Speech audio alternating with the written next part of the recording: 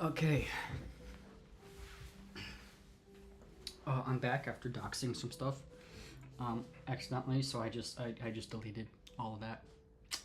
Just deleted all of that. Not gonna. I don't want to deal with that.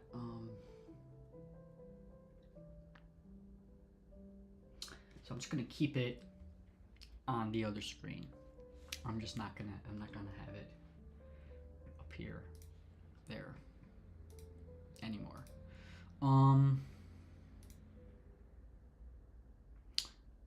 So the privacy thing. Okay, how is that a thing? I don't see any.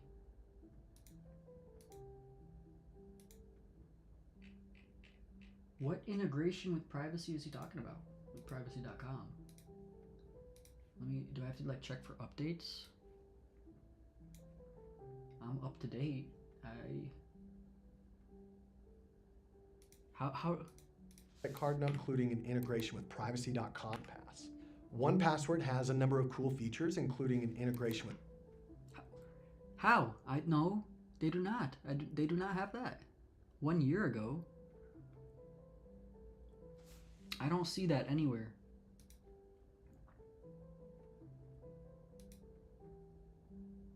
Maybe channel partner program? No, that's. Would that be in here?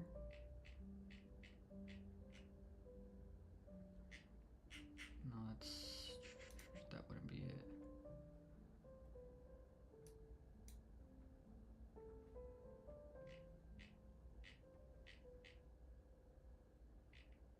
I mean, it's great. I just can't be paying. I gotta use something free. I just had no idea about the privacy thing. Privacy.com integration. How? Mine has that not at all whatsoever. So I don't know where they're getting that from. I don't see that anywhere in my app. So I don't agree with any of that's going on.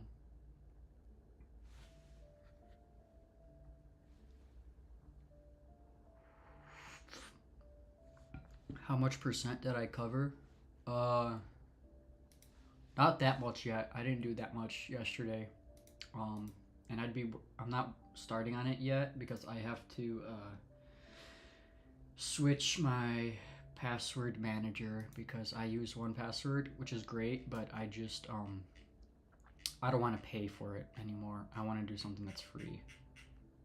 So I'm doing some research right now. With privacy.com to help you create an autofill virtual credit card. Okay, that's garbage. I've never seen any time the integration with privacy.com for virtual cards with 1Pass. And I've been using it for years, for like three or 4 years, something like that. Card numbers, a travel mode to protect. It's not expensive, so I mean it's really great, but and it's not that expensive. It's only like $36 a year, but when there's some that are free a year, free per year, I have to do that until I graduate and start working again. Tech vaults while you're on the road, and a feature called Watchtower that alerts you to protect your whole family though. NordPass is the low-cost winner, both for 1 and 2 year plans with up to 6 accounts. Dashlane includes a VPN for Wi-Fi protection on their individual plan, which, to be fair, I mean, you can easily get that with Proton or Nord if you buy into their ecosystems. I haven't tested this VPN personally though, so I can't tell you whether it's any good or not. Finally, RoboForm provides you with a password audit and has an interesting feature called Master Password Restore, which allows you to use your iOS device with biometrics to restore your password vault if you forget your master password. Now, to be honest, I'm not sure that I like that feature very much, and I probably wouldn't turn it on personally. But if forgetting your master password is a major fear of yours, that might be an attractive feature. At the end of the day, I realize you probably want to know what I recommend. First, I think this stuff is worth paying for, but if you absolutely refuse to spend money on a password, I think I'm going to try that. Bitwarden, Proton Pass, NordPass, and RoboForm all have reasonable free plans with unlimited stored passwords. Just take your pick. Beyond that, it depends on a number of things. Bitwarden is a favorite for more advanced users who value controlling and owning their password vault. I think 1Password has the best user interface, which is why I've used them for so many years. But if you want to take this moment to really build extra privacy and security, it makes sense to consider Proton Pass from the perspective of all the other security apps that they offer, such as Proton Mail, Proton Calendar, Proton Drive, and more. I think I'm gonna start leaning into the Proton suite, just to support them being a competitor to the Google suite, to the Microsoft suite. Because there was the Skiff suite, competition suite. They were basically doing the same thing, Skiff. And then they got bought out by Notion and basically just shut down, which sucked. Absolutely sucked. So I think I'm going to try this out. Listen, Lean into Calendar we're and talking Drive. about $1 to $4 a month here, guys. So my advice is just pick one.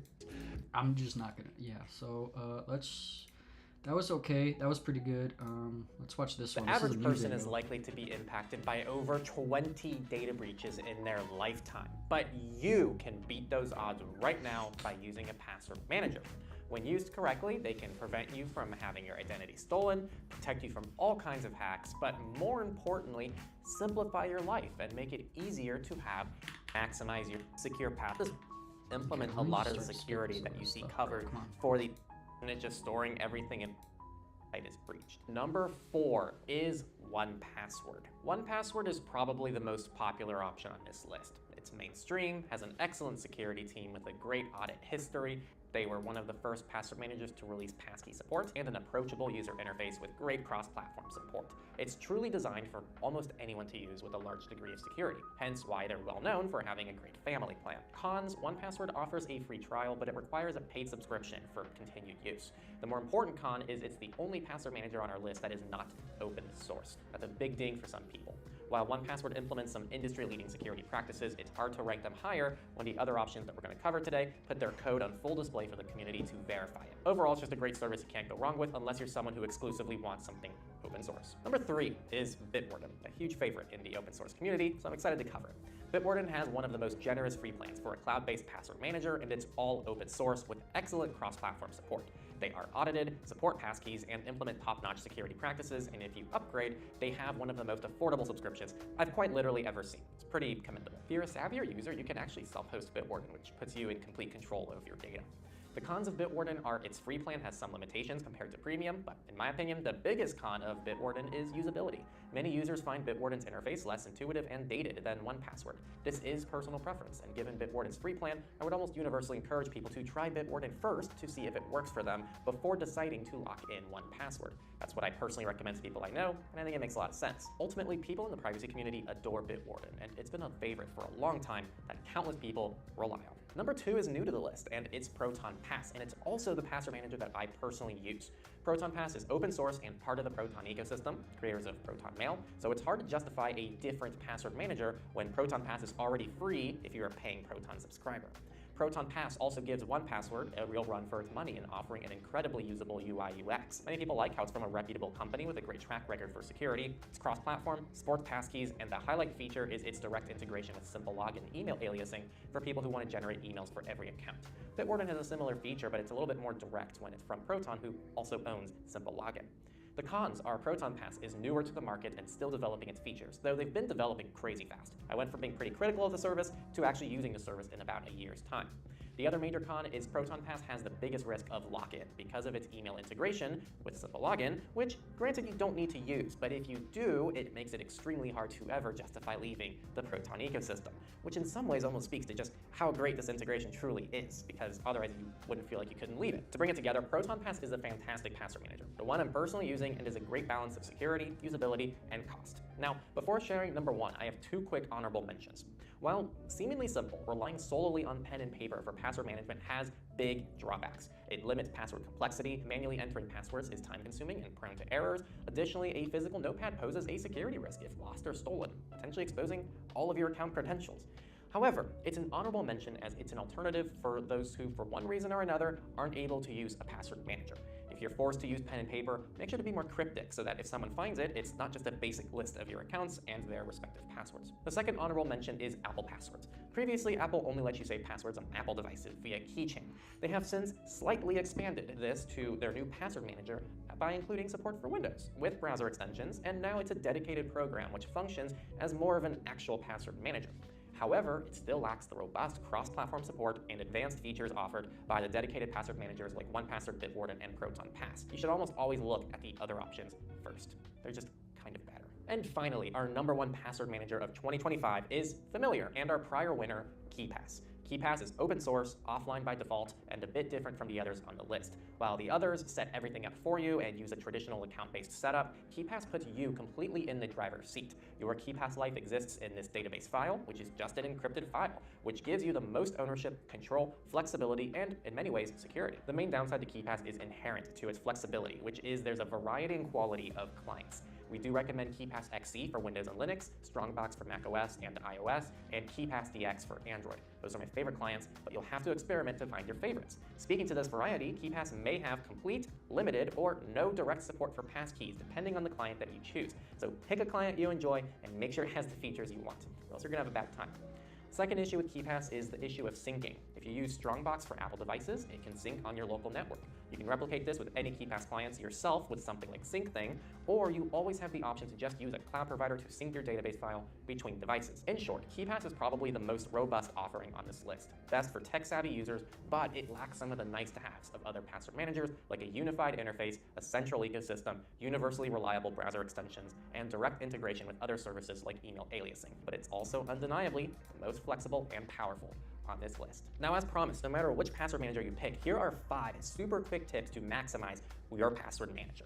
First, keep backups. If you lose access to your account or your database, what do? Make sure you implement a safe backup system and your future self will thank you. Second, use a unique master password. The password you use to get into your account is incredibly important, so it should be unique, new, and not used for anything else. Protect this well. Third, use 2FA to lock down your password manager. Whether you use an authenticator app or a security key, 2FA will go far in keeping your password manager more secure. 4, actually use and take advantage of your password manager's password generator. Don't just copy and paste your old passwords into your password manager without generating better ones. Also, many of the password managers today have tools to help you stay safer online, so actually utilize them. And 5th, set a limited timeout. You don't want your password manager to be unlocked all day. I would recommend keeping it under 5 minutes as a max. And with all of that said, those are the 4 best password managers. We filtered out companies that had glaring security incidents or over-prioritized marketing without enough of a commitment to user security. We also prioritize open source, with the one exception being 1Password. At the end of the day, though, the most important thing is to choose a password manager and use it consistently. I'm gonna take a look. I think I'm choosing between Bitwarden and ProtonPass.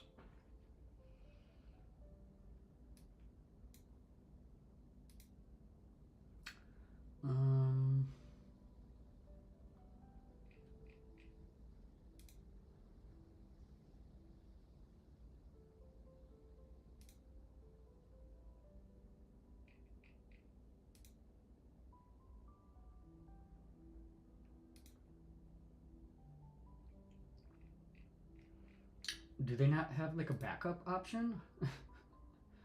What is this?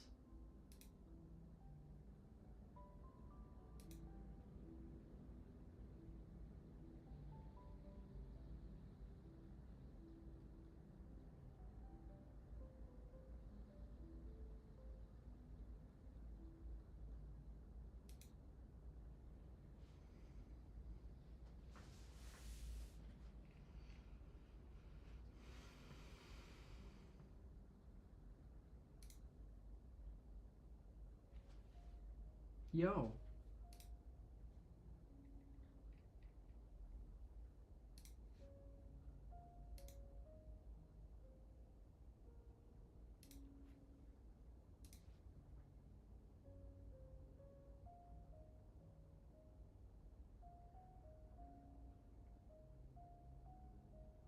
Is it okay? Okay, maybe it's export.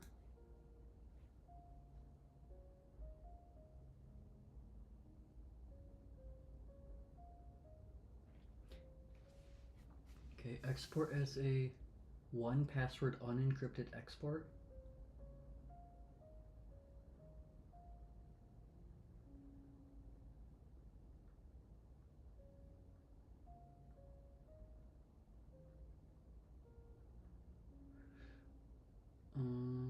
CSV comma separate values will export only certain fields. It won't export data such as custom fields or file attachments. Okay, well let's do this one first.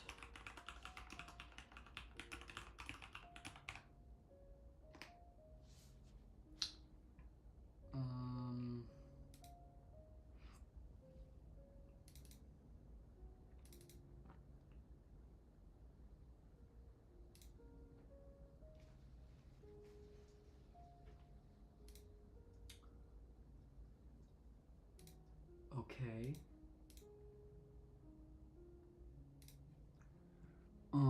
Okay, so now let's take a look at this. Bitwarden.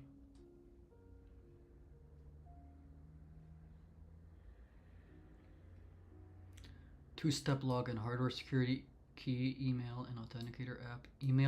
Oh, they have an email alias integration?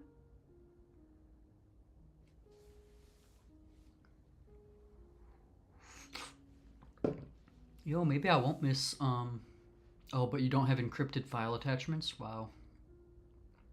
I don't care about the integrated one-time TP. I feel like that would be a nice feature, but, you know, honestly, that would be pretty nice. That's a very convenient thing.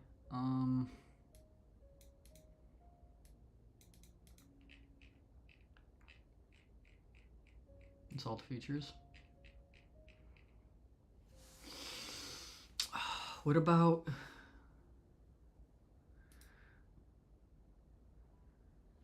secure credit card? Does Proton Pass have that? Secure notes. It does have secure notes. Personal data. Dang, they've got a lot of stuff. Attach files to items. They don't have that. Dang. What else they don't have? Offline access? No offline access?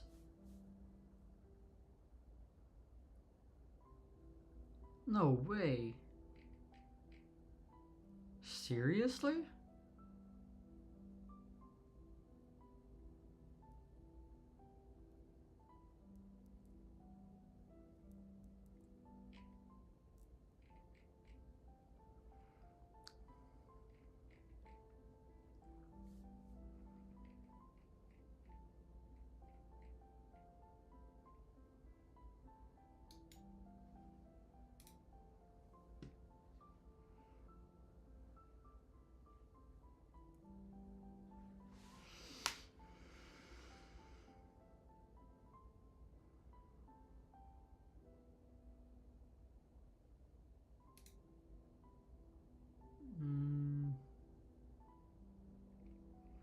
These are not even the free versions, bro.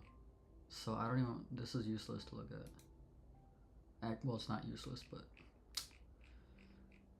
Really? Let me look at Proton Pass.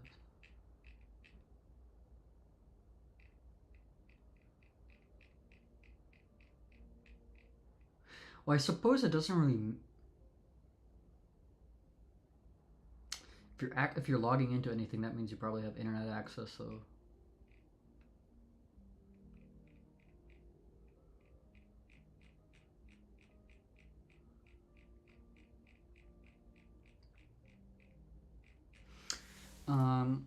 What's the what's Son Mudson using? He gave an update like a year ago or something about his updated kit. I followed. I got into it because of his kit that he recommended, the OTP off authenticator app and 1Password back when it was 1Password 7, and they allowed locally storing your passwords. Then they got rid of that with 1Password 8, and it has to be cloud. And I decided to just do that because it was easier for syncing. But then he updated his kit, so I don't know where that video is. His setup here, 2023. Okay, so that's actually over a year ago. Let's see, what does he use?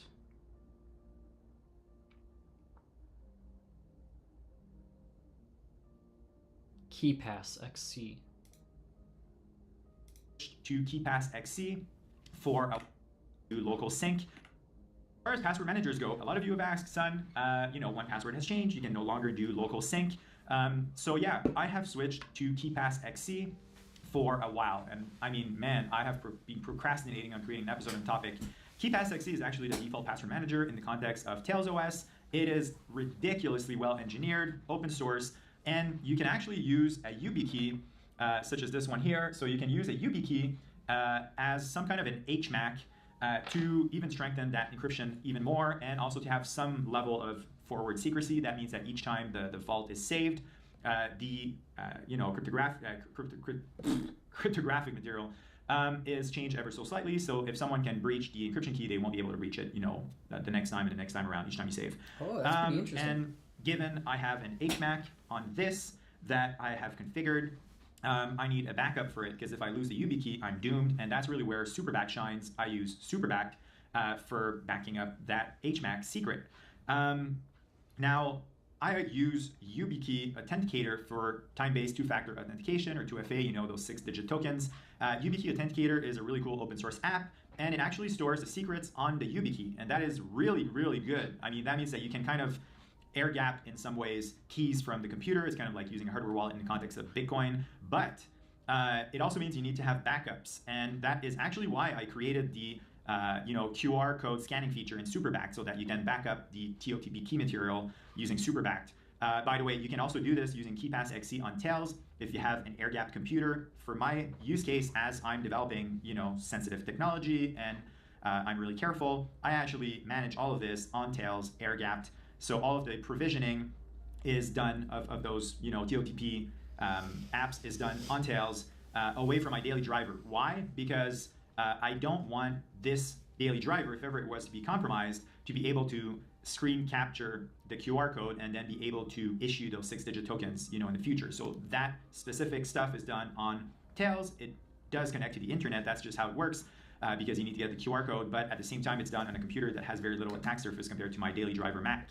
Now, I use a hardened version of Firefox, and I use Malvad DNS over HTTPS. There's a whole episode on the topic on that new setup. I'll link to it down there in the description. I'm still liking Firefox a lot. I know it's not perfect by any means, but it works very well. And given I'm now using Malvad DNS over HTTPS, I've been using the Malvad VPN less and less. That probably merits its own episode. I think there's a lot of hype on everyone should be using a VPN. Most people don't, and there is like a rationale behind that. And yeah, probably that will make it to its own episode. Let me know in the comments if you're pumped about that one. So I am using Malvad VPN once in a while for specific use cases. Sometimes you need to be in a different location. Sometimes you want a little more privacy. For more privacy, one should always use Tor browser, but the VPN is very useful. As a matter of fact, this node will actually connect true Malvad, and that's one of the reasons why I'm still using Malvad, to Tor and then to other nodes. And that is done in a way so that if ever this Raspberry Pi node was to be connected in a country that does not allow Tor, it will connect to the VPN first and route all of that Tor traffic through the VPN, so that's pretty cool. Yeah, as far as email goes, I've been using Proton Mail and Proton Calendar for some time. It actually works very well. It is not perfect by any means, and I have talked about that a lot on the channel. I'll link an episode down there in the description, but it's kind of like a good enough compromise. And to be clear, I actually handle my PGP keys on my YubiKey, so again, this is something that is really important. And again, you need to back them up, and that's why I use Tails and SuperBacked. What that means is when I want to, encrypt an email, well, I have a choice. Either if it's not, sensitive, I can use Proton, especially when interacting with other Proton users. That's very, very seamless because it's end-to-end encrypted. But for stuff that's more sensitive, my public key is actually published on sunnewton.com and referenced on GitHub. And that means that if you want to write an email to me, you can use that pub key. And the private key for that is on a YubiKey, not this one actually, but the one on my keychain. So let me just kind of mask things here. This is a good segue. Let me see, a good segue to saying that this here is my keychain, and I have a YubiKey and a Samsung bar flash drive, and this is with me at all times. I'll explain more about the Samsung bar drive in a second. And by the way, I always have those keys with me at all times because those keys allow me to access my encrypted cloud backups, and it also allows me to, access my digital identity. So it's something that I want to have close to me. If ever the house is on fire or something, I can just grab it and run. So yeah, Proton Calendar and Proton Mail is being very useful. As I'm running a business now, I need to have calendar invites. I need to, schedule more and more stuff, and it's actually a good enough compromise. The app for calendar was not on iOS for a very long time, but now it is, and the experience is, acceptable. I use Signal for messaging, and can't recommend it enough. In the context of Graphene OS, one can actually install Signal from an APK and use Signal's push notification system to really not touch Google or touch it as. I also use sparse encrypted rsync backups to my Samsung bar. So as I showed, this little USB flash drive has encrypted backups for all of my key material. So KeyPass.exe, Borg key files, keychain, etc. And then obviously, for important reasons, I have cloud backups, but they're not the regular cloud backups that people tend to have. So it's not a question of using, Google Drive or Dropbox like I used to in the past. I actually use a thing called Borg. So Borg backups is amazing. It encrypts the data on the computer itself, and it also optimizes, space and does a whole bunch of cool stuff. And those backups are backed up on rsync.net in a data center that's actually in Switzerland, so under good privacy law. And Sennhutsen.com is hosted at 1984 in Iceland. That has not changed. Whew!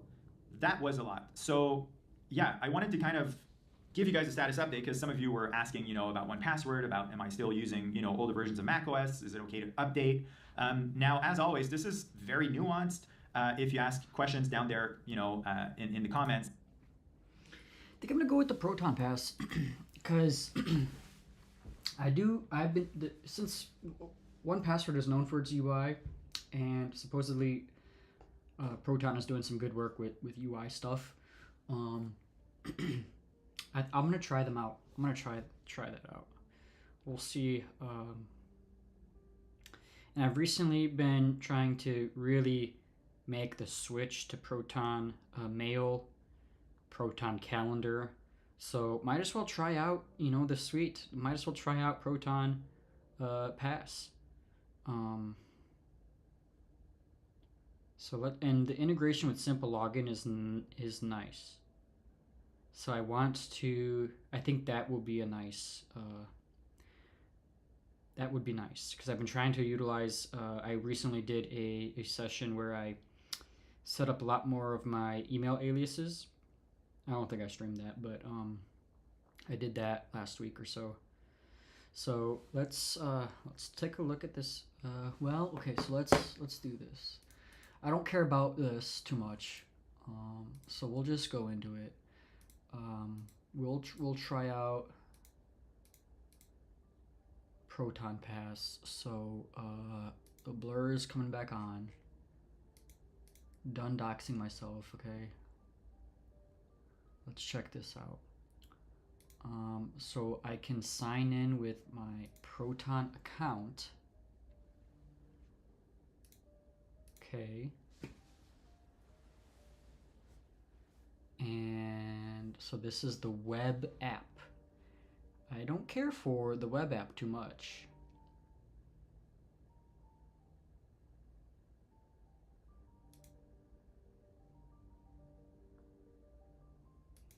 Let me install the extension while we're here.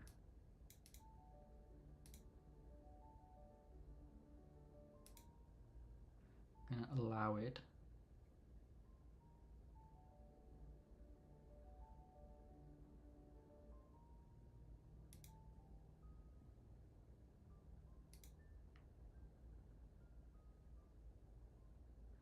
Okay, connect your Proton account. So let's just connect the extension, even though it's haven't done much with this.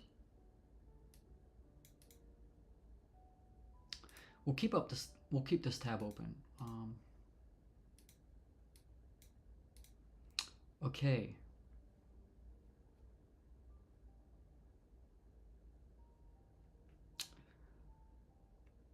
I thought it said there was a web app. I really like and prefer not the web app. I prefer the computer application. What is it called? Not a web app. An actual separate application, computer application. I guess there isn't, which I don't like that. actually. There is not. Oh, there is not. There is not. Hold on, let's go. Oh, am I just retarded? Did I just not?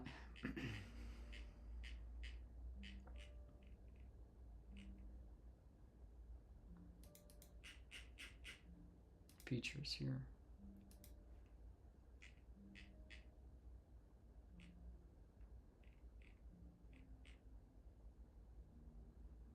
Somewhere it said Proton Pass apps.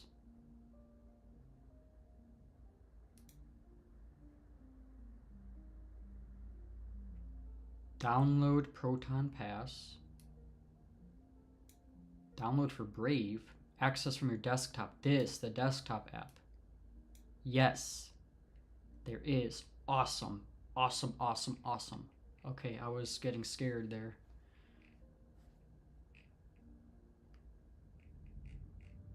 I don't know what this is. Download Proton Pass. Store passwords and protect your identity.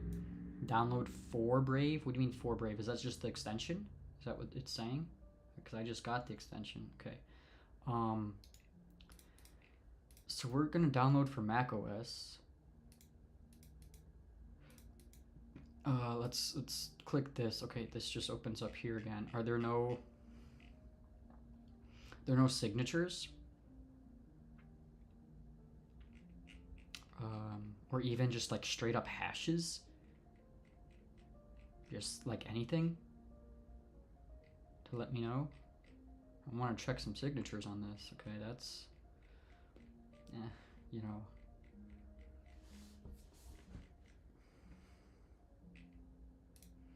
Okay, I guess I'm just gonna straight up download it.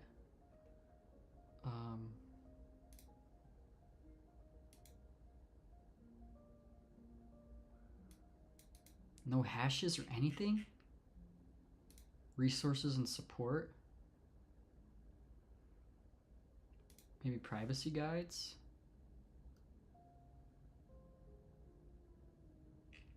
I should probably read some of their privacy guides. It might be pretty good to kind of learn more about their ecosystem and kind of their workflows for things.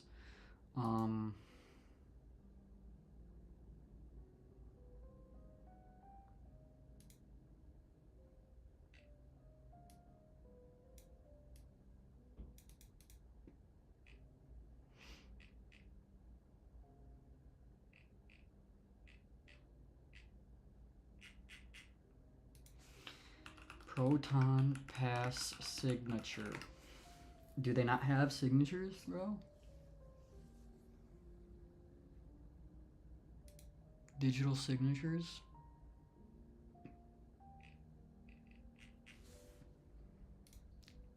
Support Proton Pass. Wait, what is... They've got more stuff here? Proton Bridge? Proton Wallet? It's Proton Wallet. Cryptocurrency stuff? Wow, okay, interesting. What's Proton Bridge?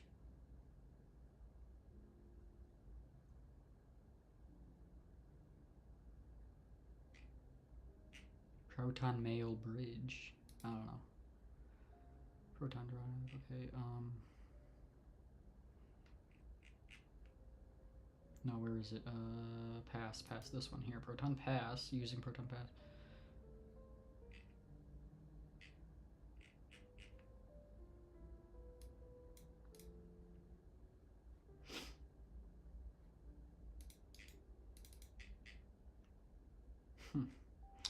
Okay, I guess, what about their open source stuff?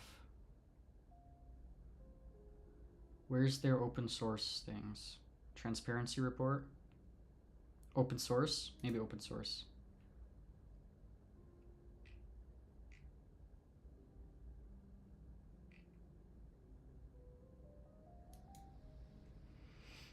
Maybe there's some sort of, let's see, Proton Pass Common, Android Pass iOS, free for dev.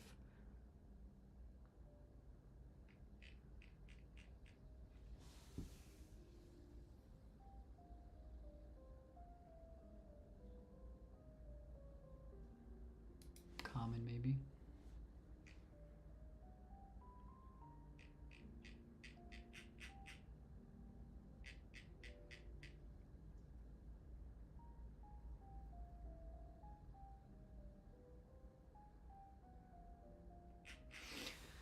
Okay, well, okay, it's not the end of the world. It's not the biggest deal. Let's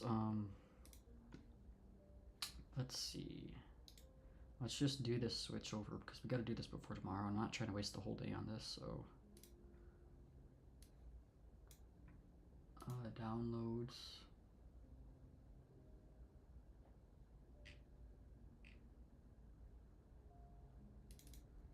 Proton Pass DMG.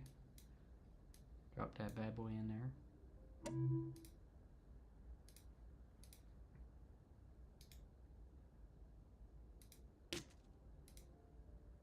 Okay. Awesome. Let's check it out. Proton Pass.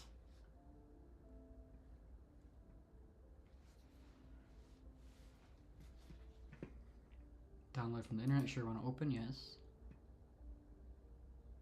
Oh, I don't want to do that. Okay, let's see. We'll allow that forever. Okay. Let's do this.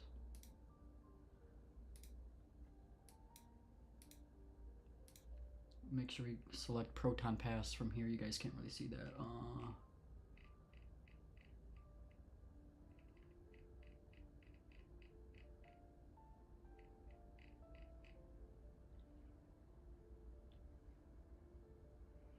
Proton Pass.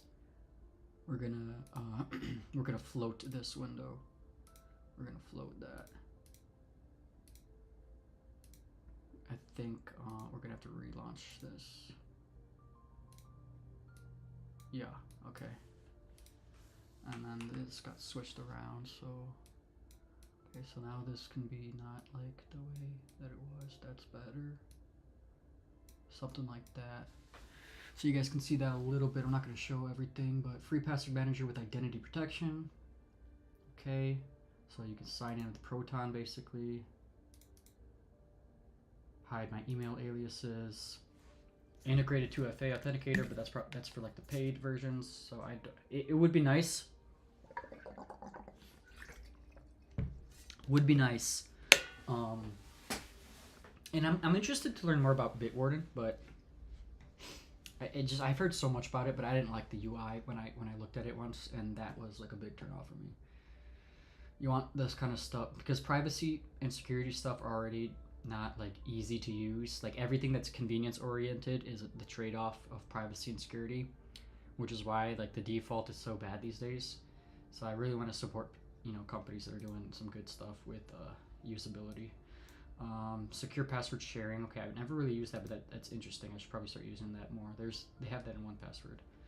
Dark web monitoring, security login with passkeys. Okay, so I'll log in with this. Let's hide that. Sign in with Proton. Okay, interesting.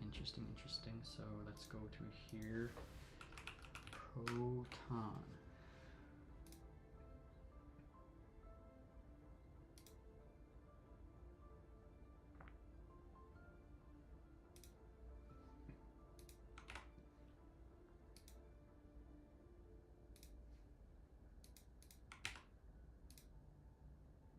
Is it gonna be a 2FA thing? Yep. Okay, nice. So let's open up my 2FA app.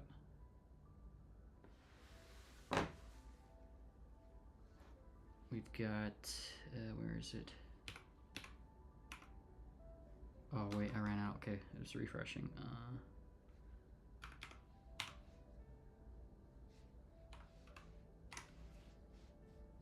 Okay, make sure y'all don't see that. So there's not a vault password, or because I signed in with my account, is there also a vault password, or will I have to do like? Okay, let's see what this looks like before I have things in here. I do quite like it. This is a nice UI here. Make it your own. Okay, so dark. We'll select that. How to unlock Pass. Proton Pass. Okay, so it's called Pass. For security reasons, Pass automatically locks itself after 10 minutes of inactivity.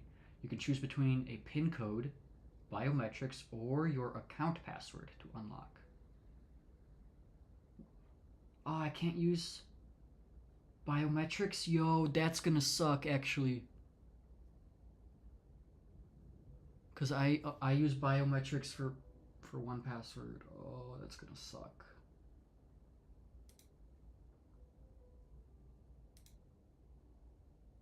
You have to get oh, that sucks. Okay, that's. I think we could survive without it though. Okay, we can survive without it. Continue.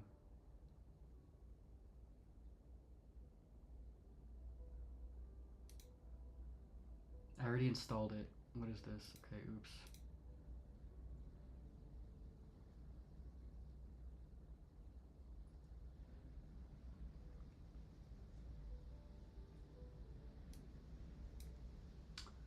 What are secure links?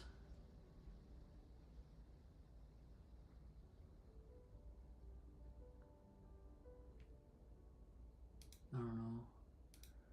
Pass monitor.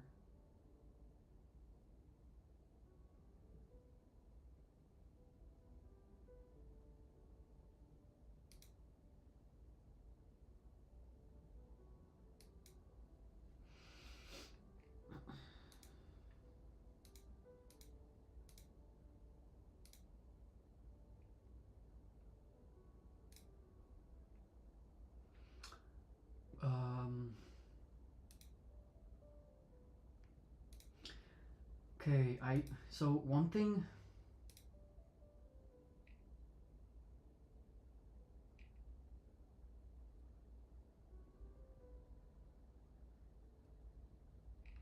See, I don't want my Proton password being used for this. I want that's the thing. I don't like this actually. Unlock with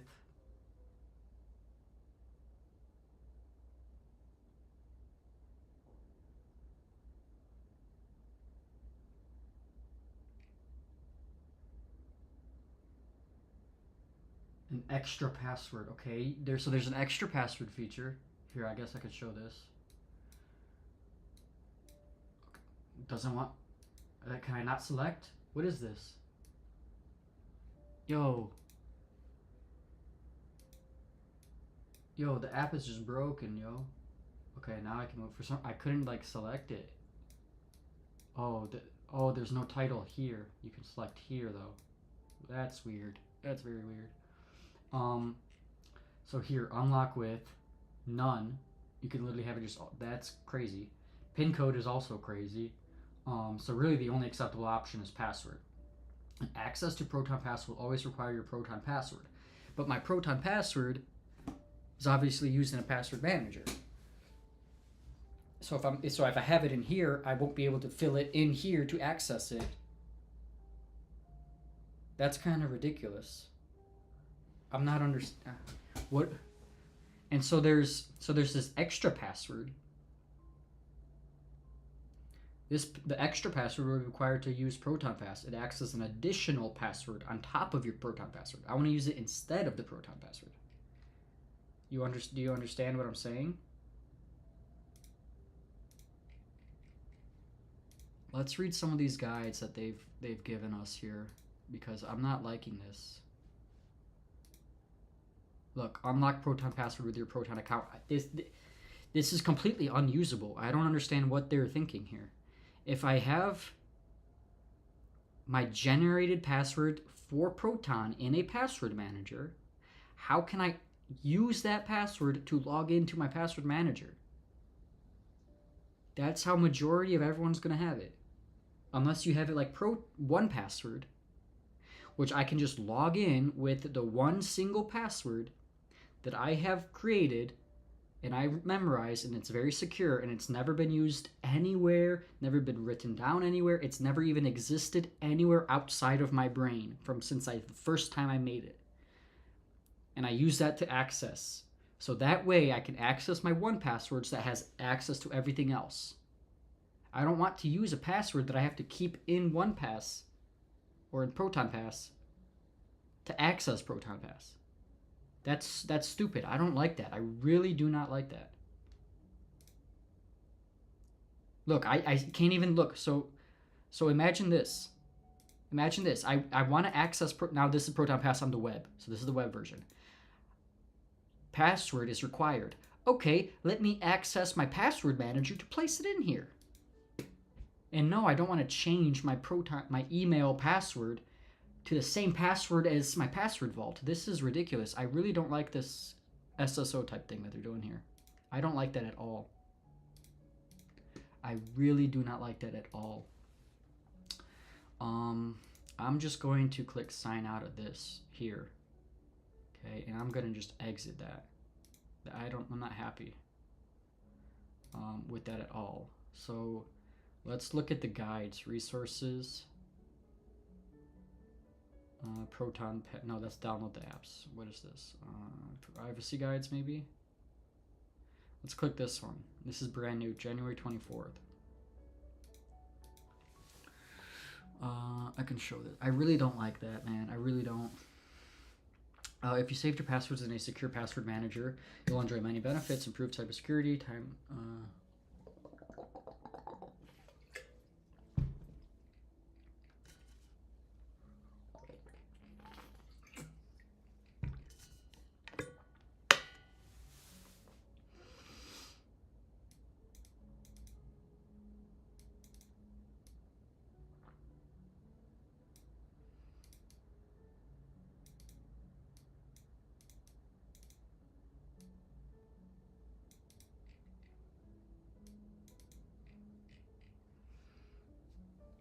So you're telling me I'm gonna have to change? I really don't want to do this, dude. Oh man, this is kind of like this is almost a complete deal breaker. 1Password. I mean, who are these guys? Proton Pass, bro. This is like almost I'm thinking about just completely abandoning this. For the sole fact that I have to use my Proton account to log into this. Or not that to access. I want to have a separate password to access my vault. Or okay, I don't even know if that's the way I'm explaining it right. Do it how 1Password does it. Do it how 1Password does it.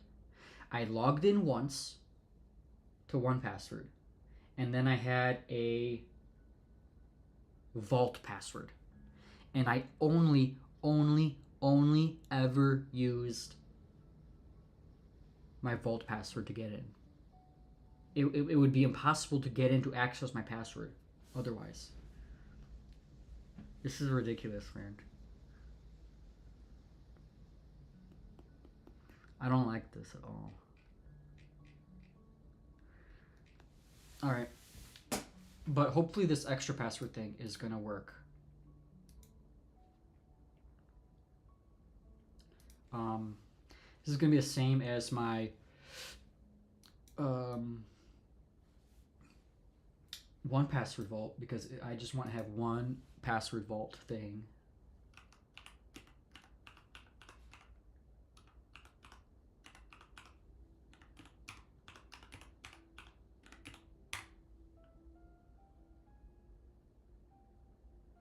I'm gonna have to look at it to make sure it's correct.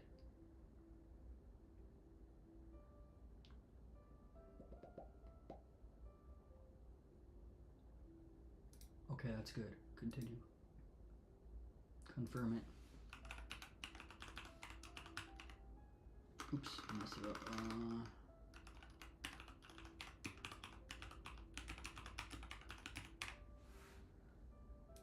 Okay, so I have an extra password set.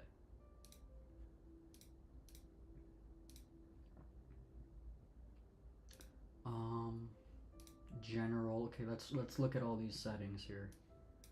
Let's look at what's going on here. I actually like the theme. It actually matches with everything I've got going on here with my like cappuccino theme. So I quite like that. Show website favicons. Yes, I like that.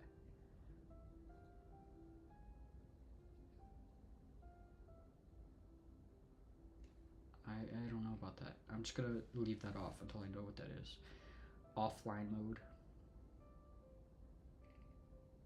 Application logs. Okay, nice. Aliases.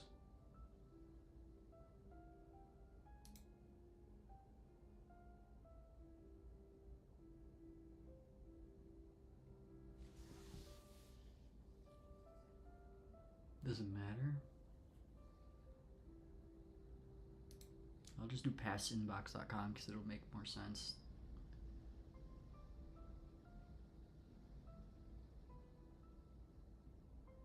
Yep, okay, that's good.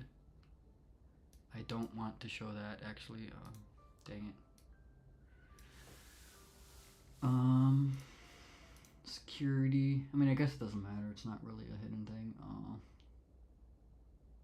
Right, so go back to here. So lock out, auto lock after. I want like 2 minutes, probably. Just because I want to see.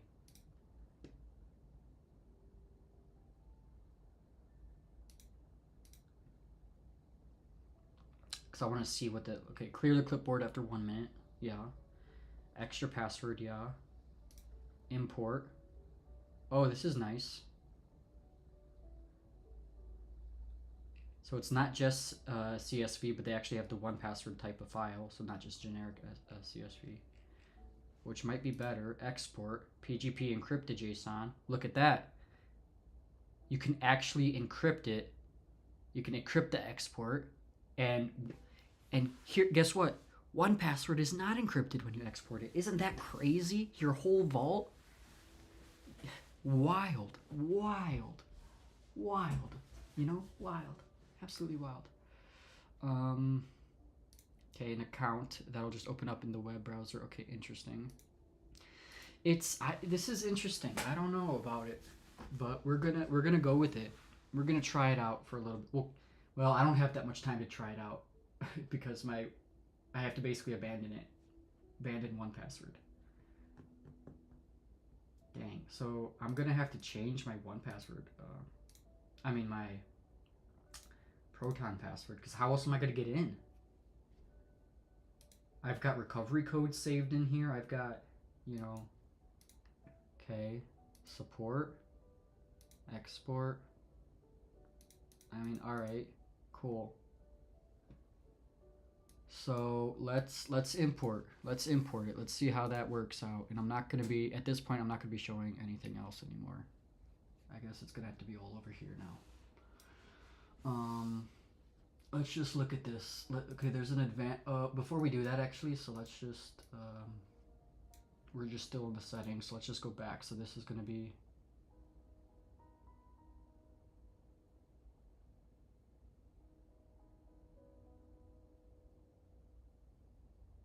I don't know if I don't sync them, will I be able to unlock cheat code where I'll have like 10 aliases? You know? We can always sync it later, I guess. Okay, let's keep looking at what else is here though. So that's the settings, Proton free upgrade. So this is your account. What happens when you click that? Add account. Okay. You can get mobile apps, right? I don't see why the get mobile apps is in the desktop app. Whoa. I feel like this is just useless here. Because what? I click on iOS and then it's gonna open up on my desktop, on my computer. Like that's useless. You know? That's completely useless. Let's keep this in doc for now. And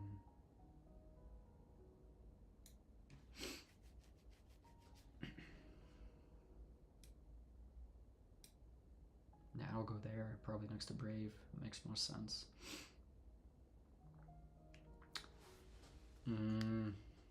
So that's useless. Feedback is, this is kind of, okay, that's fine. So lock oh, okay, so you can just lock it straight up. So that's what I want to do, and I want to test what that's going to look like. But before that, advanced generated passwords. What does this do?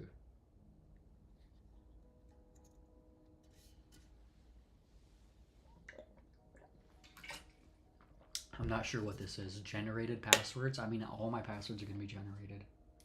I don't know what that means. Manually sync your data. Ooh, that's kind of cool. If you want to sync with, I don't know, in some cases maybe. Personal, and then trash. Okay. Deleted items will be moved here first, and then what? So how long until until you manually empty it? One thing I like about the 1Password is that there's an archive and then a trash.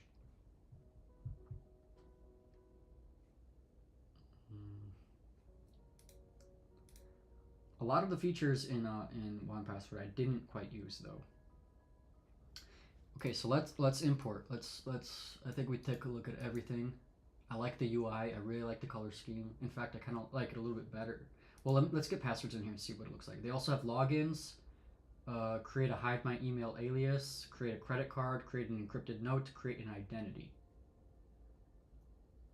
1Password has way more. 1Password has login, secure note, credit card, identity, just the password, which, I mean, I don't know if that really matters. A document, they have SSH key, bank account, database, email account, membership, passport, server, software license, API credential, crypto wallet, driver license, medical record, outdoor license, reward program, social security number, wireless router. So that's awesome. That's what I really like. That's awesome. They're mostly I don't use. I have added the driver's license. I don't think I need to. The crypto wallets I like. The API credential I like. The SSH key I like. Software license I like. Because typically, otherwise I need a place to store software licenses. Otherwise they just exist in your email. And so I like it being in here. Anyway, so let's import it. We've been kind of beating around the bush for a little bit here. Import passwords from 1Password. Choose the so let's see how, because of this interesting because 1Password has all these extra fields, custom fields, different formats. I wonder how this is going to look like when we import this. Proton Pass will only import logins, notes, credit cards, and identities. Dang, that's tough. That's tough. That's tough. There's going to be a lot of manual work in here. So 241 items I have to now go through. Dude, this is cutting into my time today.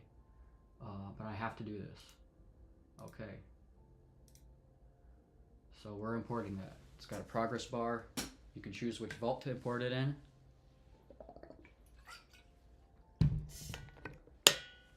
$100 items, so halfway-ish.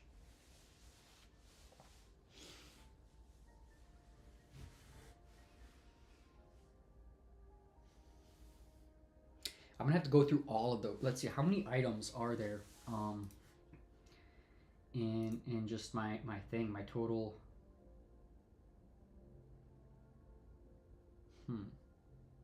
All items. Does it give me a count here? It does not.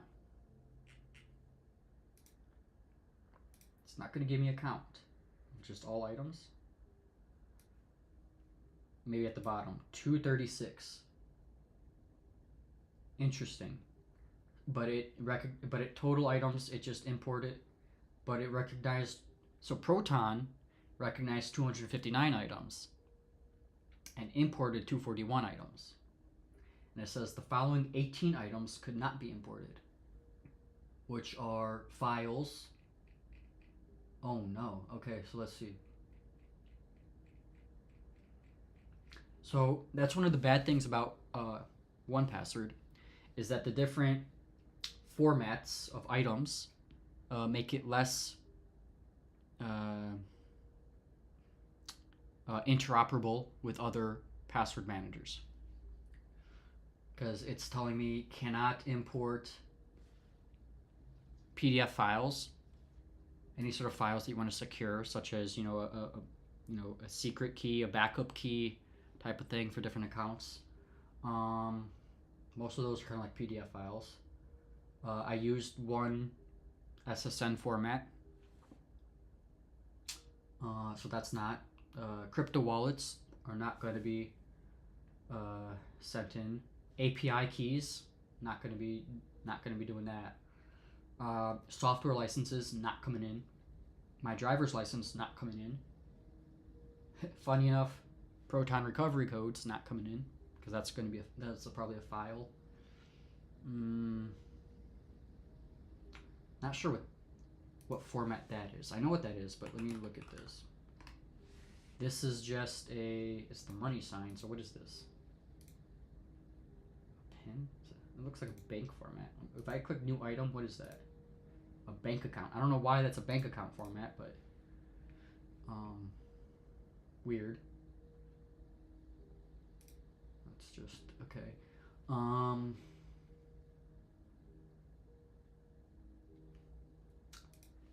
What is this format? This is a license key. Okay, so that's license key. API key, PDF, wallet, license. So most of it is just software license, crypto wallets, and files for the most part, and some other things. I think most of them can just be forced into the formats that are already existing.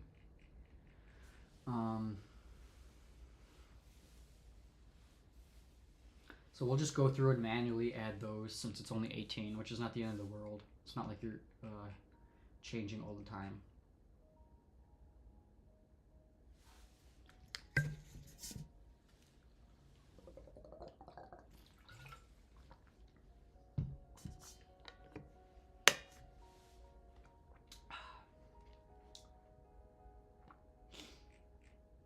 It's also weird that it says total imported items 241, but it's showing me 220. Oh, and it has trash items are okay, 21. Okay, so 20 of them are in trash. So those are probably old ones. Or I don't know why it's in trash. That's one thing.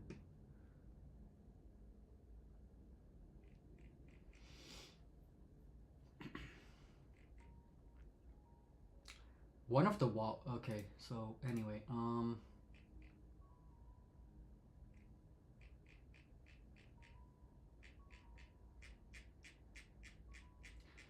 have to manually do all these, huh? Okay,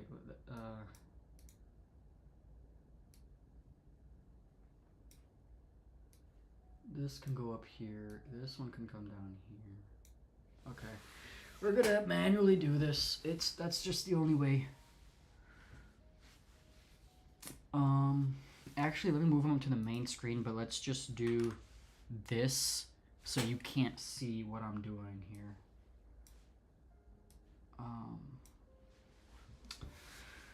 Okay.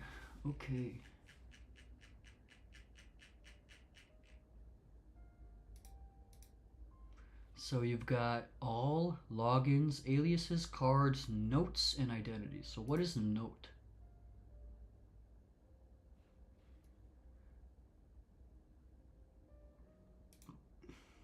So you can't add files. I don't like that at all, actually. But that's fine. I guess I'll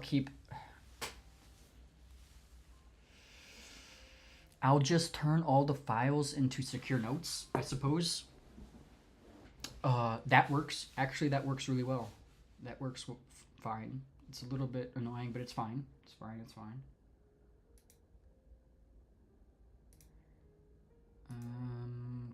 Identities. So if I create an identity, what kind of stuff is there? So let's do create identity. You get the name of it, personal details, full name, email, phone number. You can add address information here. Okay. Contact details, SSN number, passport number, license number, X handle, and phone number. Interesting. Work details, company name and job title, and under each one of these different sections there's add more. So if I do add more, middle name, birth date, gender, custom text field, custom hidden field. Okay, so that's kind of cool. Actually, before we do anything here, let's do the let's lock the Proton Pass and let's see what it's gonna say to get in here. What it's gonna want me to do to log in. So let's click lock. Okay. Unlock pass with your extra password.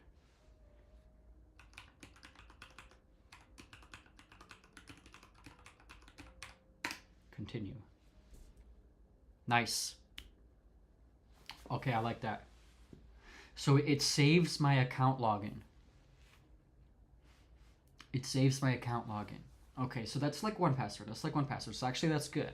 I didn't check how it works without that extra password option, but I suppose it's just gonna ask you for your account password then. I like this. I like this extra password option. Oh, I love that. Okay, actually, they did a good job with this app. They did a good job with this app.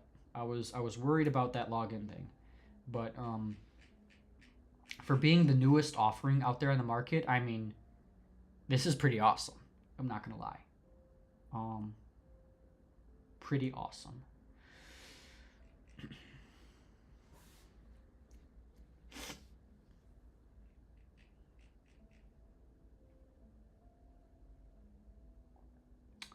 But why? Some of this stuff is not quite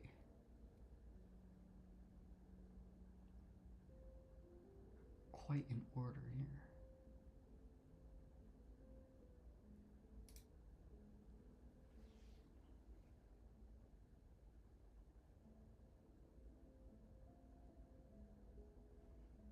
Last modified created, more info. Modified, okay, how many times? Or item ID and vault ID. Interesting. What is this? Multiple, select, multiple, okay. Recent, all. So if I click recent, what does that do? Oh, okay, so this is a sort button. So either most recent or alphabetical. I want to do alphabetical because I think that's going to be the best way to see I think that's the way I like it. Newest to oldest, oldest to newest, most recently used. Nah, I just want alphabetical, and that's I think the best way to use this. And actually, that's not what I've been doing on 1Password, which is kind of weird. But that's what I want to do. Items sorted by date modified, newest first. No, by title. Alphabetically. Yes. Okay. That's how I want it. Oh, dude, I gotta go through manually and kind of check these.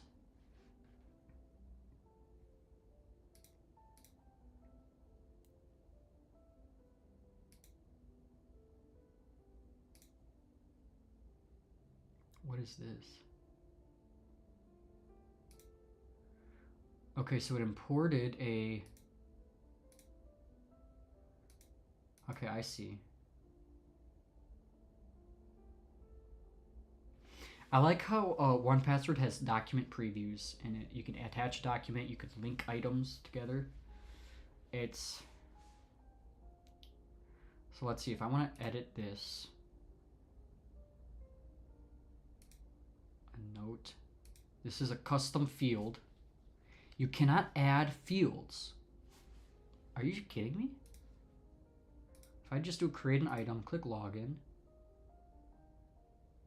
it's just email or username, password, and 2FA secret key, and website. And you can add multiple websites. Yo, that kind of sucks though.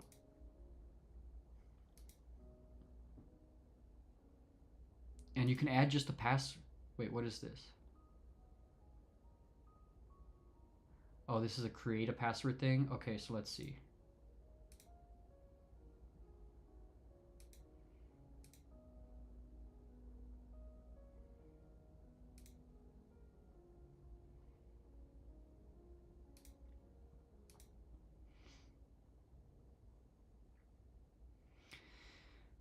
Interesting. If I click create, will it auto-generate a password in the password thing? It'll do that. Okay. Interesting. It's a couple extra clicks. It's free. It's free. Okay, it's free. I have to remind myself that a lot because I'm comparing like basically the full paid version of 1Password to this free version.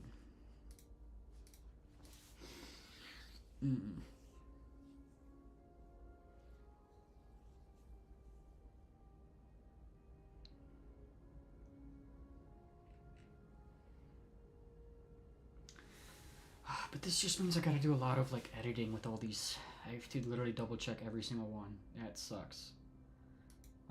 What if I do that? What if I edit? What if I do this note part and I add that and I click save? Nope, that no, it's just in plain text, bro. Just in plain text.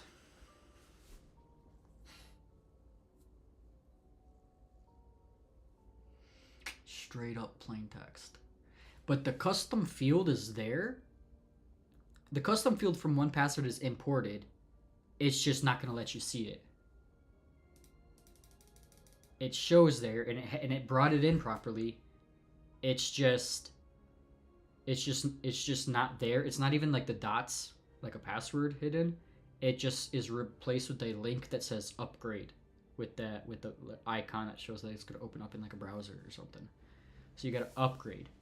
So actually, so let me click that. Let's look at this. Let's look at what's going on. Pass Plus would be $2.99 per year, $3. So this is equivalent to 1Password, which is almost like there's no point in switching.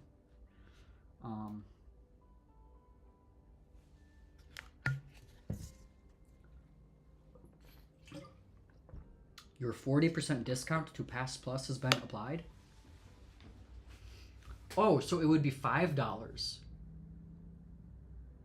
This is more expensive than 1Password, which is crazy. I would think 1Password would be the top of the line, you know, in terms of price. Crazy, crazy, crazy, crazy. But this is open source and Swift's privacy laws. So, I don't know. I mean, it's a new offering. I like what they're doing. It's an option out there.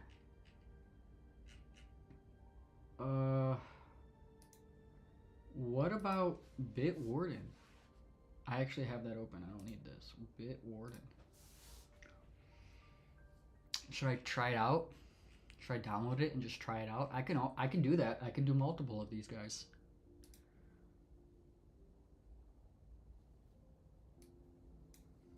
Browser extension, desktop, web app, mobile, and CLI.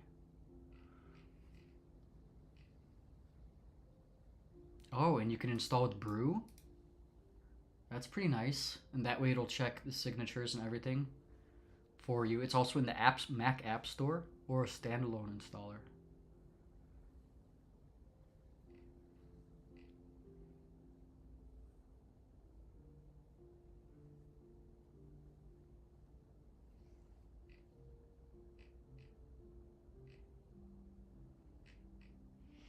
But they also don't have signatures here.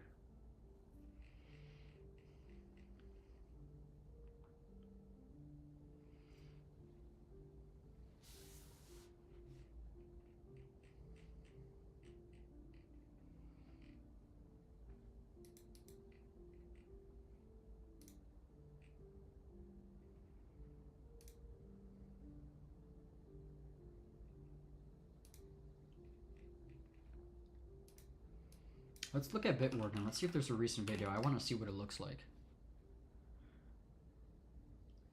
Oh, this guy's comparing Proton Pass versus Bitwarden, actually. That's kind of cool. Let's watch that. Using a password manager is critical to protecting your online accounts, but with so many options out there, it can be hard to know which one to use. Bitwarden and Proton Pass are two popular options, and since Proton Pass recently added a ton of new features, I'm comparing them to see which one is worth using. Bitwarden has been around since 2016, and it's a fully open source platform. That means you could host it on your own server if you wanted to. Proton Pass is the new kid on the block, launching less than a year ago in 2023. It's been lacking some key features since its initial launch, but it recently got a big update in March that added several new features and lowered the price to make it more competitive. Proton Pass also advertises being open source, but they only publish the source code for the apps and web client. The server-side code is not public, meaning you can't self-host Proton Pass on your own server. But to be honest, that's a huge responsibility, and I wouldn't recommend it for most users, so I'll stick with the hosted version of each password manager in this video. I want to start by looking at the ease of use for both of these password managers. At the end of the day, your password manager needs to make life as simple as possible. If it complicates things too much, you may revert to using the same password on every site to avoid using a password manager, and that's only going to damage manage your online security. Thankfully, Bitwarden is available on iOS, Android, Windows, Mac, and Linux. There's also a web client and browser extensions for Chrome, Firefox, Safari, and other Chromium browsers. There's no excuse not to use it on all of your devices. ProtonPass is still building out their apps and extensions, and right now you can use it on iOS, Android, and Windows. Mac and Linux desktop apps are coming soon, and there's a web vault you can use until those are ready. There's also extensions for Chrome, Firefox, and other Chromium browsers, but no extension for Safari yet. Although Bitwarden is available on more platforms, I think ProtonPass takes the edge for ease of use. The interface is simpler and more approachable for a non-tech savvy user. Don't get me wrong, Bitwarden is also easy to use, but the interface is a bit cluttered and dull. It's a lot of drop-downs and nondescript icons, and sometimes simple tasks like copying your passwords can be confusing. Once you learn the interface, it's not bad, but the ProtonPass interface is much more polished. It simplifies things, allowing you to click fields to copy instead of clicking a copy icon like in Bitwarden. I also like being able to see the site icon within the vault item. It helps you quickly identify what you have up when you're clicking between your vault and your browser. Kind of like how YouTube helps you identify the subscribe button. It's pretty neat. The subscribe button glows when I mention it, and it's a great reminder to subscribe and click the bell if you subscribe button. It's pretty neat. The subscribe button glows when I mention it, and it's a great reminder to subscribe and click the bell if you haven't already. So for ease of use in the user interface, ProtonPass takes the cake, but how do the features compare? Both password managers can autofill forms on desktop and mobile, and both store logins in addition to credit card numbers and secure notes. Bitwarden has an identity item option for storing your name, address, passport number, social security number, and other personal information. ProtonPass is planning on adding this feature, but there's not an exact timeline on when the feature will be live. I appreciate the ability to store information other than passwords in my password manager, as then it becomes a hub for more of the data I want to remember and keep safe. Bitwarden lets you organize items into folders, and ProtonPass lets you organize items into vaults. I think Bitwarden has the superior organization structure here, because you can use folders as a way to keep your vault tidy. ProtonPass allows you to create as many vaults as you want, but you can only share vaults with users, not specific logins. So if you want to share an item in your work vault with a team member, you have to either share your entire work vault with them, or create another vault just for the purpose of sharing one item. Bitwarden also requires you to share things at a vault level, which is not ideal, but at least you can create folders within vaults for further organization. Both Bitwarden and ProtonPass but at least you can create login, card, identity, secure note. Those are the main items that they have in Bitwarden. So that's not, I wouldn't really be gaining much to go by moving to Bitwarden, which is not too bad of a UI. It's actually not that bad. It looks old school, not old school. It looks like 2012 to 2016 type, you know. What's the word I'm thinking of? CSS Bootstrap. It looks like 2012 to 2016 Bootstrap style, you know. Folders That's what it looks like. I'm sorry. Further organization. Both Bitwarden and ProtonPass allow you to create custom fields to store things like security questions, but ProtonPass reserves custom fields for the Plus version. Okay, so Bitwarden allows that. That's huge. Pass is also unable to autofill custom fields. Some accounts like airline loyalty programs require your last name in addition to your username and password to log in. Bitwarden can autofill custom fields as long as it's able to map them to the appropriate field, meaning I could log into my airline account with one click. With ProtonPass, autofilling custom fields isn't supported, so I have to type it manually or copy and paste it. You can generate and autofill two-factor authentication codes in Bitwarden and ProtonPass, but both require paid plans to add unlimited 2FA codes. You can also generate and store passkeys in both password managers to take advantage of passwordless logins on sites that support it. Bitwarden is the only password manager that also supports logging into your vault with a passkey, though to be honest, this is logistically complicated because you would have to store a local copy of the passkey on every device that you plan to access Bitwarden from. One of the biggest advantages of ProtonPass is... But that's not too bad actually, because once it's stored, it's stored. Make sure it's encrypted, or like your drive is encrypted. Getting unlimited hide by email aliases with the Plus version. You can generate randomized email addresses to use in place of your actual email, so a site can't send you spam mail till the end of time. If a site ends up being untrustworthy and selling your email, you can disconnect that individual email so those lists can never send you spam mail again. Bitwarden supports email alias generation, but you'll need to use a third-party service like SimpleLogin, Addy.io, or Firefox Relay. On one hand, I appreciate that ProtonPass includes this in the Plus. The Plus being $5 a month I think this is insane. At that point, stick with one password at $2.99, bro. If you're making money, like the only reason I'm going for free is because I gotta tighten down my expenses, but I think one password is the way to go. One password is nice at the price point. Now that I'm looking at Proton Mail's price point. Proton Mail's price points are crazy for being a new kid on the block. Kind of crazy. Kind of crazy, man. You know? Plus version, as not many password managers offer this feature built in. On the other hand, I love that Bitwarden gives you the choice to pick which email alias service you want to use, even if you have to pay an additional fee for those services. The Hide My Email aliases generated by Proton Pass are on their domains, so if you ever decide to cancel your Proton Plus subscription, things get a bit dicey. But if you instead use a third-party service like Addy.io, you can connect a custom domain name and create the aliases on your domain. This way, if you ever switch password managers, your aliases continue functioning as expected. If you ever cancel your Addy.io account, you could recreate those aliases using your domain name at another alias service. So with Bitwarden, you have the choice to pick. That's actually a good idea. I should connect my simple login because that's what I'm using. And that way, if I ever want to switch, I'm not stuck in 1Password. I'm not stuck in Proton Pass.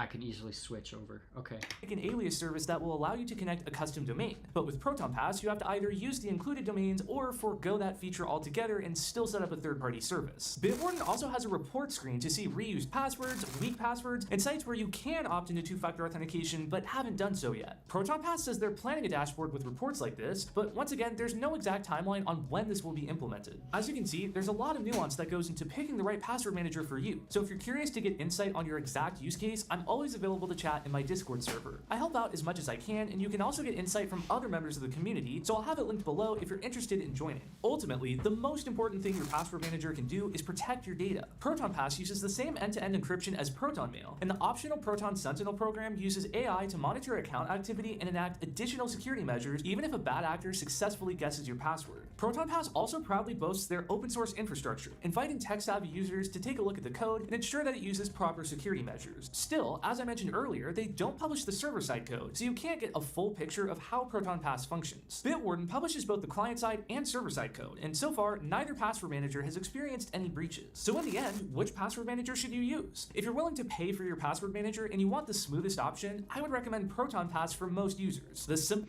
Honestly, 1Password is a good option, but it's not open source. Okay. Where's this? Okay, I don't care about that. I'll just leave that open for y'all.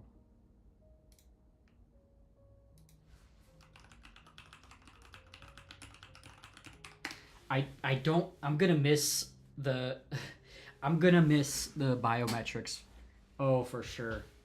For sure. $5 for biometrics? Bro, not worth. Not worth. Dang, 1Password might be the move, bro. Might be the move. I mean, like, 1Password might be the best option out there. It's kind of crazy. Kind of crazy, man.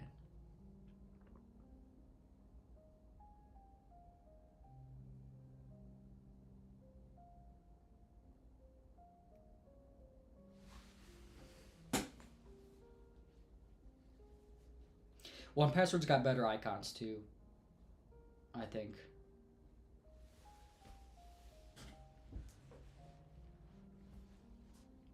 Yeah, just because the diff, but also this is paid. But for $3 compared to $5,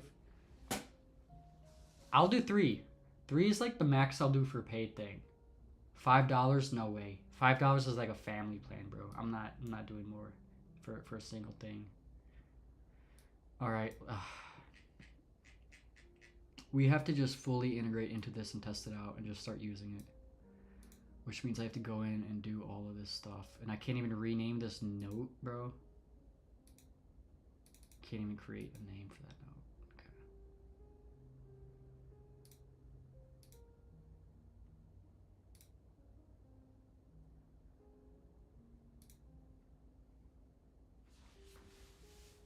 note. Okay. It's free though.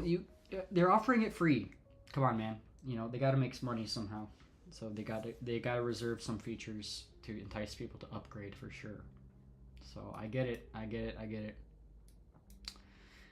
totally understand. Okay, let's take a look at this. Oh, this is interesting. Okay, my password's got some interesting stuff here. I don't like how you can't delete, or can I delete these? I can. Oh, hold up. What the? Wait a minute.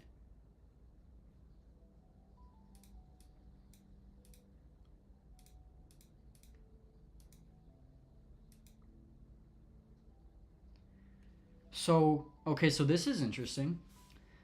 So actually, so the custom field that I created in 1Password, because I can do that because I've got the paid version. There's only a paid version. Because yeah, I can do that.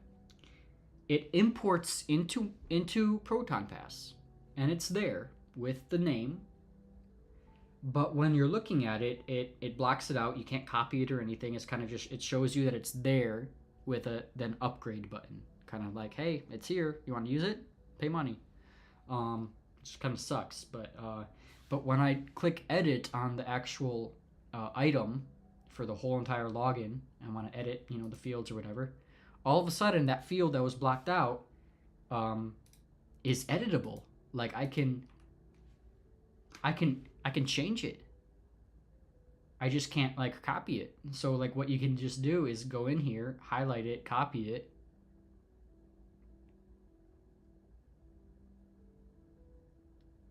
and just do it kind of manually like that. That's not too bad, actually. That's kind of cool. I think that'll work.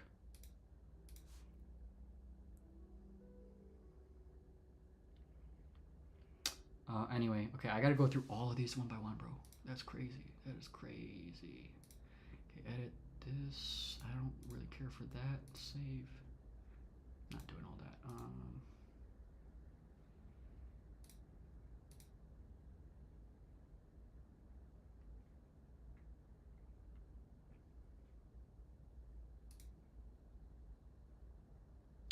Can you edit the icons? You cannot.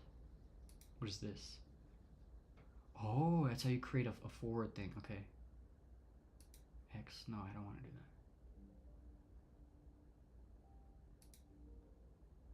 that. Okay, interesting. Okay.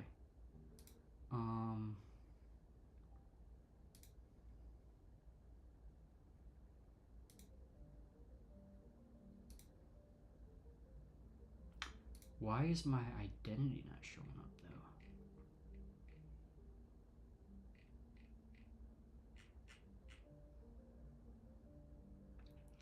That's interesting. It's showing up in Proton Pass, but I don't have it. Is this just, oh, it's because it's its own thing? Is it not going to be? I don't know. Weird. Whatever.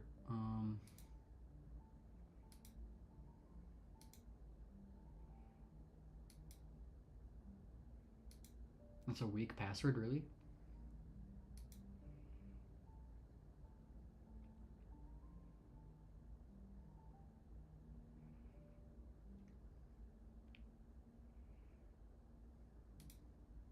Okay, that's fine.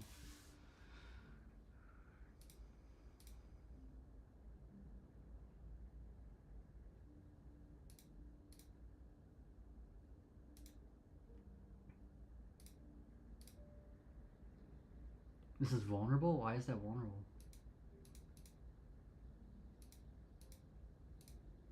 Can I click on this? What does that mean, vulnerable? It's just really weak. That's all. Okay. I can change that sometime. This one.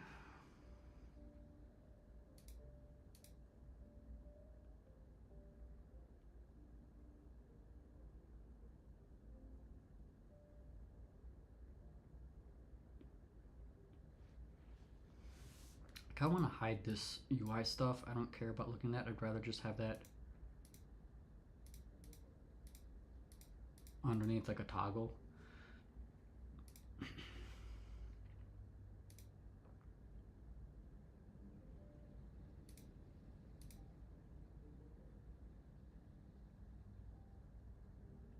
Oh, this one didn't import an email field. An additional email field. Interesting.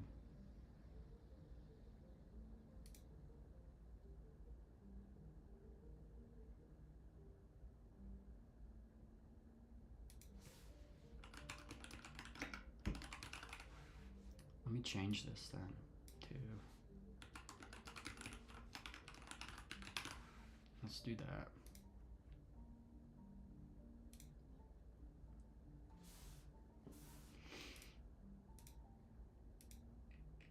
Dang, there's gonna be a lot of stuff to go through.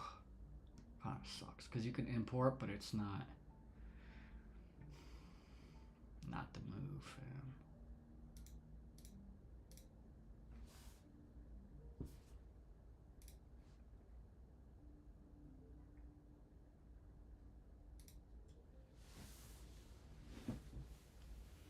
Oh, this one has a passkey.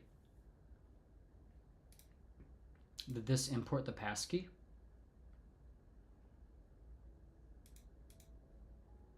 How do I import a passkey?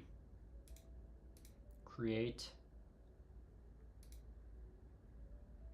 How do I add a passkey?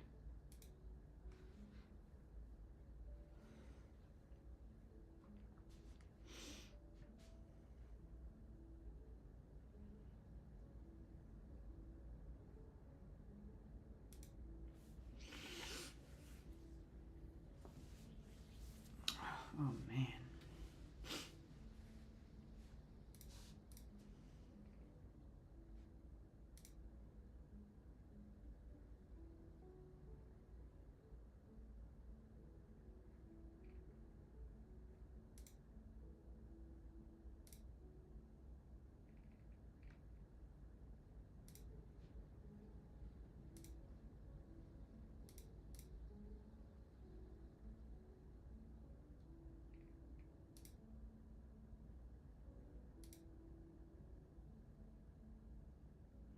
Oh, and I like how you could have the security questions. Oh man. Not having the security questions is gonna suck. You're just gonna have to add them in the notes section. That's literally all you can do.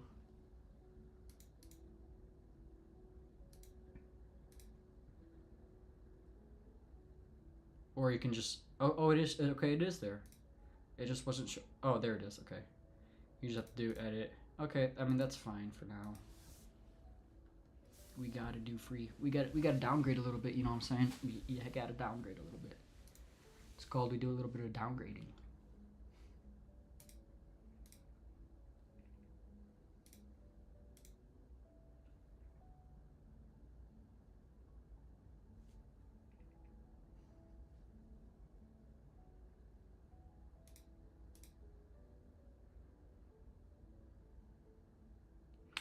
I don't know if I saved all the.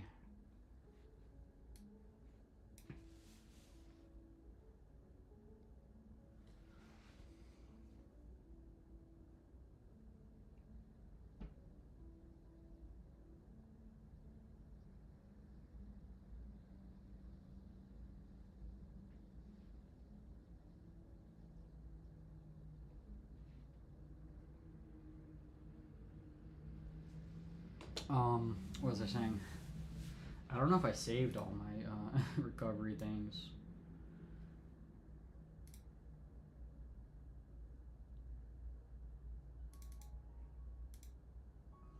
I think I did. I think I doubled them up. Uh-oh.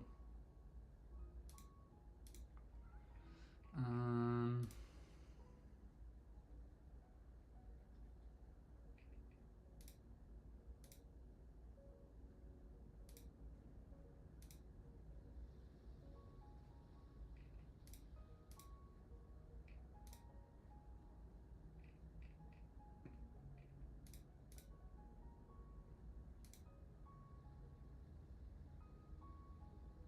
That's strange.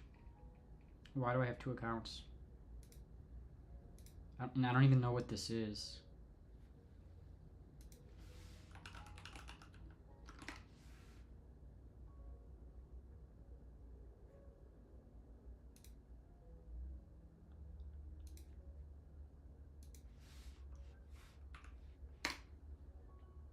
I don't even use this exchange.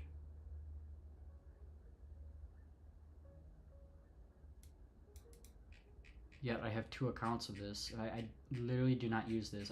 I really only have used Kraken, Coinbase, and Voyager on the phone before that went out. Okay, well apparently I've got two of these. Okay, that's weird. Let me look at that more.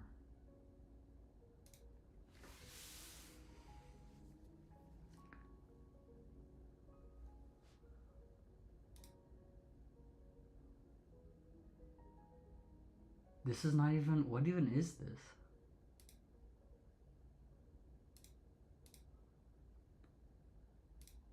It's the same thing, it's just like twice. And they've got different usernames.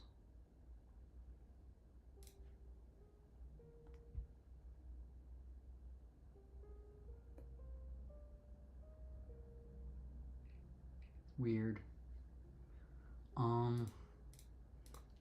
I'm gonna delete one of them. I did not know that there's two of them. I don't know why.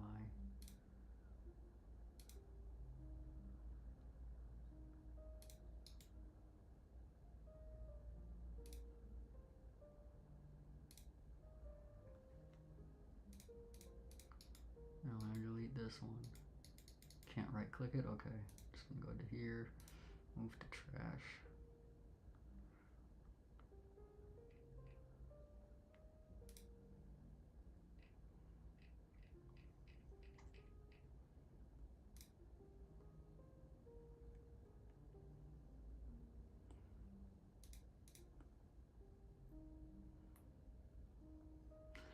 Well, these guys don't exist anymore, so this can, I guess, just go to archive. And in here it can go to trash because they just legit don't exist anymore, so I'm never accessing anything like them from them again. Why is this constantly resetting? I don't like that.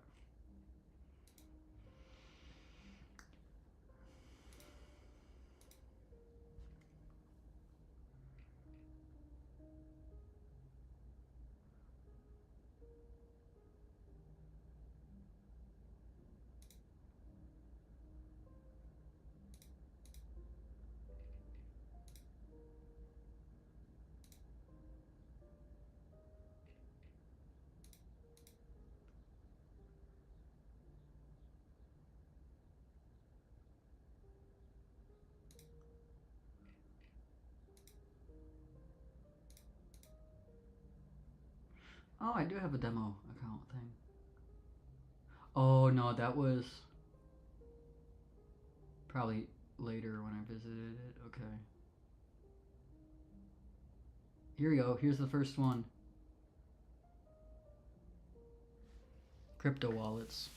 How am I going to add crypto wallets in here? That's going to be important.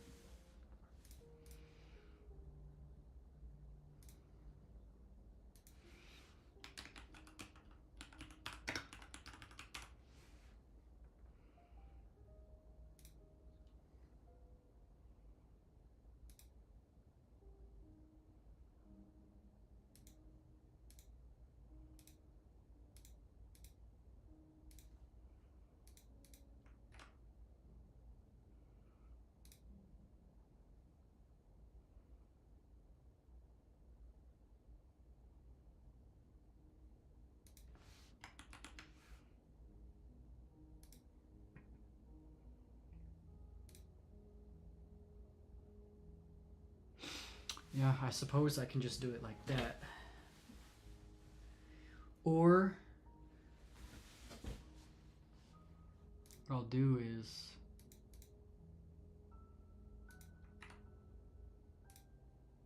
and delete this. How do I delete this? Like that. Put it in the password field.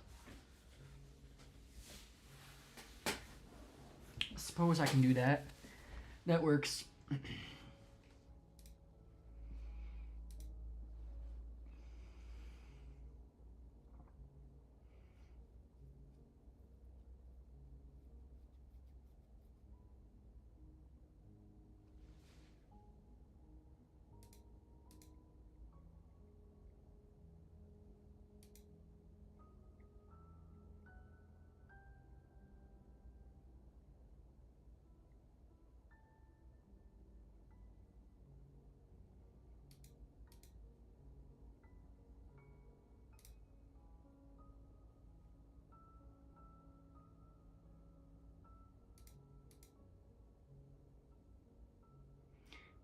So you can add a... You can't add a card? I thought you could have cards on the free version, like 3 at least, or 1. That's what it said. Yo, Proton Pass, y'all tweaking on me or what? Hold up. Proton Pass features.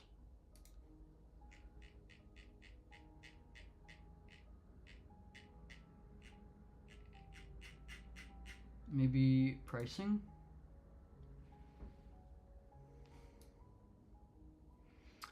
No, you don't get it.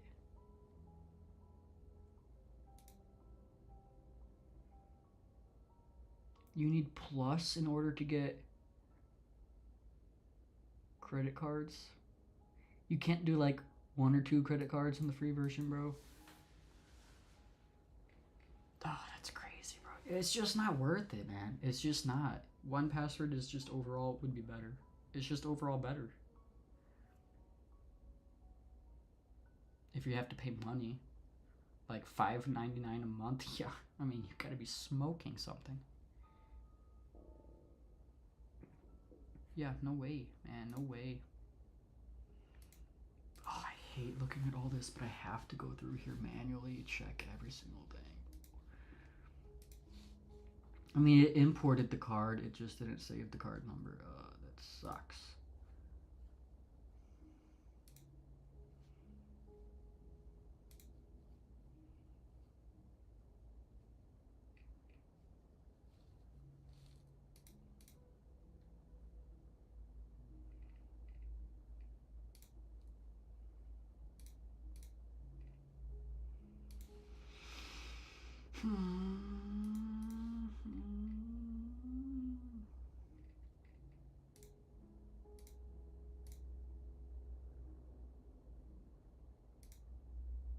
Okay, here we go.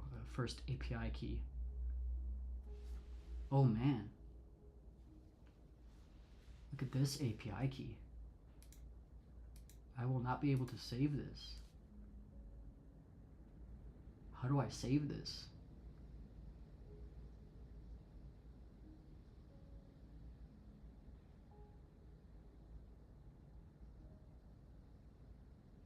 How do I save this API key, bro?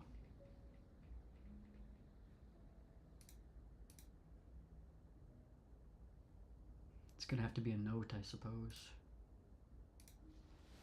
Ah, it's alright. I won't really ever use this, but at least it's in here. As long as it's in here, that works fine, I suppose.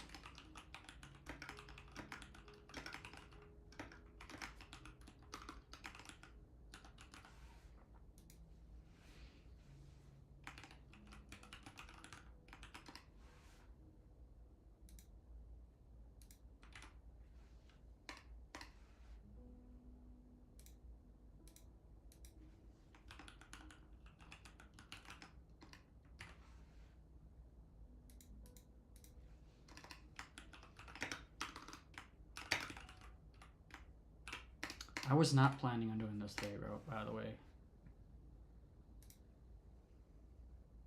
So let's look what that looks like. At least I could just copy it straight from in here, though. It's just that nothing's really hidden. It's fine.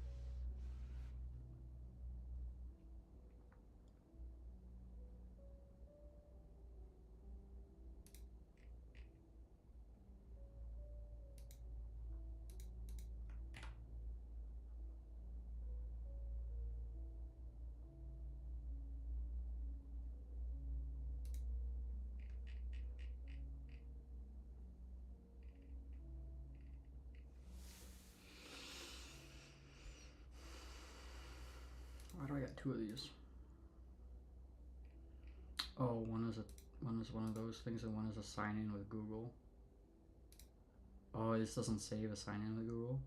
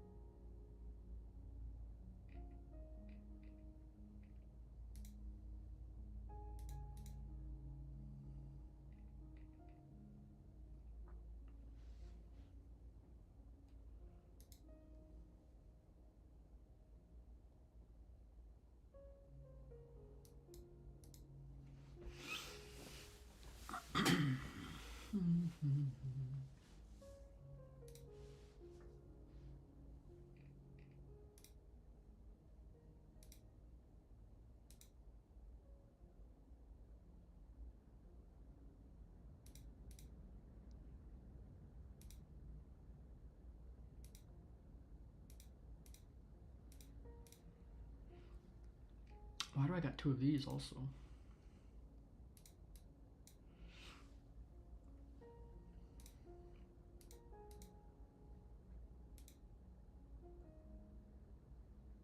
Oh, I have 2 logins for that. I shouldn't.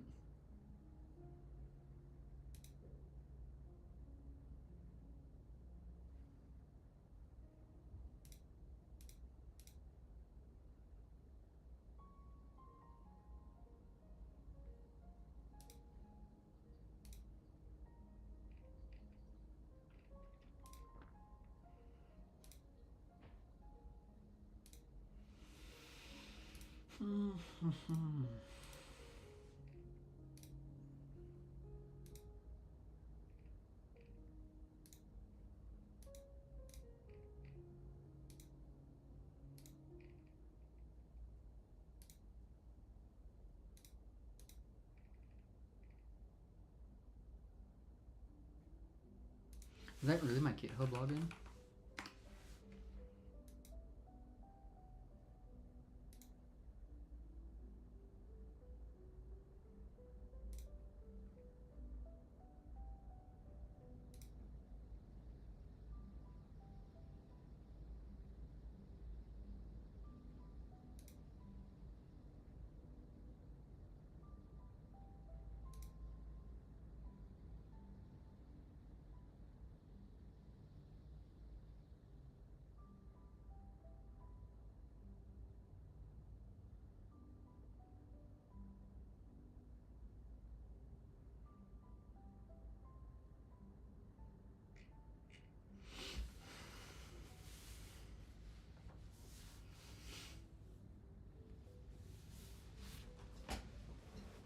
I don't know why, but this mouse is starting to, I was just like,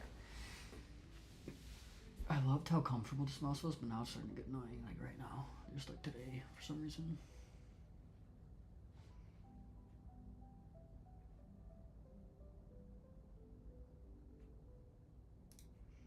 Whatever.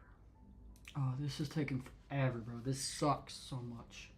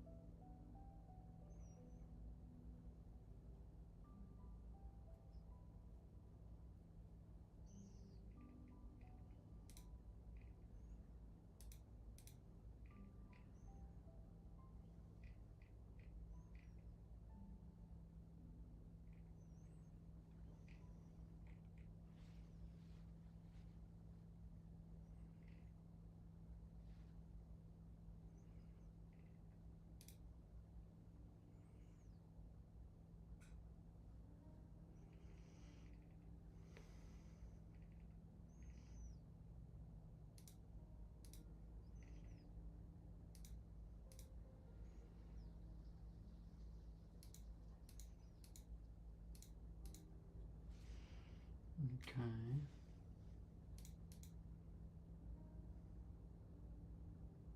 How is that weak, bro?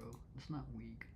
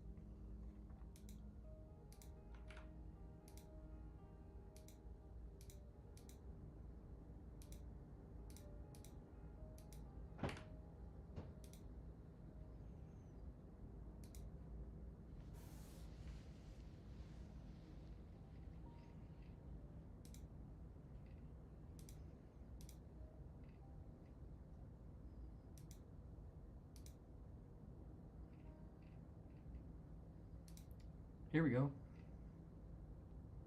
First software license. Add that as a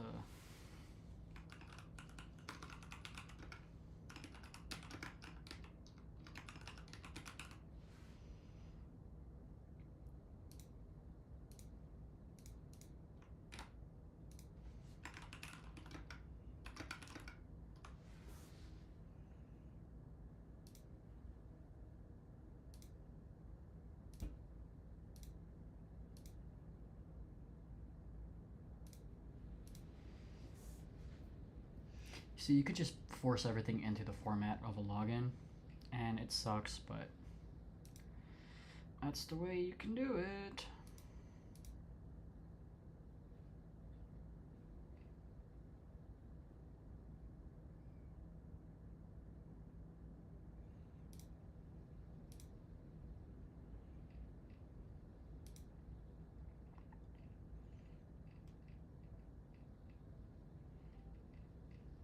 Let's just start going faster through here, Max.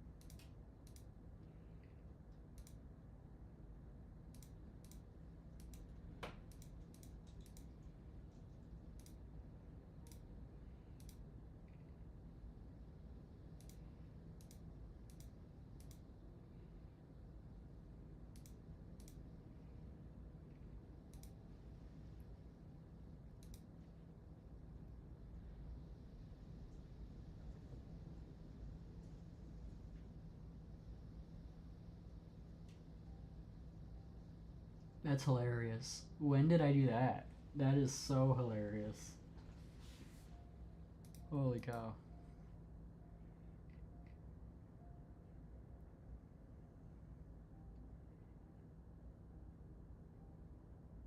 I had no idea I hosted a Minecraft server on Hostinger. That's great. That's hilarious.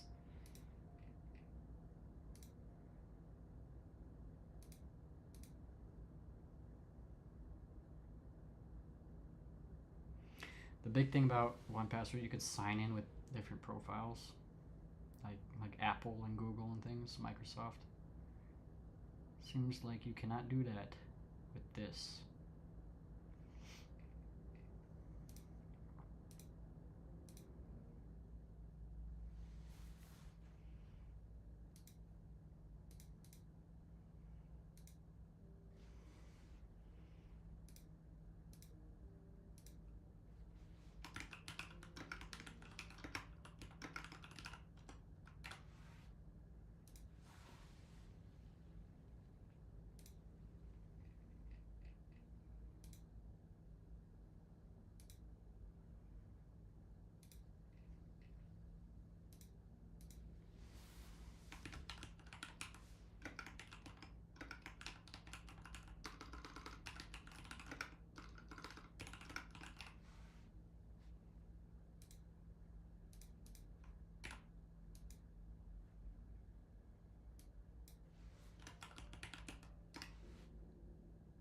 Mova.net. Okay, I was wondering what it was.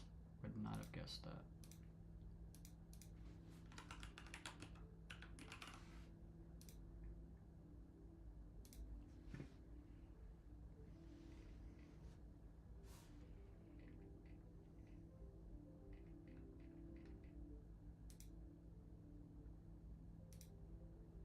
Why are there... Oh, okay, wait, interesting. This looks like it's old. So I'm just gonna delete it. I'm gonna archive this. I'm gonna delete this.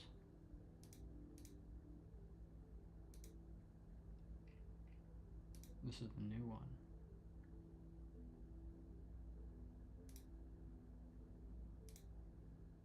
Uh-oh. Getting close though. I'm getting slowly getting closer to the bottom.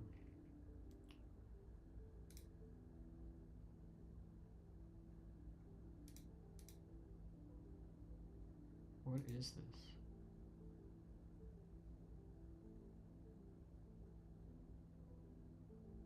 Interesting.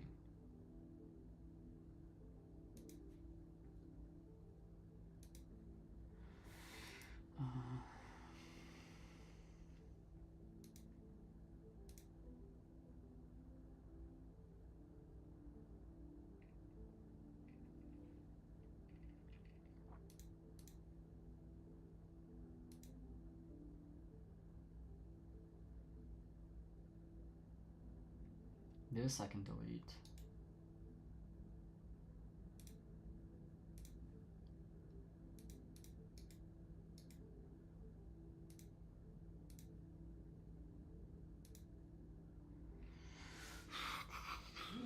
Okay,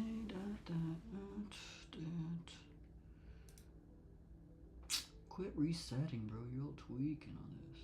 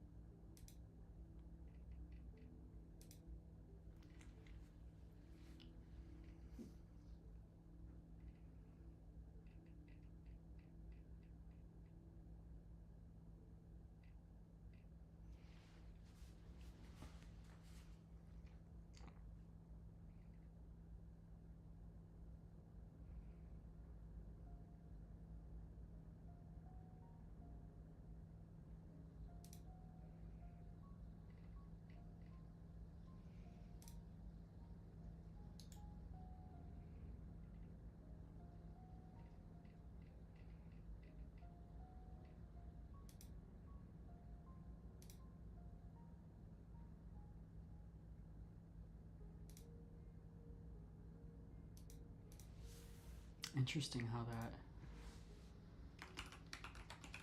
actually came through.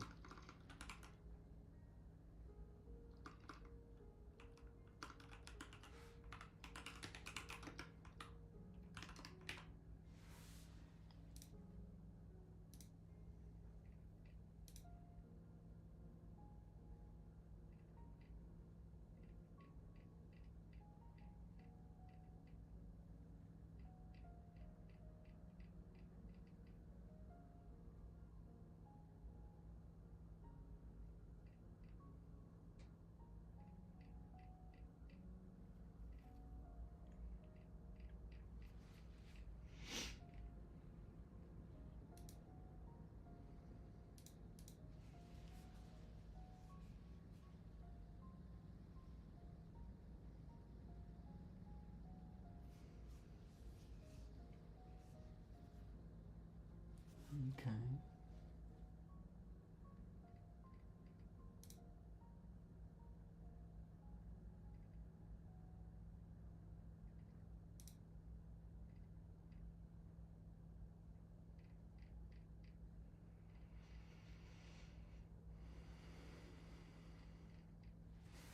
There's another software license I gotta add.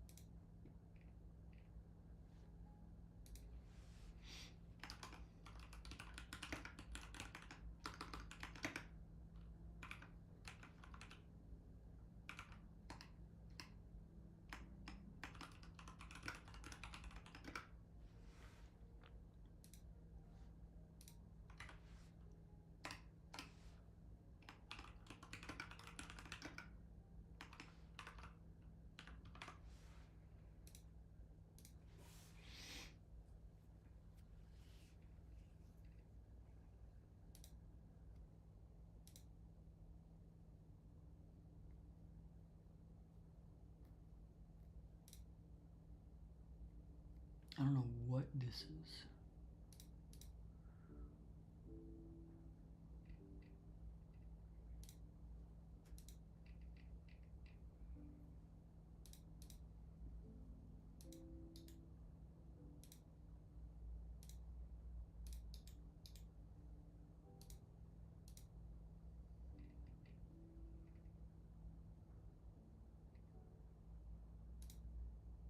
Come on, bro.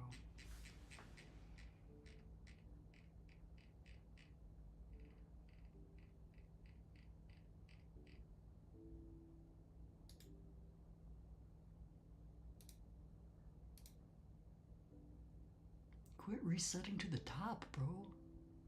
One password has got to fix that, man.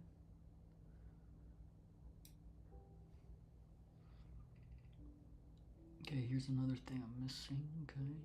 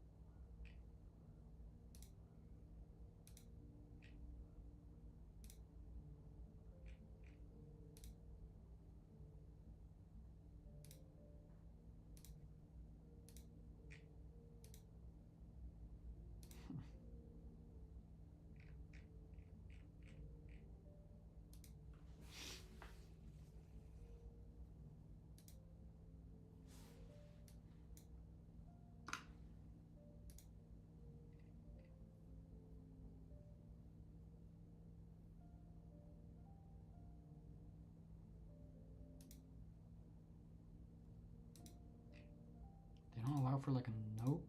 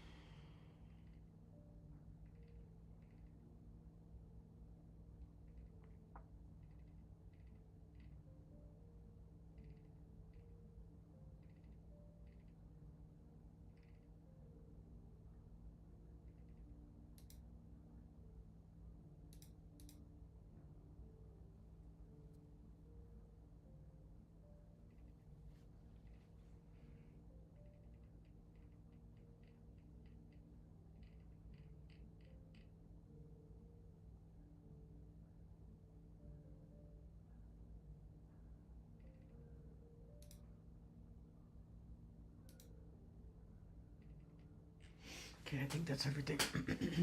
So let's how do I do this now?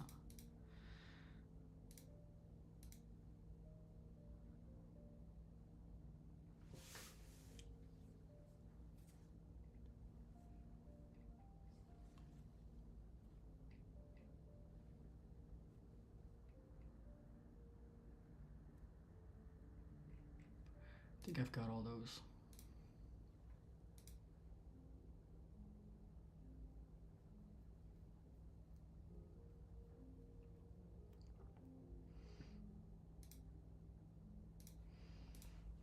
Now let's exit those both.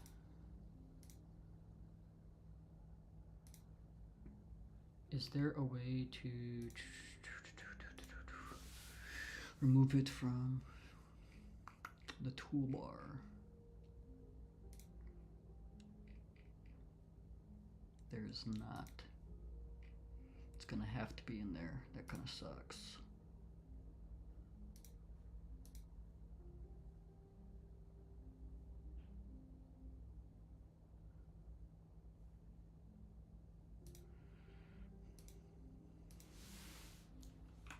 Now let's cancel one password.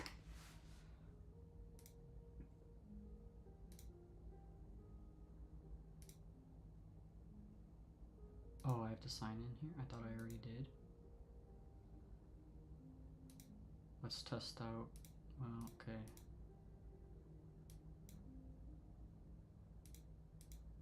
So we'll do this one first. And look, I can log in with just this, which is nice. Very nice.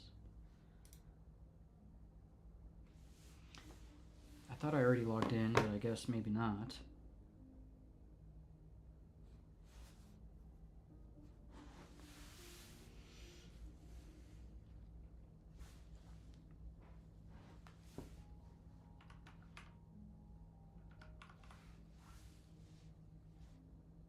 Oh, I typed in the wrong one. I did not. That is correct. Oh, I did type in the wrong one. What am I doing? Thought I was logging into something else real quick. Where is it?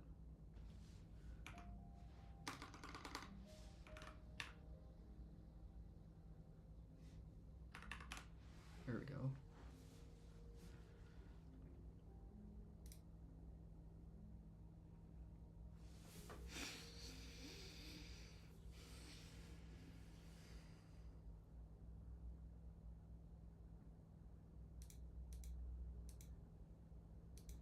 Okay, does that mean I'm logged in now? Now I have to do this.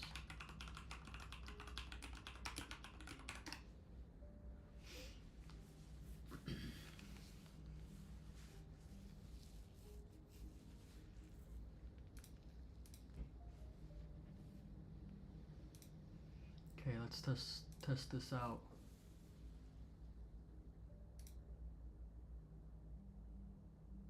Oh, it automatically signed me in. Okay, I guess we're not testing it out. Billing.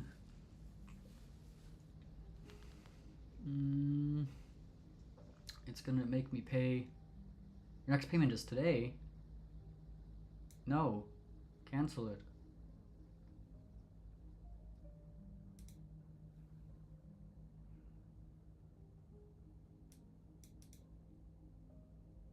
Unsubscribe.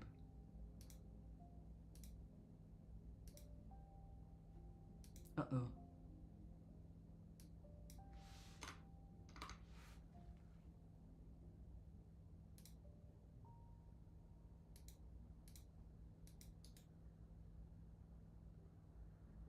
I can't paste it. I thought it copied. What is this? No, not now. It should know. Uh-oh. Uh-oh. Proton Pass can't figure out the password for this. Okay, your account is frozen. Bet. Done with. Done with. Sign out.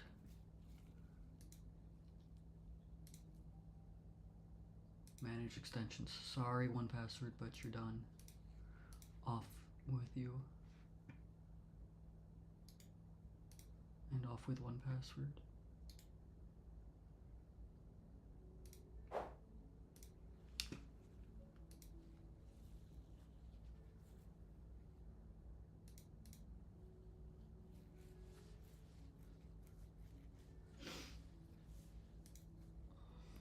So let's test this out now. So log in.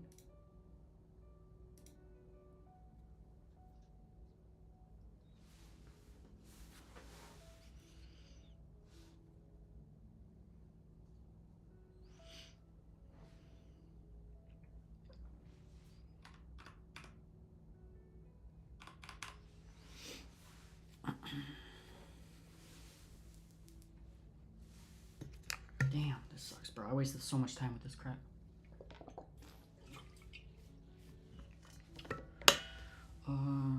Archive.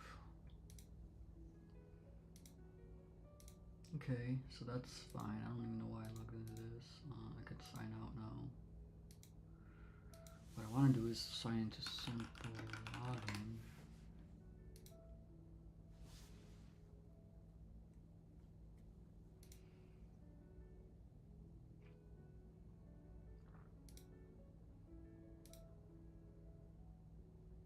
Nice.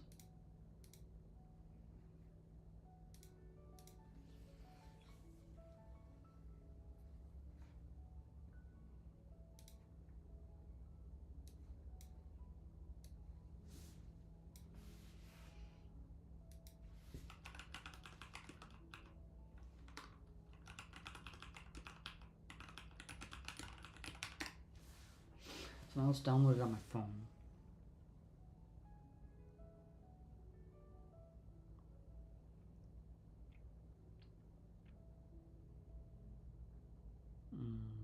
Everything's changed here. Let me see.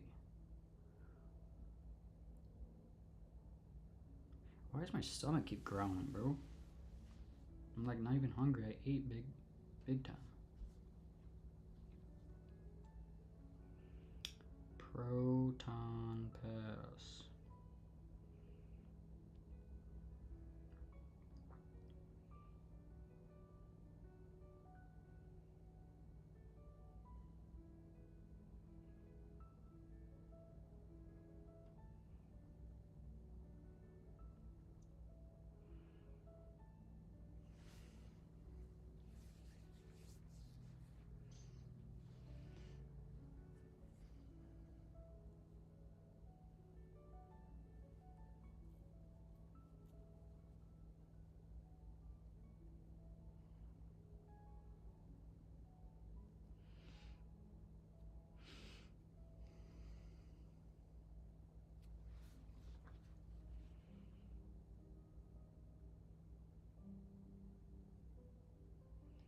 Okay, it's downloaded.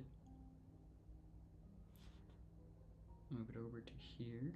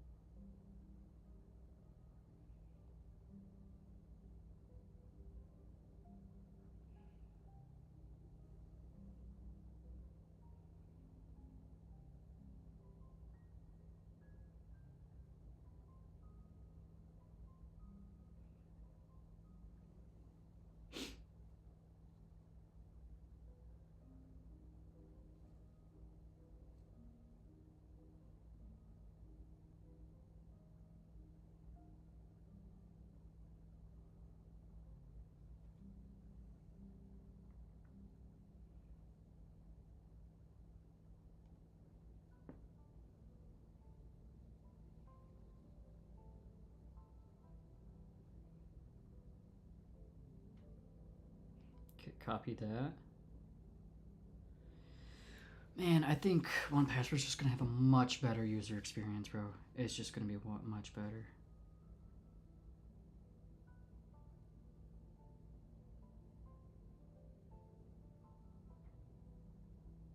It just depends on it, if it allows me to use biometrics on the iOS app or not.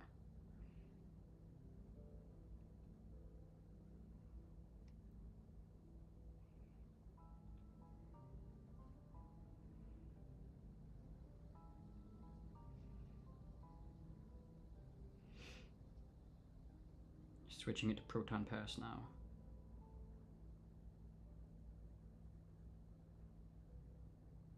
Okay, nice.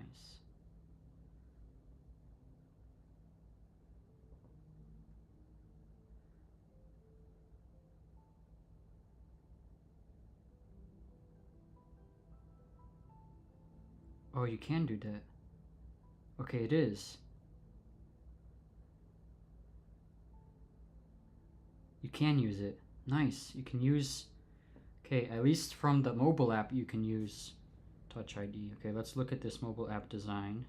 All the passwords just like right here. Compared to... Wait, what does the 1Password one look like?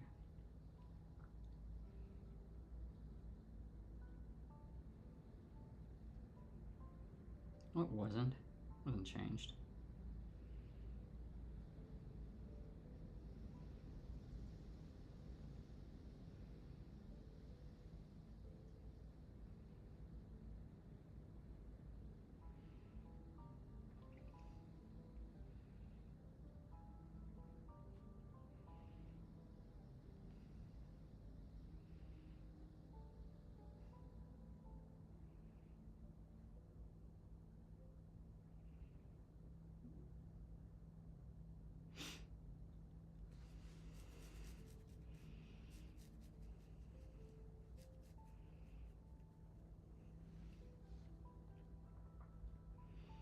Yeah, not bad.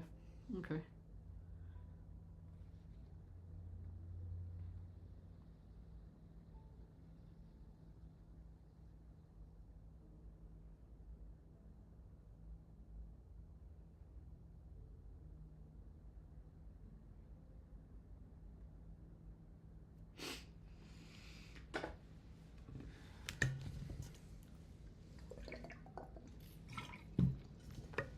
Oh, man.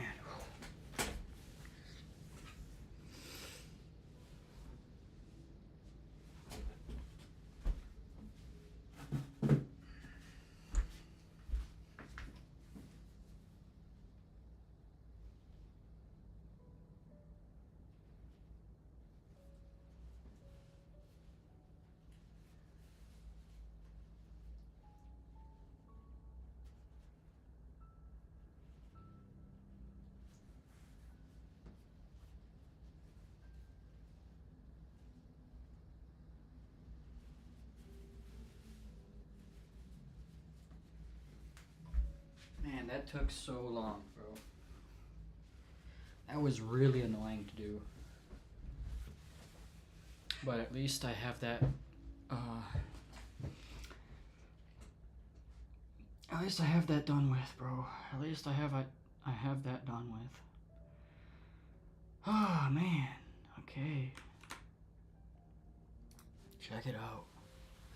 At least I have it done with. Oh my goodness, that was so terrible. That was such a terrible experience. Oh, it was so terrible. But at least it's done with. At least I'm gonna save some money. 36 bucks for the year.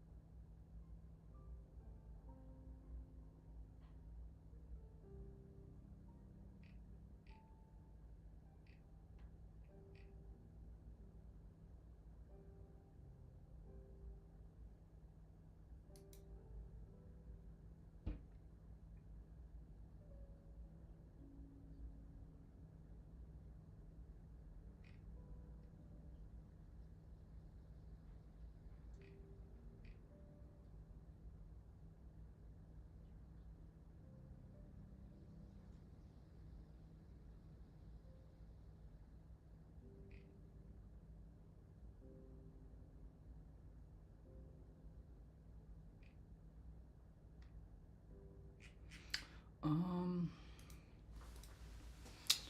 All right, man. Whew. What a. What a start, bro. That was terrible. I was so excited to start today, and that just destroyed me, bro. That process was just annoying. Ugh.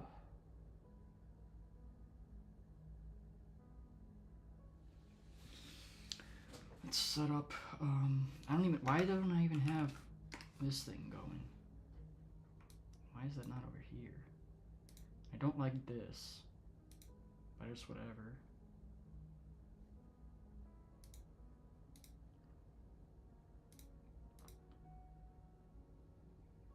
Oh, here, this is what I should have. I should have this. Oh, it's already restarted? Okay, nice. Does it restart each day now? I didn't restart it yesterday. Oh man, before it didn't do that. Oh, it's because this quit somehow? I didn't quit it. I don't know how this quit. Oh, I restarted the computer last night. That's fine. Okay. Okay.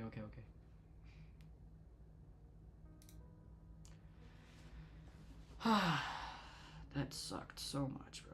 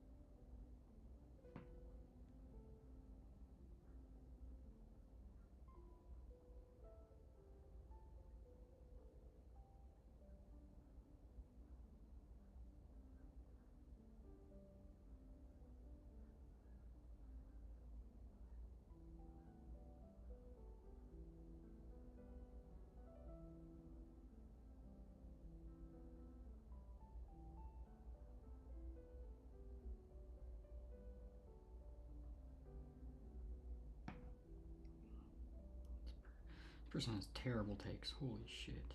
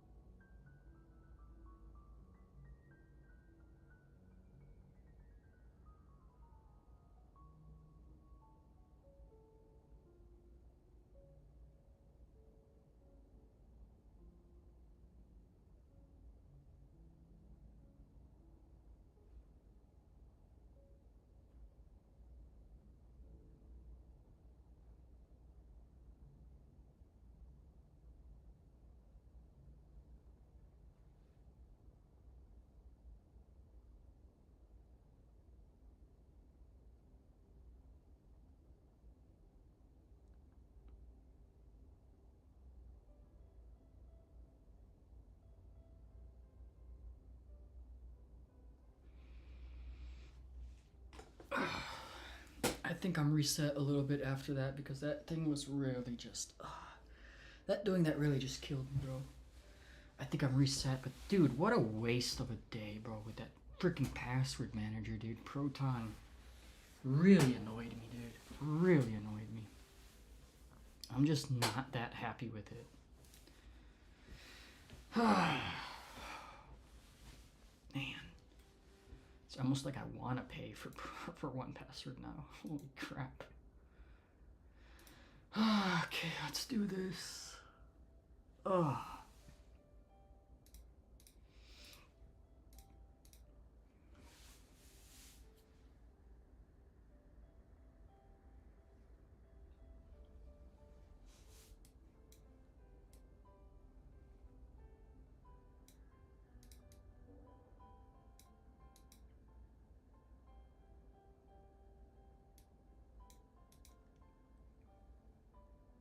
Wait, this isn't what. This is like restarting. That's not even where I'm at, bro.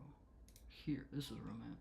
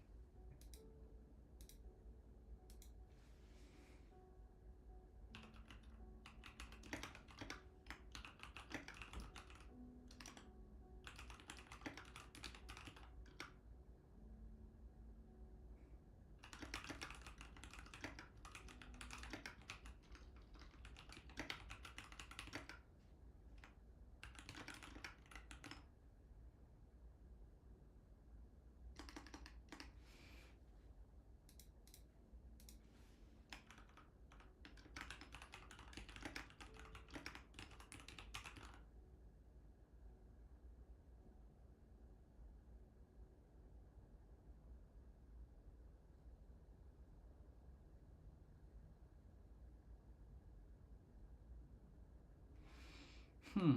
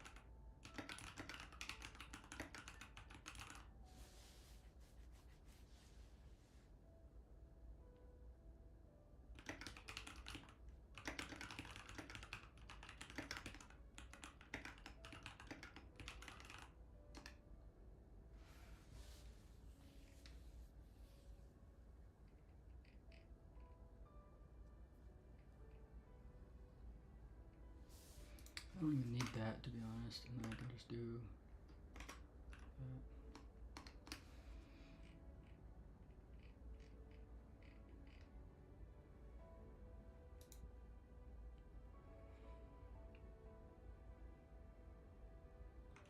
Actually,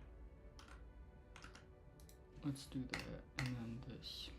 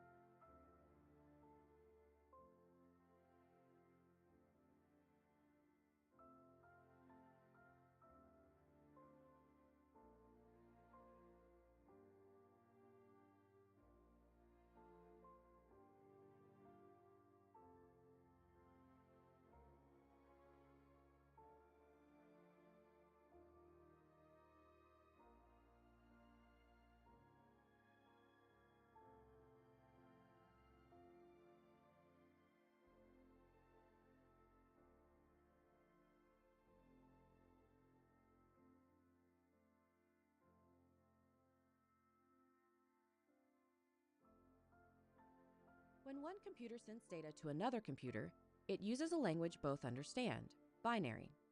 This language is information in streams of ons and offs or ones and zeros. But when a computer tries to communicate with us in binary, it can be hard to understand. The solution is to convert the binary language of a computer into a system we understand. That system is decimal. Let's first remind ourselves how the decimal number system works. Then we'll compare it to binary. The number system we use most is the decimal number system. It uses 10 symbols to express amounts 0, 1, 2, 3, 4, 5, 6, 7, 8, and 9. Once we count past 9, we don't have any more symbols to use. So we add another column and start over. Each column represents a new multiple of 10. Ones, tens, hundreds, thousands place, and it keeps going. A 3 in the thousands place represents 3,000. A 2 in the hundreds place represents 200. A 7 in the tens place represents 70. And a 4 in the ones place just means 4. Add them together for the total count, 3,274. We use decimals so often, we don't usually think about these place columns. Binary uses the same system, but with one difference. In binary, we only have 2 symbols to use, 0 and 1.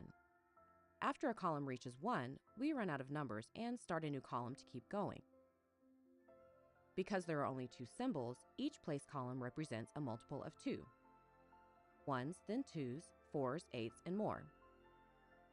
Notice how the place settings are just doubling. 1 times 2 is 2, 2 times 2 is 4, 4 times 2 is 8, and so on. If we have a binary number, how do we convert it to our normal decimal system? To convert from binary to decimal, we just need to get the place values for each column in the number. Nothing in the 8 column. A 1 in the 4th column represents 4, a 0 in the 2's column represents 0, and a 1 in the 1's column represents 1. Then we add up the values and we have our total number. In this example, 101 in binary is the same as 5 in decimal. Let's say you have a group of squares. You could use the decimal number 5 to express the amount, or use the binary number 101 to express the same amount. 5 in decimal counting is the same as 101 in binary. The system we use to write the number doesn't change the amount of what we're counting. Can you convert this binary number into decimal? To start, we use multiples of 2 to remember the place values for each column. Then we see if each column has a 1 or a 0. To know how many to add from that column, we add them together and arrive at our answer. 1111 in binary is 15 in decimal.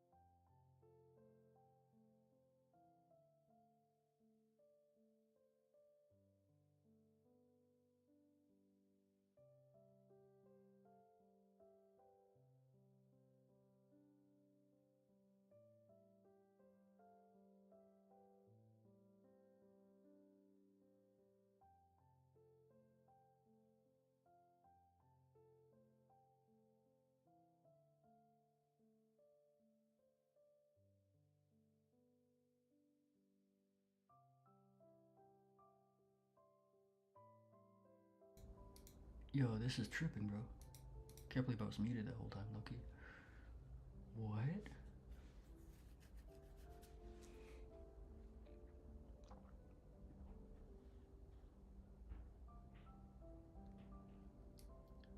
Connect the access point and router using Ethernet cable. Yeah, it's connected, fam.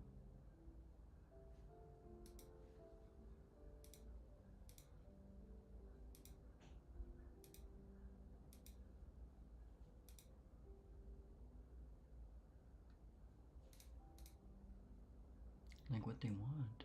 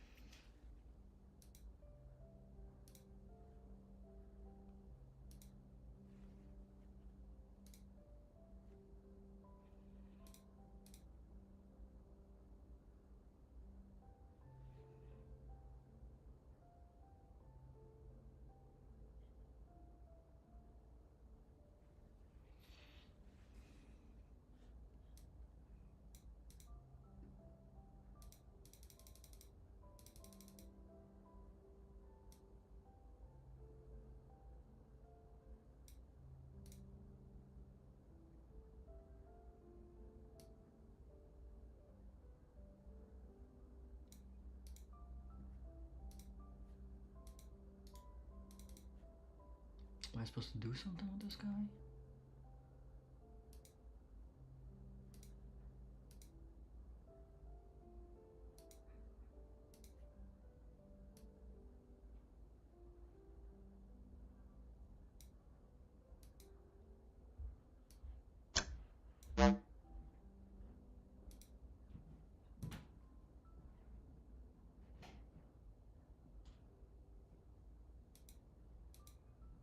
How do I connect this? To this guy? Here.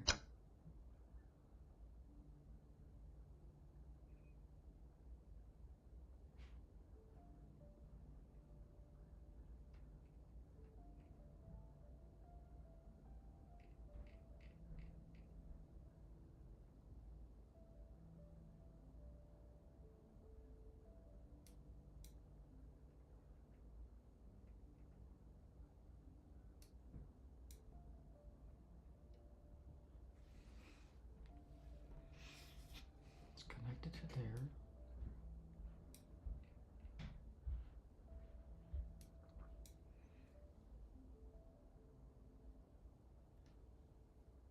I'm not seeing what's the problem here.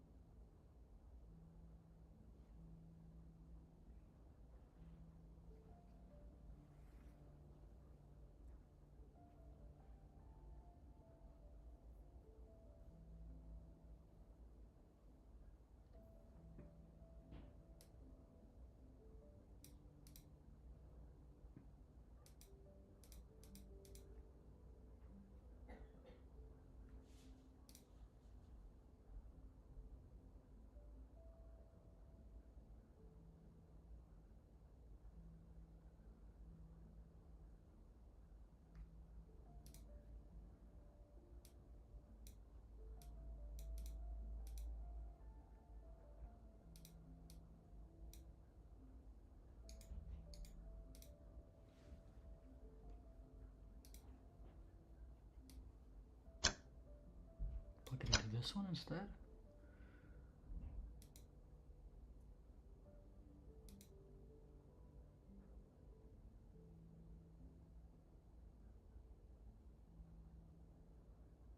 It's now connected to the router, okay?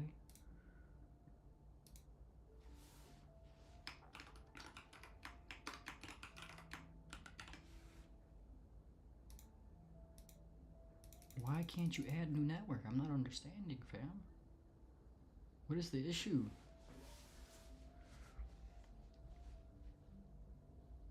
What is the issue?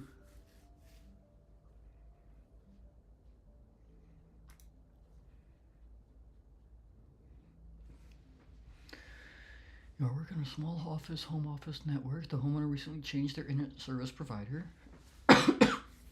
and has an existing Ethernet router connected to an RJ45 jack on the wall plate. They would like to connect this laptop to the internet with a wireless connection. You need to create a wireless network. In this lab, your task is to place a wireless access point on the computer desktop.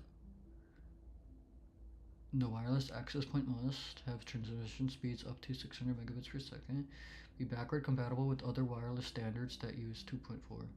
Oh, I see. I picked the wrong thing. With other standards, not just bands. Okay. Get this guy out of here. You get him back on the shelf, dog. Now we're gonna be able to connect. Get this guy out of here. You out of here. How do I disconnect you? Gotta disconnect all this stuff. Let's go. Come on. Disconnect that guy. How do I disconnect? Disconnect him. Look. Yeah, bring him out of there. Bring him out of there. Yeah, put that back on the shelf. You out of here, dog.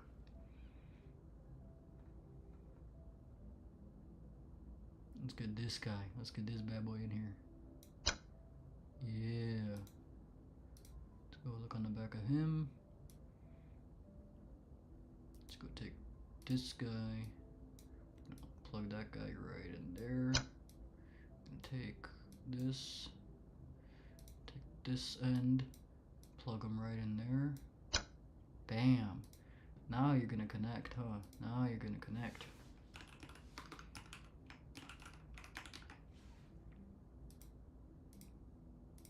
Yeah, now you're connected to that. Good stuff. Score. Now we're talking.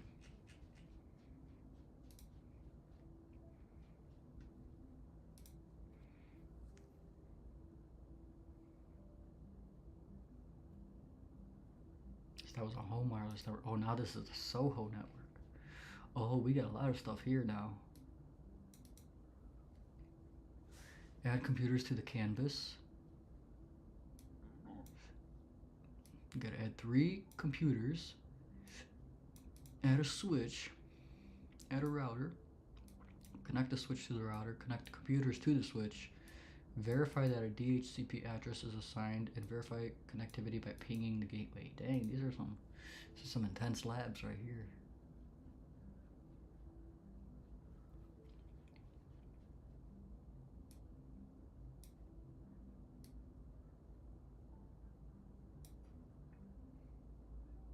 Oh, okay, so this is the other kind, okay. Small office, home office, Soho network. Add computers to the canvas. Where are the computers at? Right here? Okay, so we're gonna have PC1, PC2, home laptop.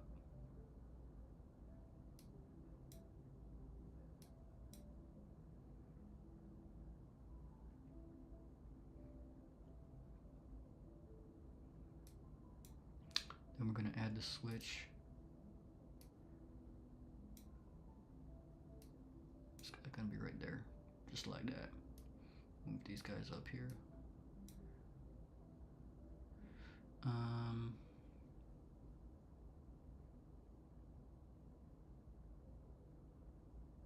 Now we're gonna add the router right there.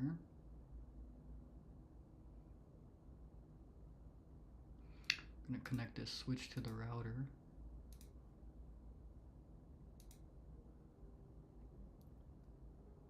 Switch port 0 to router port 0, yeah.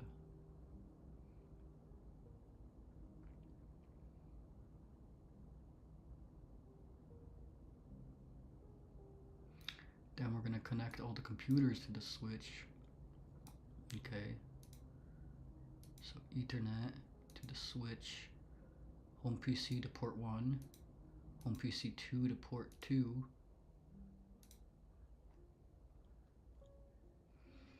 What about that laptop?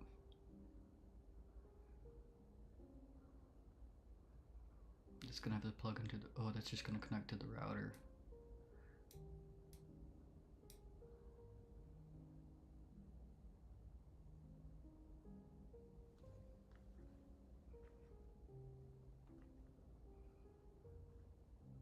Oh no, the laptop couldn't be wired in.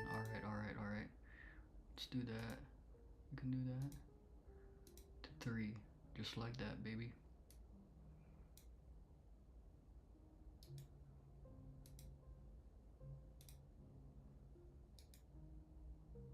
Oh, you can just launch Windows from here?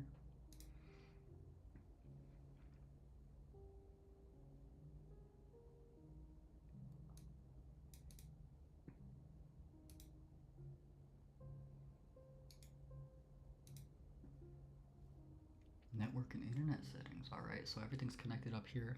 So you gotta verify the DHCP address is assigned. So we're gonna go to Ethernet. DNS server automatic, IP automatic.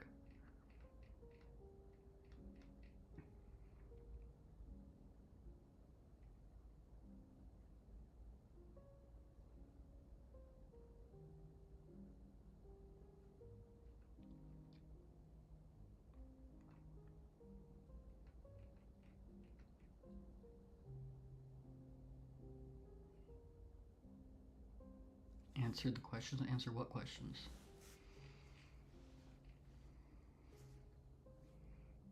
What questions do you want me to answer? Oh, these questions? Which network is home PC 1 on based on the IP address? Okay. This one. What's the DNS server? That.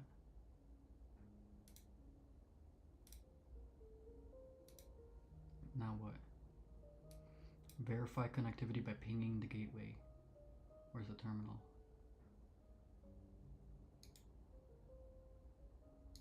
Oh, this is start? Terminal admin.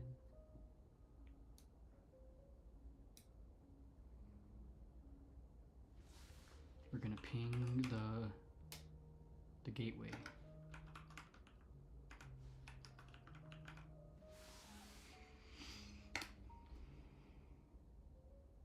Nice.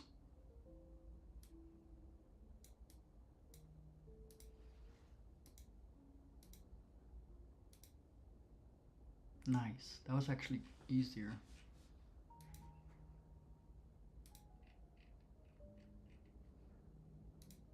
Lesson review.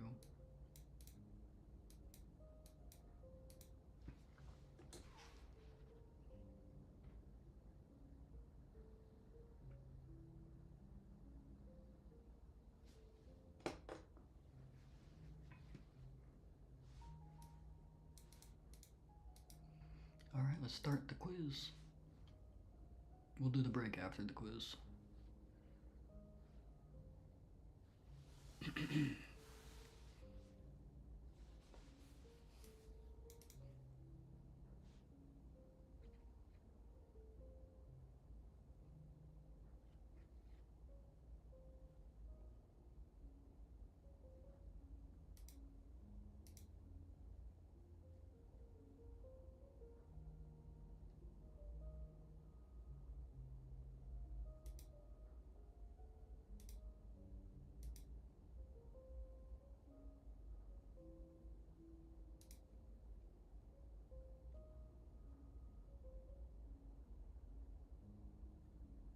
Wait, what was this one? At the physical layer. And this, oh, so this is for layer 2, okay. Ah, okay, I see.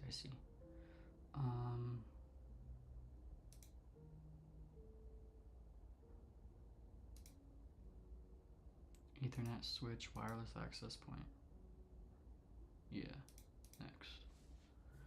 So whole network is configured to use private IP address range.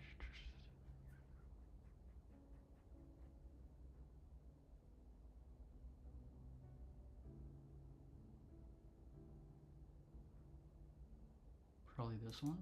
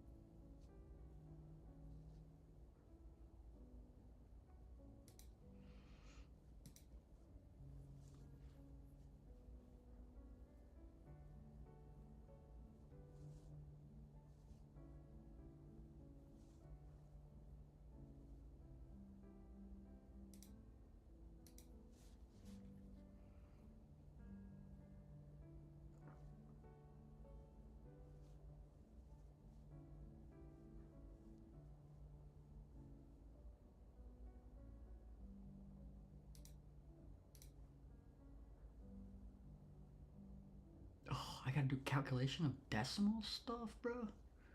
Bro, that's crazy. I don't know how to do that. Let's see, so that's 0, 2, 4, 6, 8, 10, 12, 14, 16, so that's 14 plus 2, 14 plus 4 is 18. Nah, dude, I'm tweaking. How do you even add that? How do you add those, bro?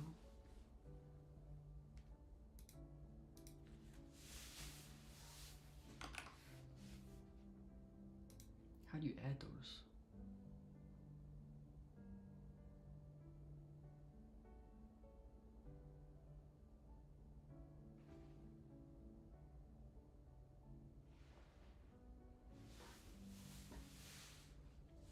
Oh, how do you add that?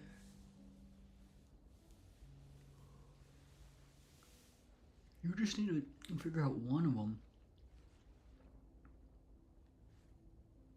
to know what's going on.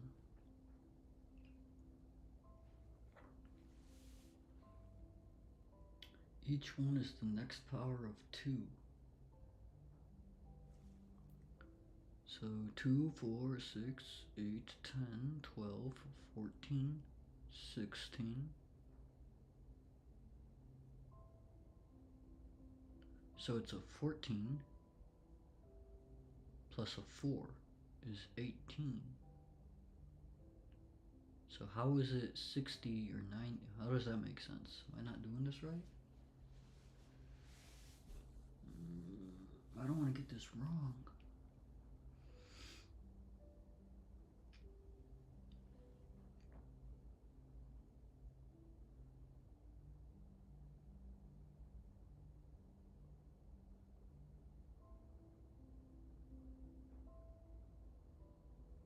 Oh no, it doubles. Hold up, I did the wrong. I'm adding it way wrong. What am I doing? Okay, it's 2, 4, 8, 16, 32.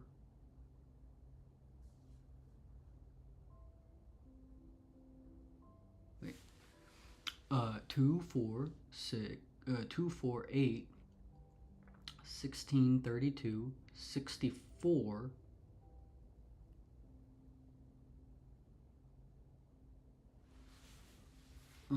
Hold up, wait.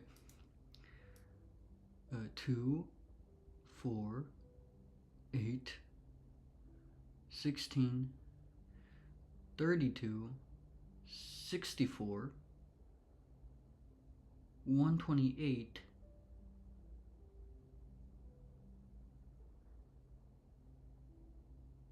Nah, I'm not doing this right.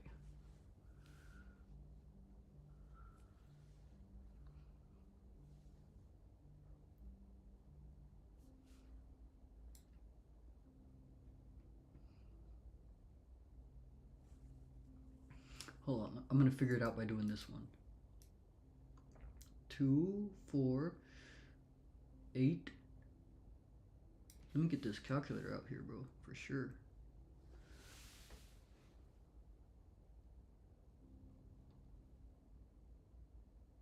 What? Wait, 17. Yo, what?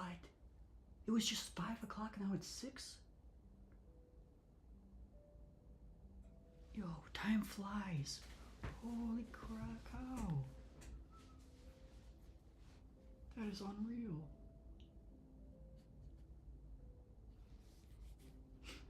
Let me get this calculator out here.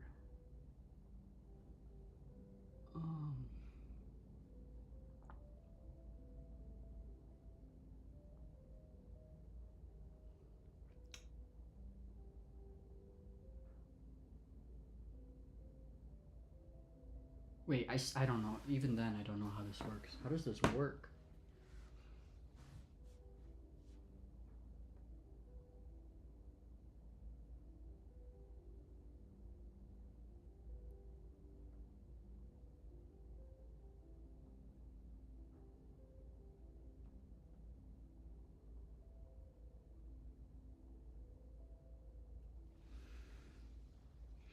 Or is it 1 and then 2? Oh, it's okay. Hold up.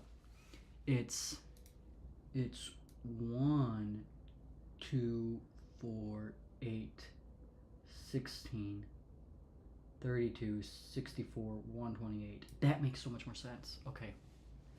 So this is 1, 2, 4, 6, 8, 16. No, wait. 1, 2, 4, 8, 16, 32, 64, 128. So it's a 64 plus a 2 is 66. So it's this one. Bam. See, you just had to figure out one of them. Easy. That was easy. The whole time. That was easy. You see, you just gotta figure it out. You just gotta figure it out.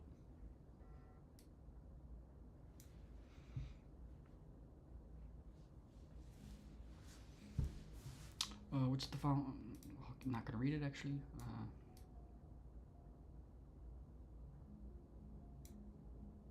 Yeah, this one. Easy. Hexadecimal? Yeah. Score it, baby. Give me that 100%, bro. Give me it. Give me it. Yeah. That's what I'm talking about. 100%. That's what I'm talking about. That's what I'm talking about. That's what I'm talking about. That's what I'm talking about. That's what I'm talking about. Now we can add.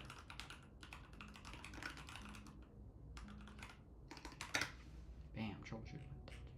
Which means we can close up this bad boy. Bam. Oh, whoo.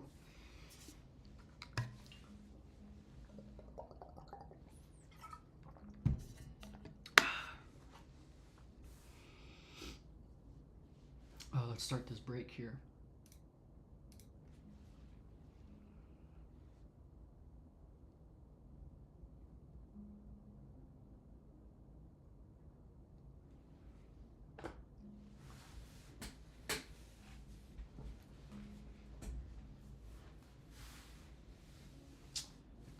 Okay, so 5-minute break. I was supposed to do something during one of these breaks.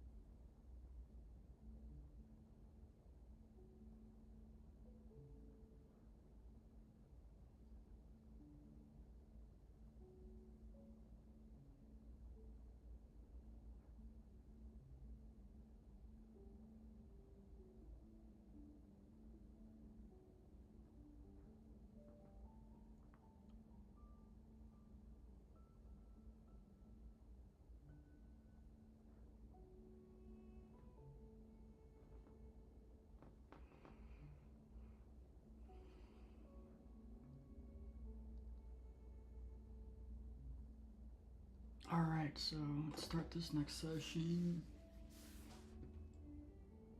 Bam.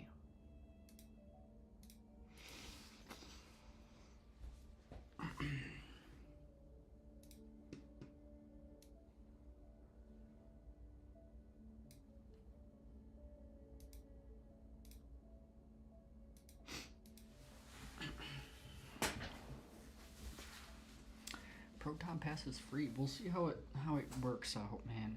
I'll use it for like a week or so, and if I have to just go back, I'll go back. It is what it is. All right.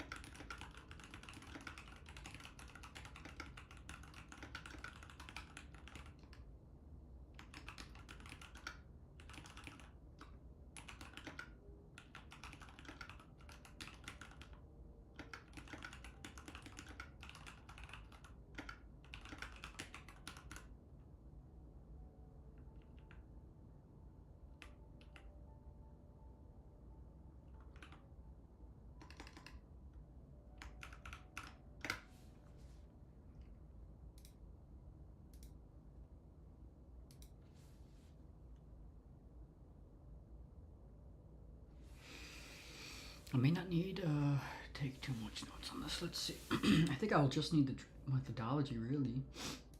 Probably self-explanatory.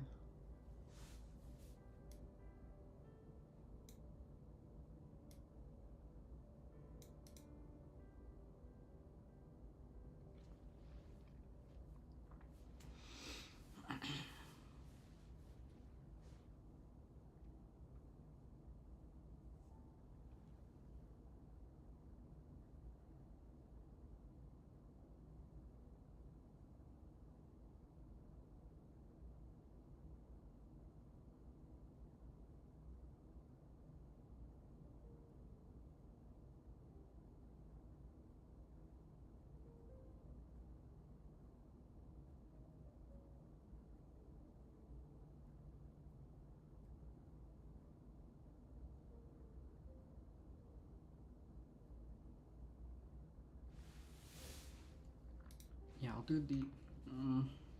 Fine, I'll keep it like that. I can always edit it later.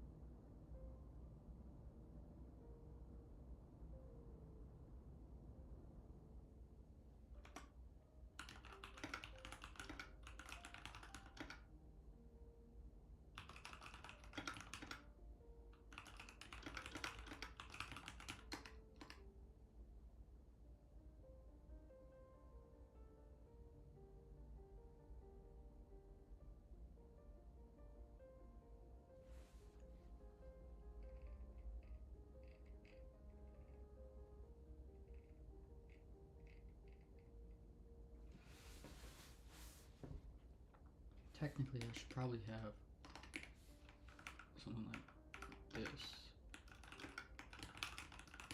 Probably change most of this, but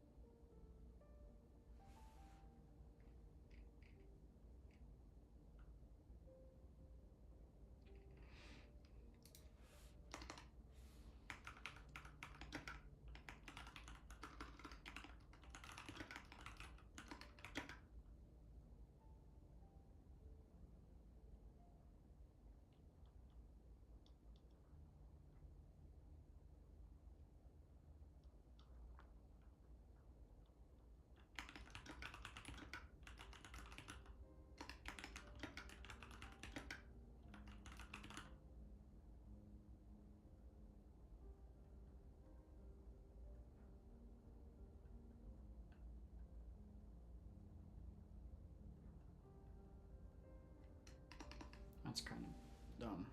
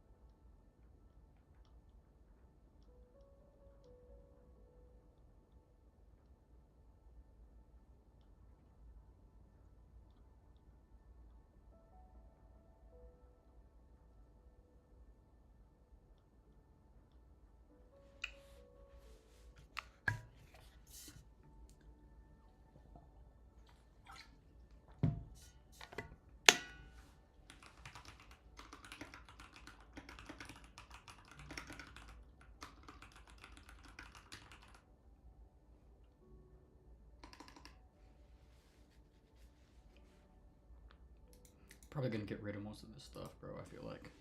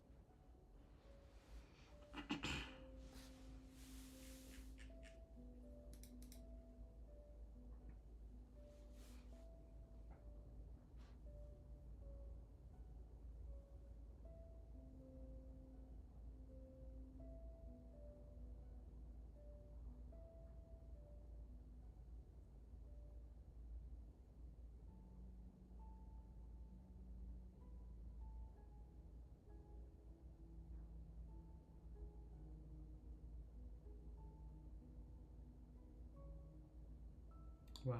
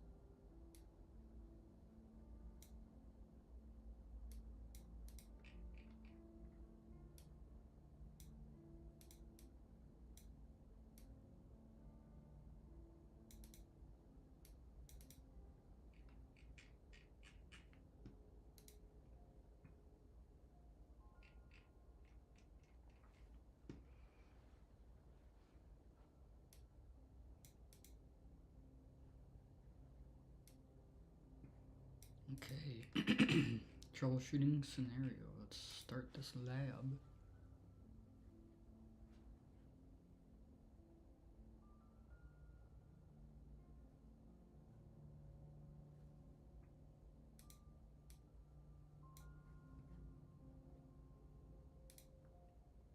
Okay.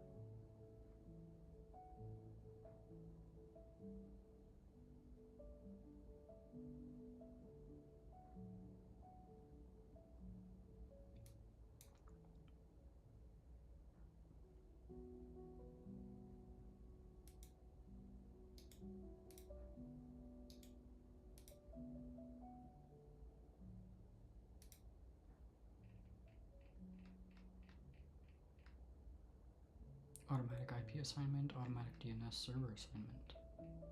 IP network is this, DNS server is that, okay.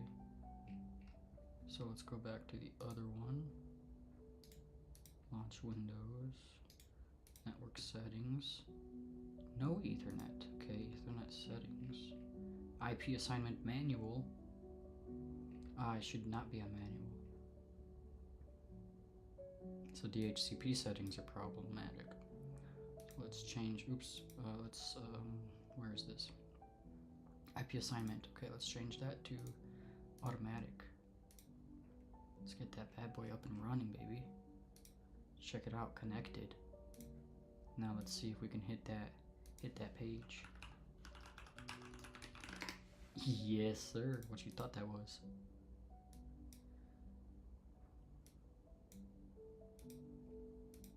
Boom. Is that it? That's it? Easy. Score. 100% easy. Easy, man. Easy. Easy.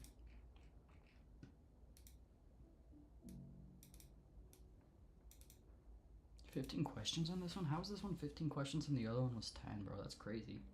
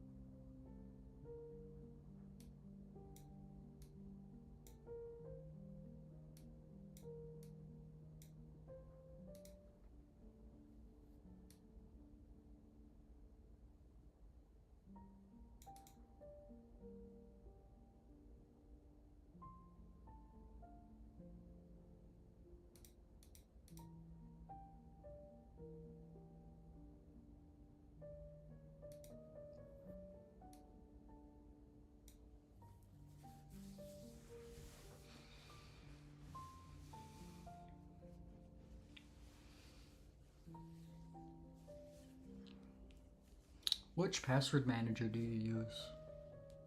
Type in chat.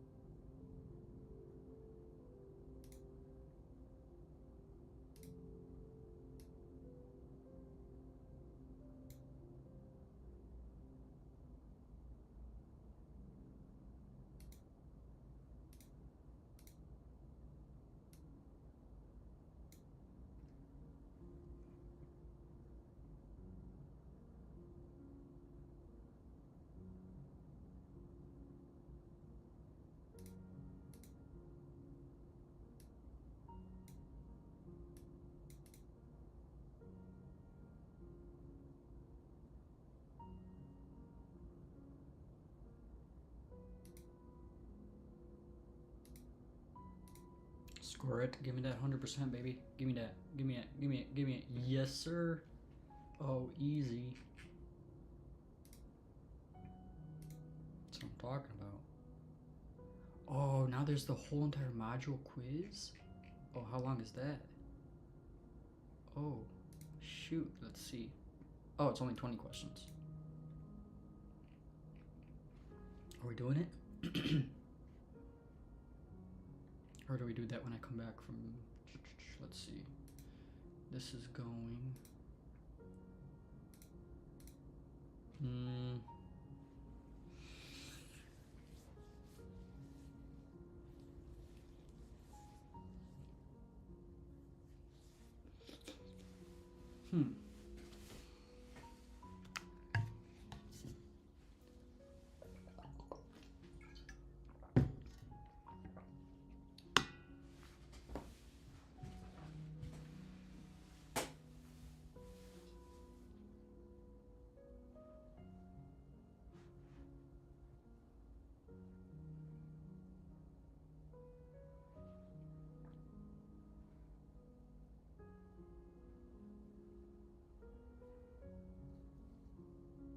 Yeah, I think I'm gonna do that when I come back, just because I don't want to be in the middle of it and then rush. Let's see. It's 7, I think.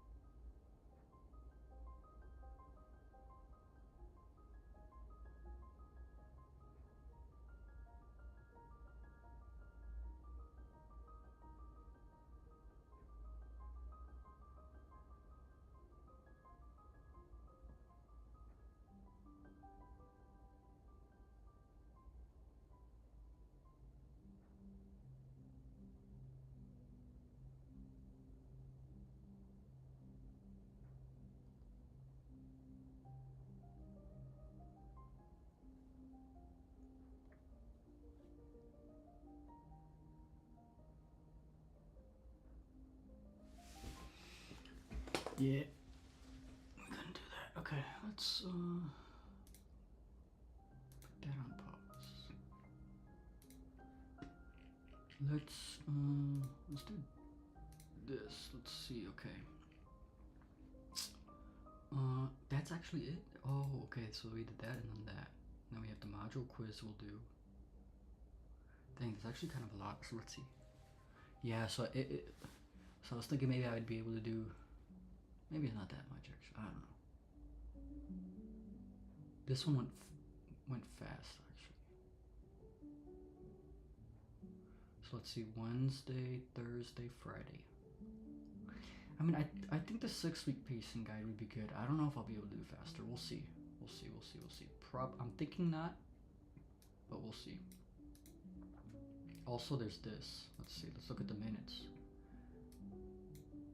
Okay. Next week's gonna be a little bit longer. And the following week is gonna be the longest, and then week 4 a little bit shorter. Week 5. Oh, week 5 the longest. And then week 6. Okay.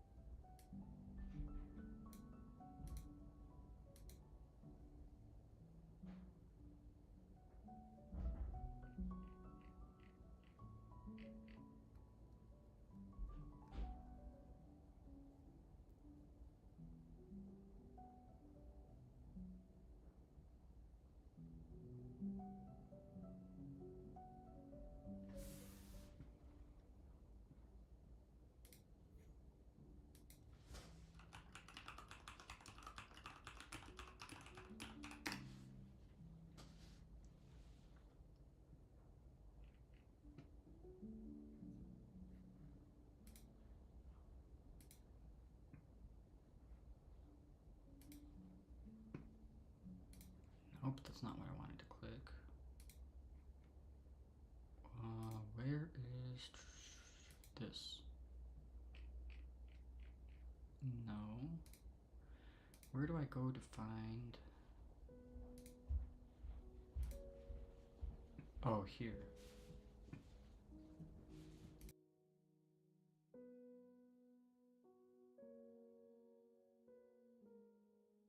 Alright, so this is where I go.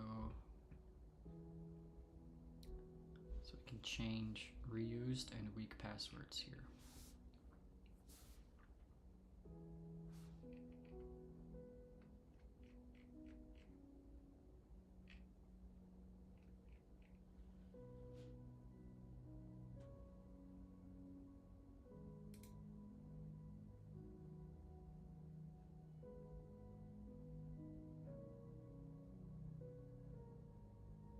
Actually, let me integrate. I'm gonna integrate simple login. I feel like that's gonna be nice.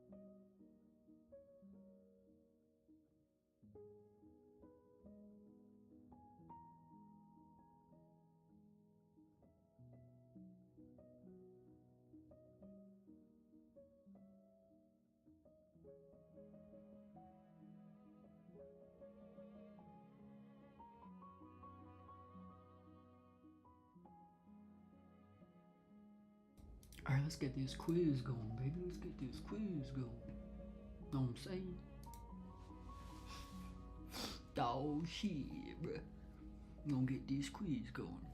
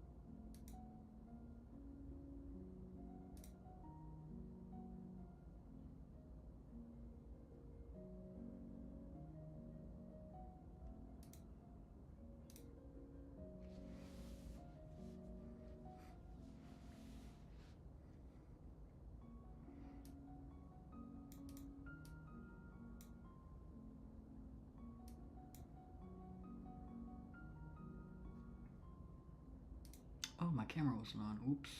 Oh, shit.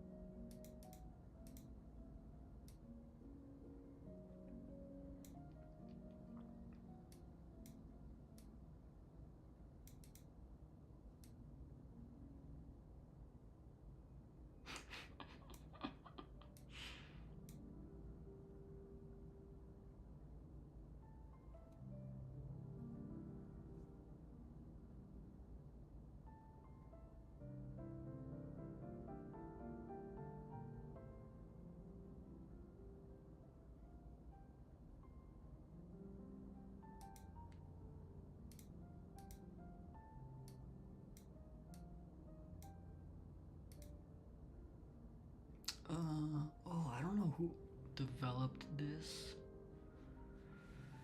Was it the IETF? No, they didn't do that. Was it the IEEE or the ISO?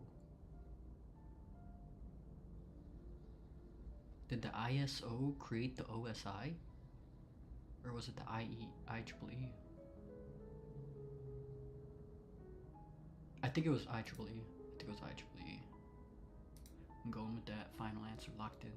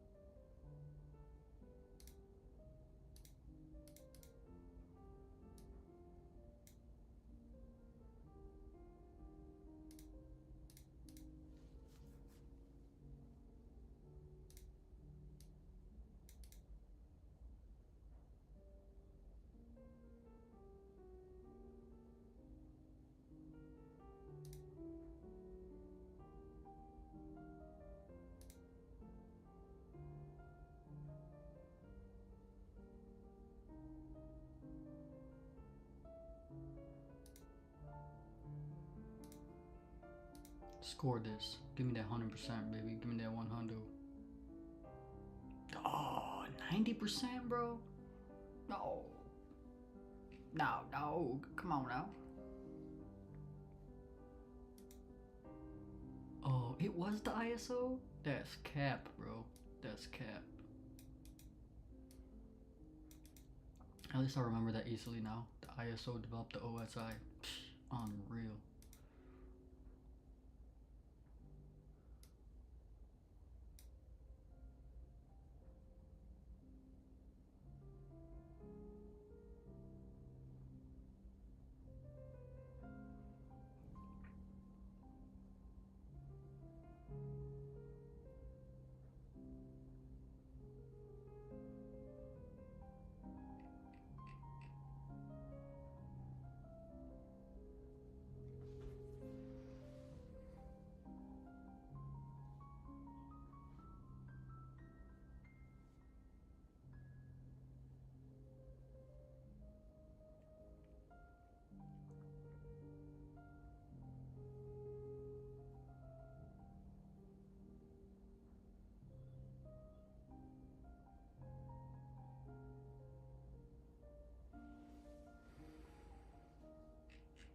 Okay, I'll take it. 90% my first quiz. Shit.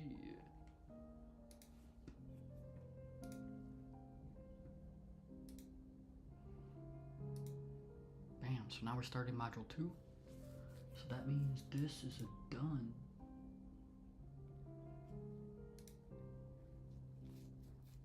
Should I put the percentages in each of these right here? 90%. You can't really read that.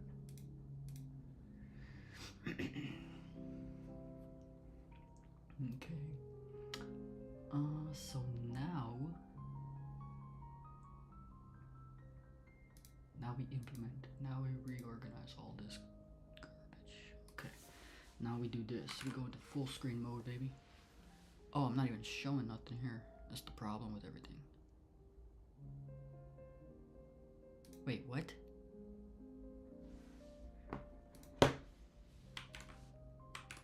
Why is that? Oh, I see. Because I got that on a separate layer. I see.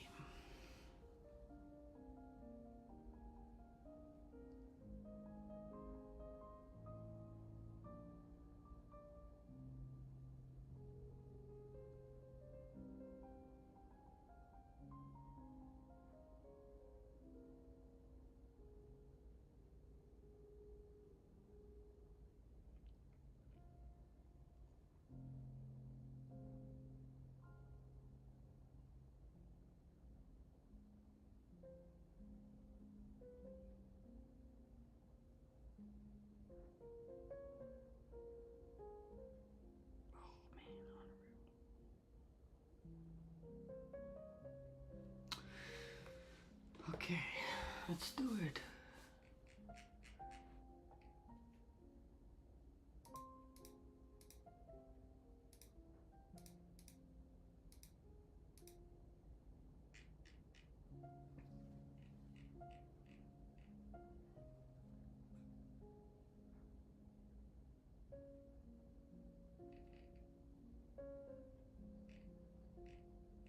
Yeah, this should be one page. So this will be a page. So we'll do like that. Network troubleshooting methodology. Or should I name it CompTIA network?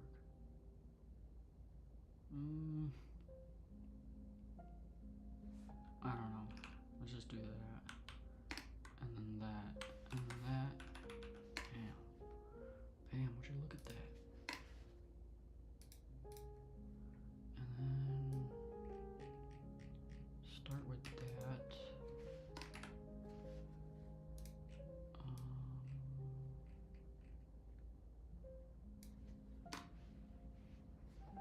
Okay.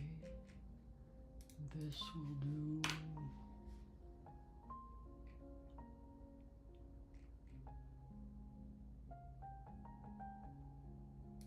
Maybe we'll turn this into a header. Do that. Something like that. Okay. And then we'll do like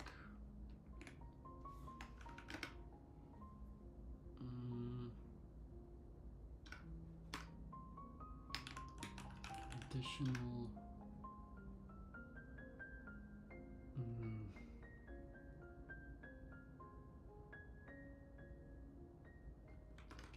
tips, troubleshooting tips, maybe something like that.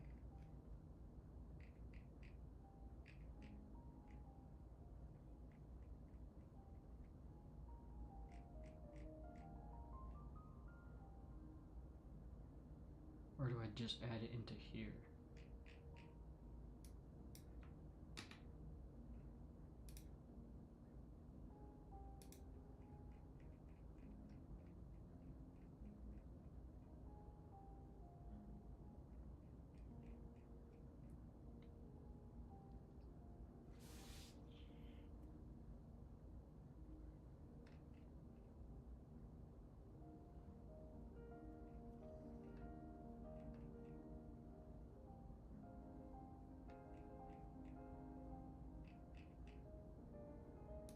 This one we can just delete, that's just stupid.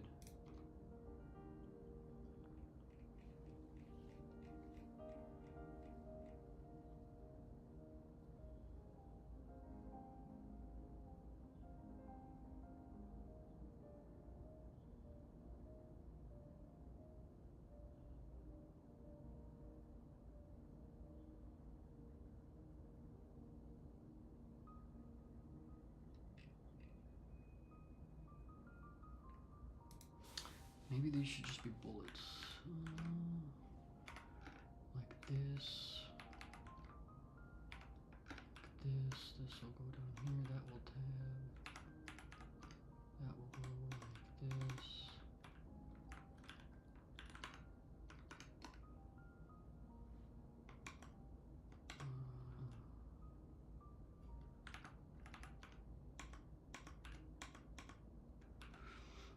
Something like that.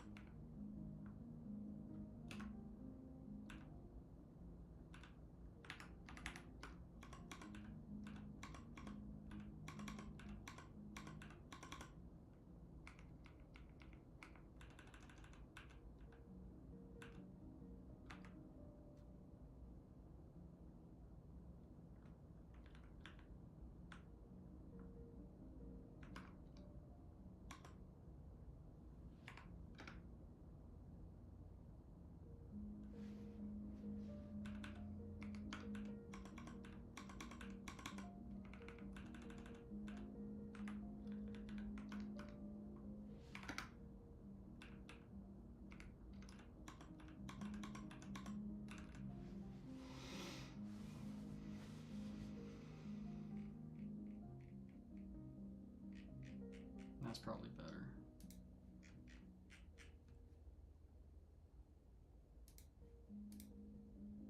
Okay, now this one. Oh man.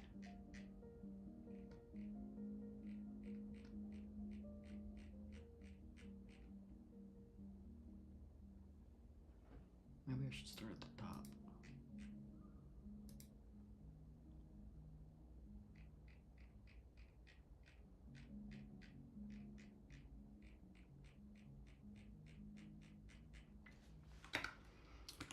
Network.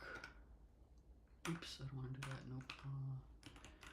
Network types. I already have. Okay, so I already have a network types here.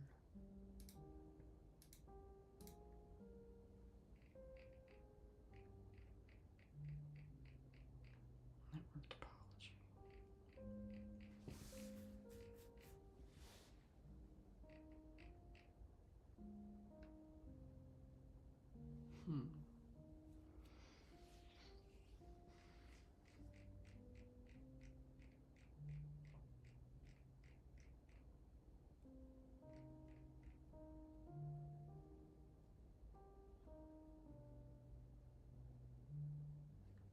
Hmm.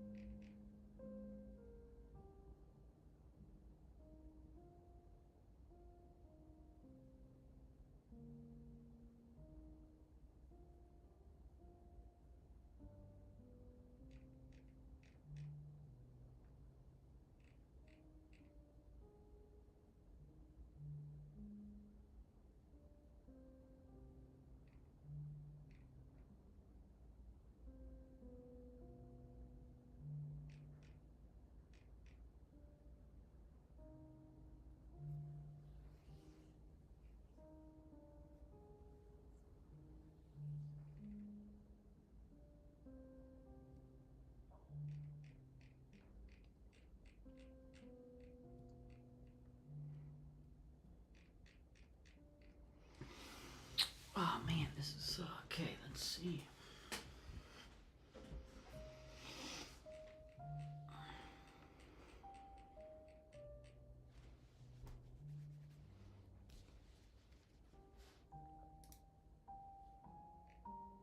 What is this one? Is this one from Intro to IT?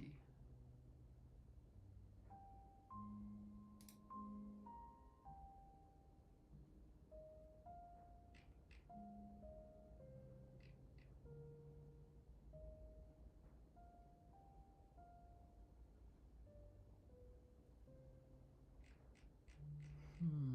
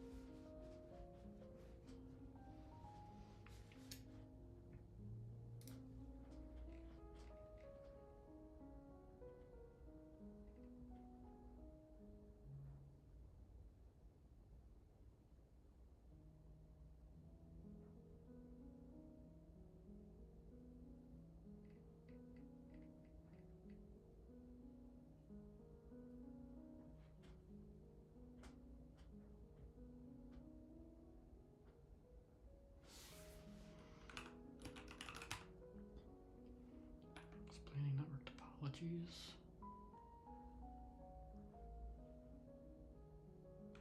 Yeah, let's look at this one here.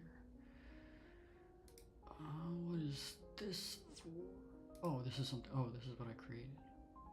Oh, okay, I see. That's that. Duh. Okay.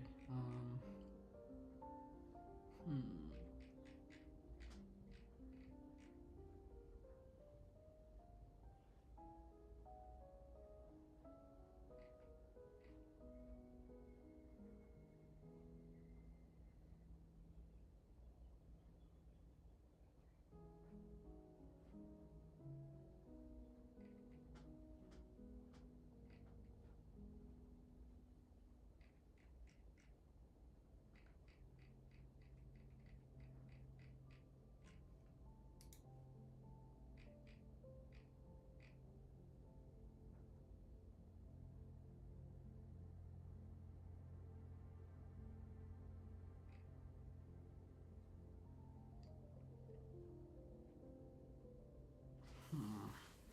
How do I reconcile these things, bro?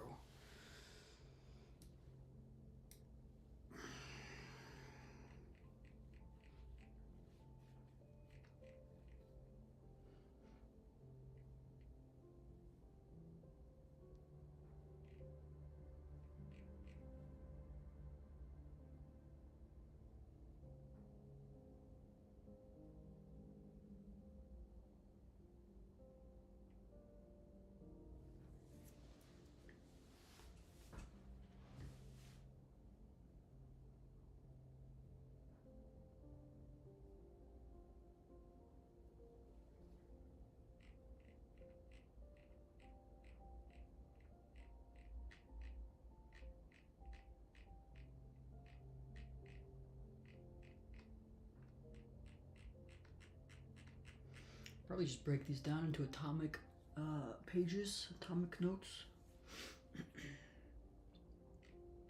That'll make them more flexible, maybe.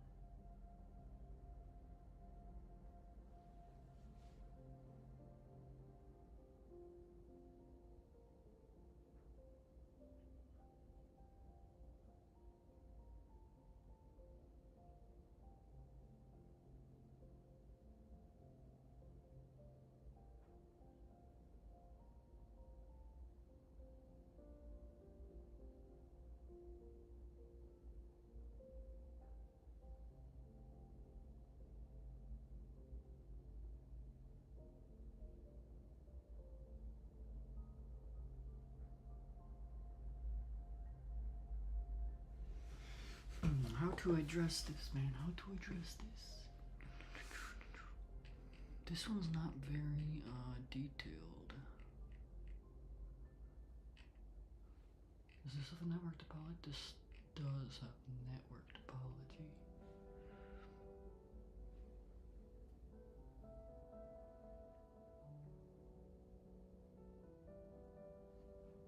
Bus and star networks are the most common. I don't know if bus is that common, bro. Who uses bus? Oh, Ethernet?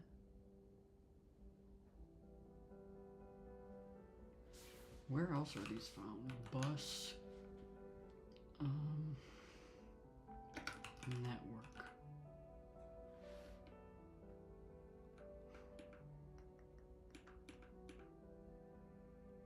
This thing, what's in here? I see.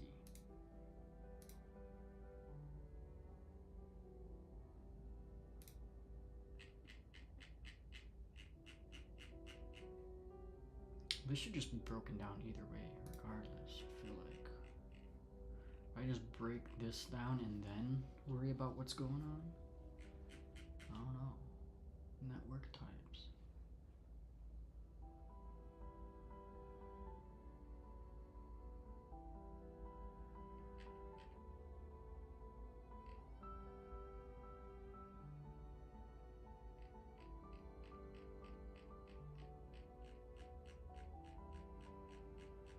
I feel like this should be networks required.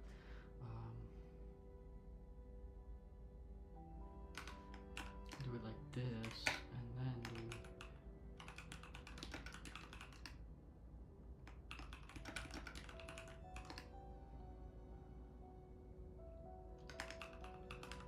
something like that.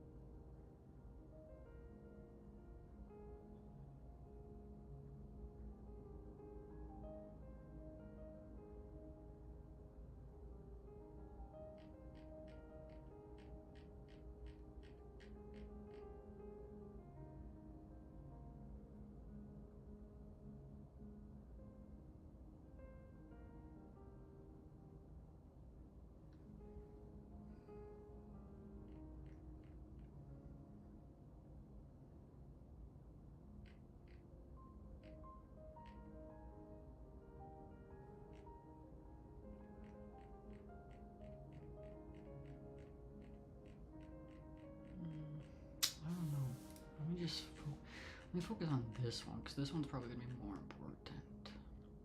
Explaining network topologies.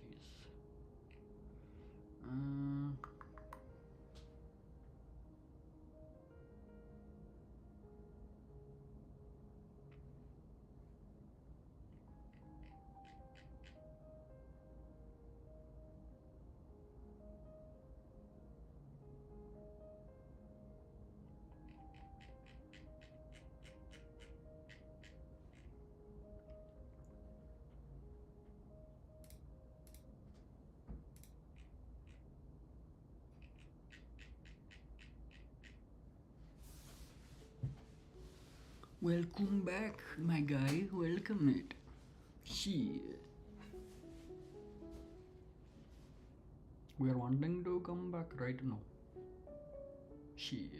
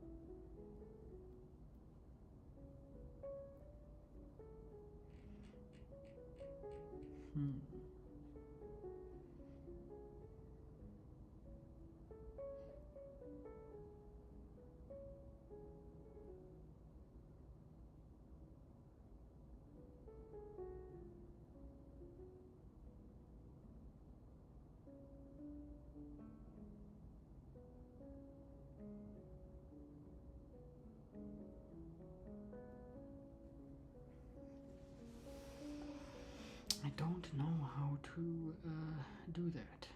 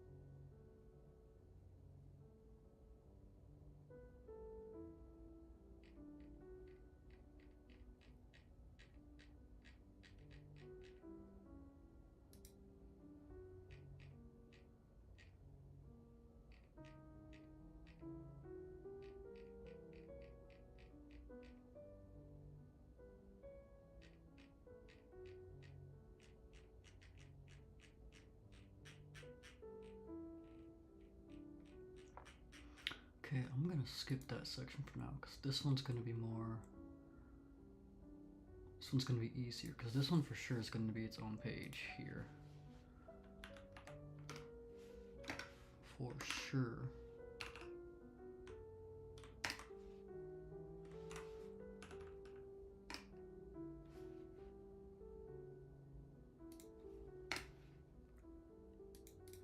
That one's gonna be like that.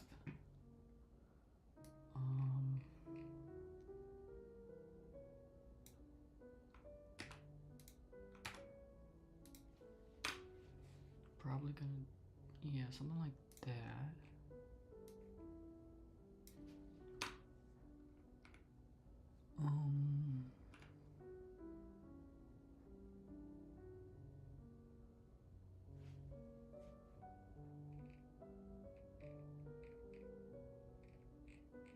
Should this be its own page or a subset of OSI?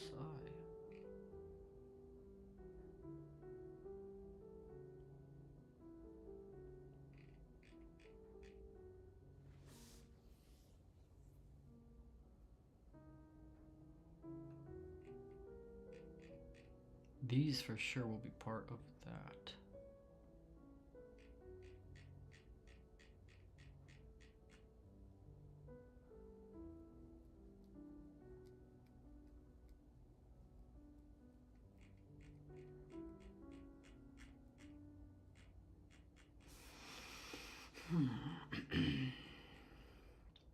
Well, let's do its own page for now, and we'll see.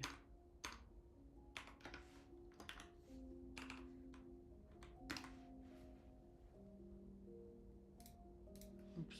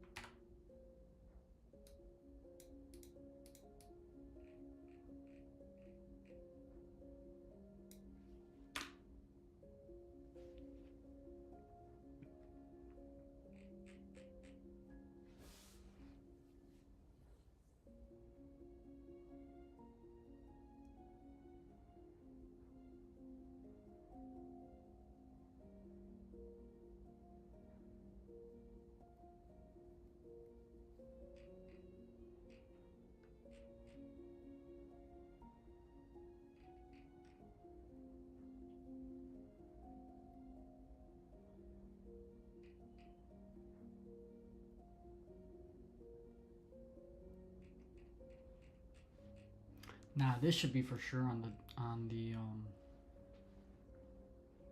OSI model page, I think. So we'll okay, I'll change that later. We'll first worry about these things.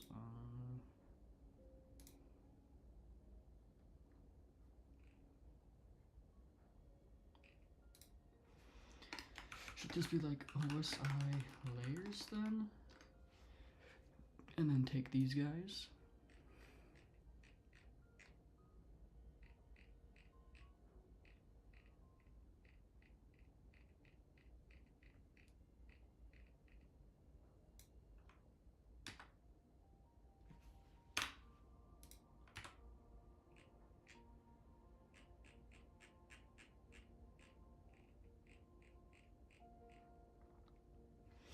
But have them, maybe have them their own page, each layer its own page.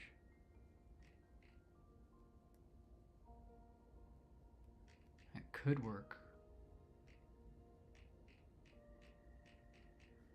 That could work, I think. That could work. That could work. That could work.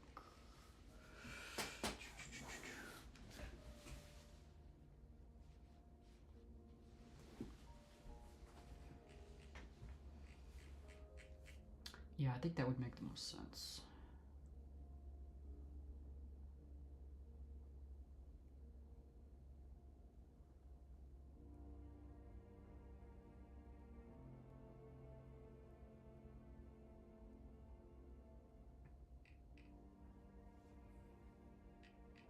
Yeah, yep, that's what I'm gonna do. Okay, this guy, get out of here. While I do this, do that. Okay.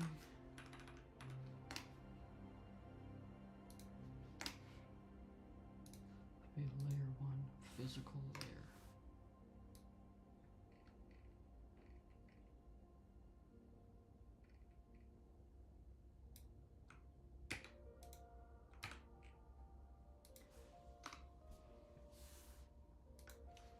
This will be like that.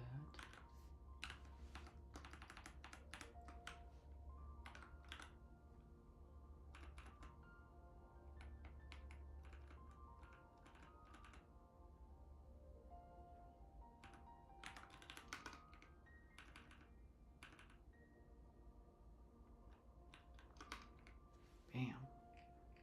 Oh yeah, we're looking looking good now.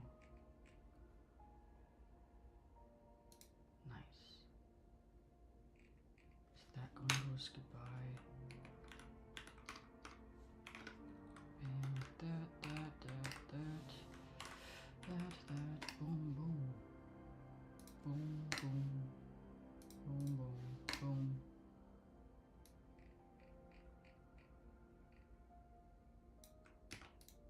Boom.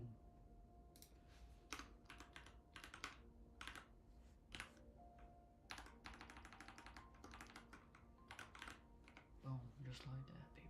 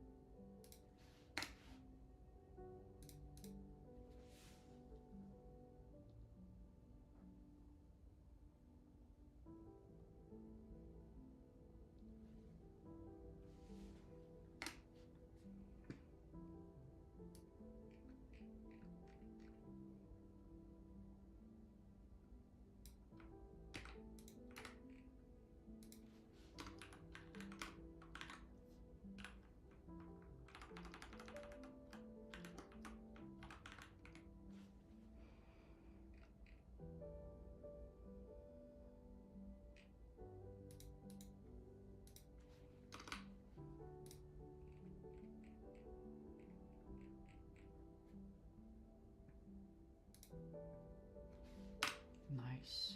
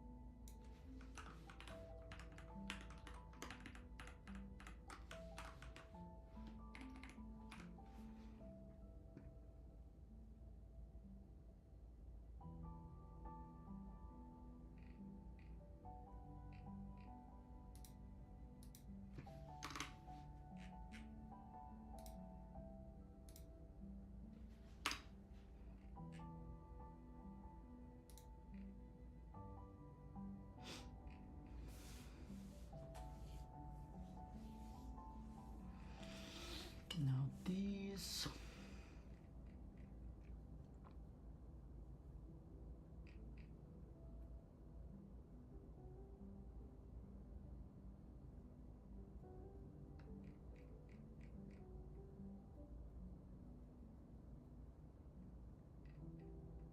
Yeah, I should probably just stick with the format for the sake of consistent formatting. Bam, bam, bam, bam, bam. Shit.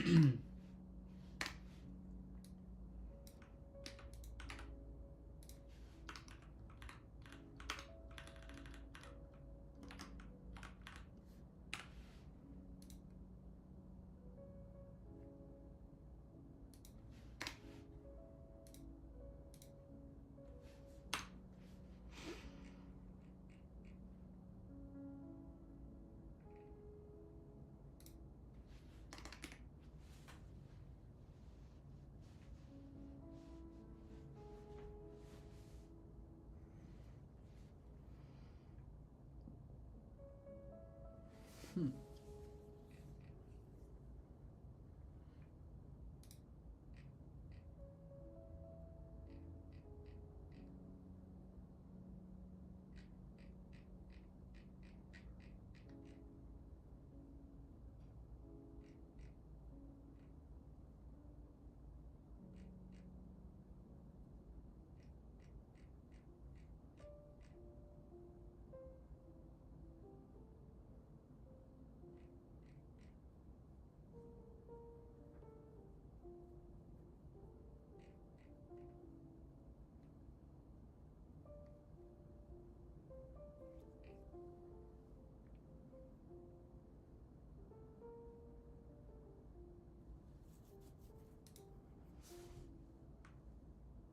This can just go somewhere here like that.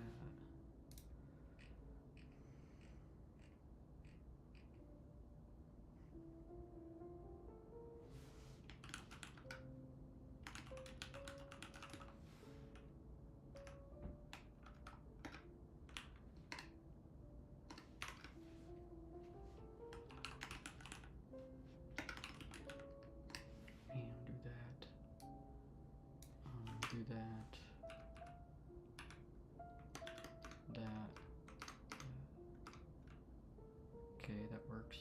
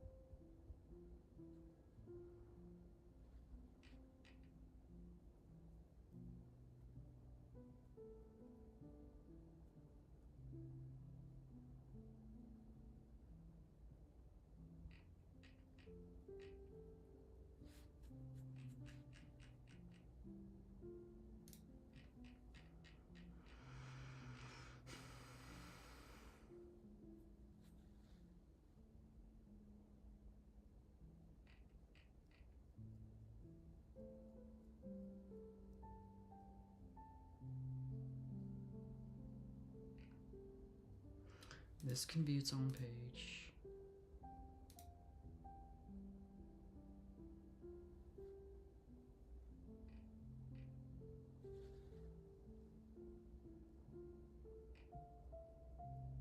Hmm.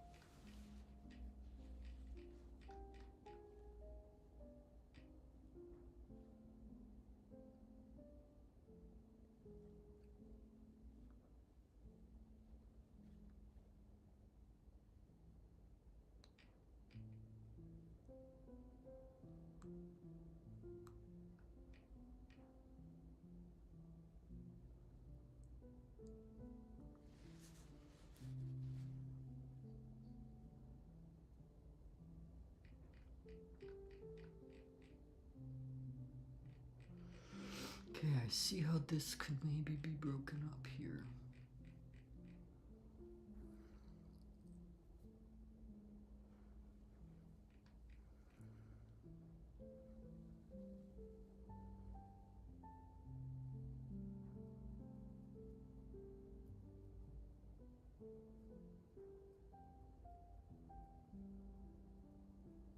It's probably the hardest part is trying to figure out how to organize these pages and consolidate with conflicting stuff from previous classes. Maybe not conflicting, but just other stuff, and trying to consolidate them so they're not duplicates. Okay, yeah, I think.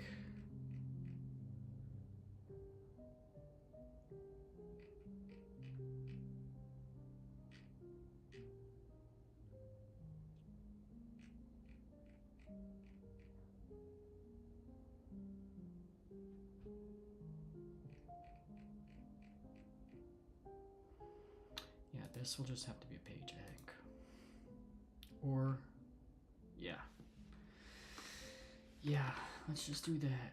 We'll figure out what to do from there once we can get that looking a little bit better.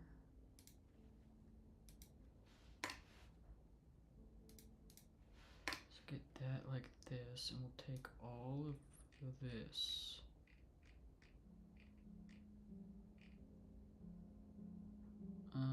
From this. Yeah. Okay, that goes in here. Use the OSI model.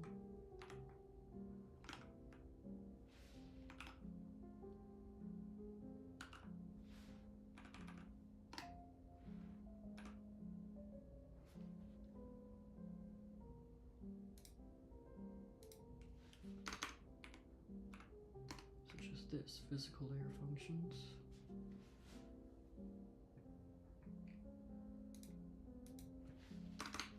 Data link layer function. So I wouldn't say this is Soho router. I would say this is functions of a Soho router. Right? This would be functions of a Soho router.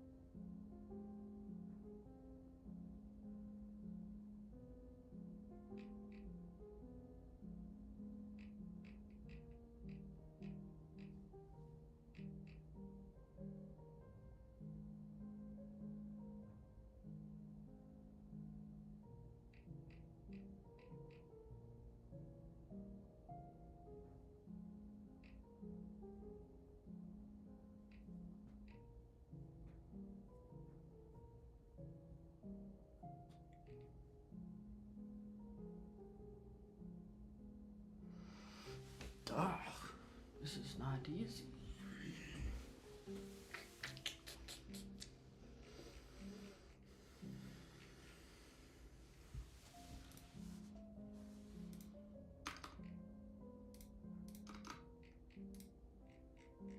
Okay, this is Soho router here, but there's also this.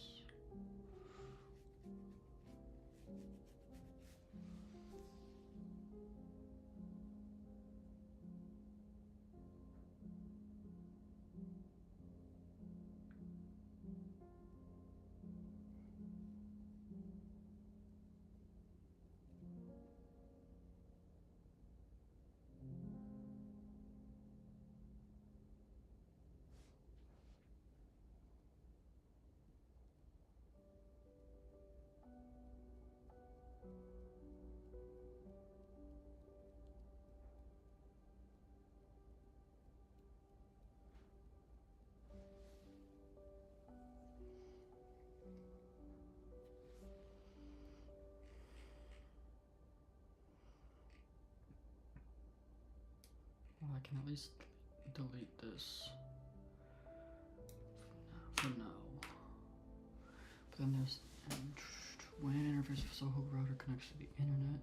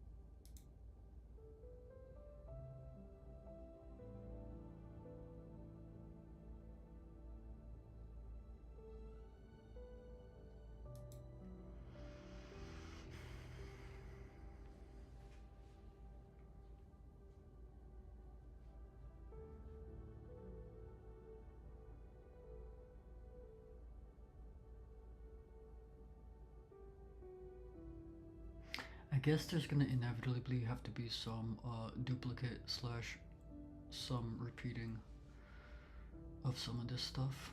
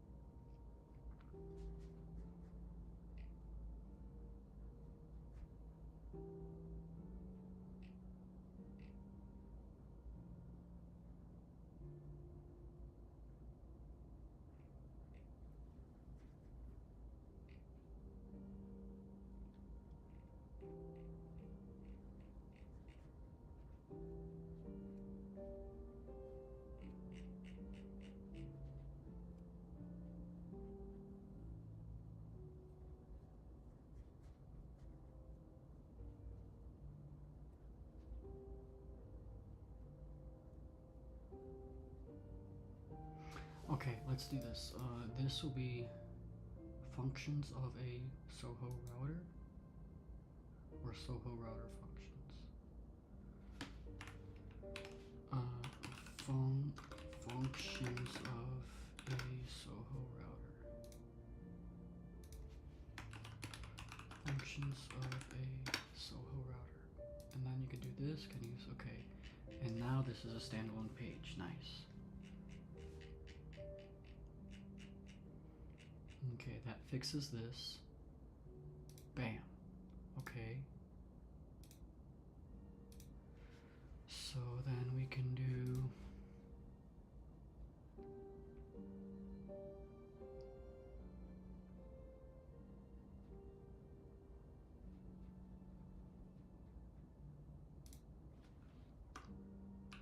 maybe something like that.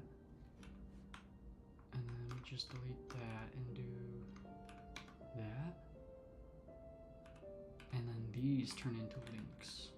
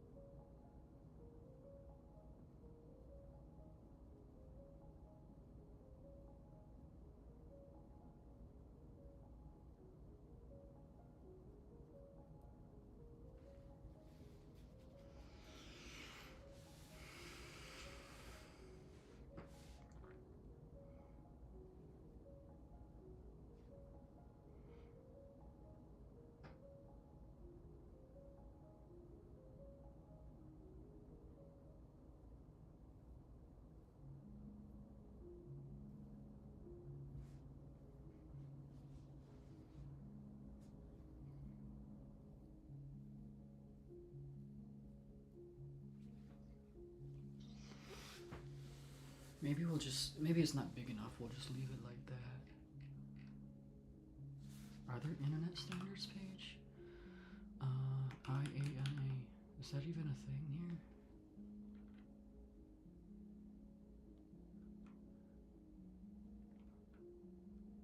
Is it only 2 pages that have it? What's this one? Well-known ports.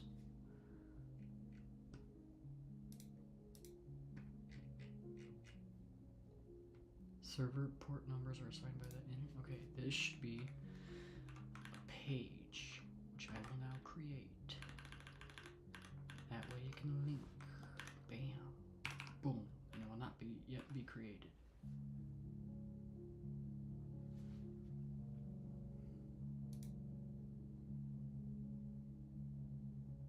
And this one will be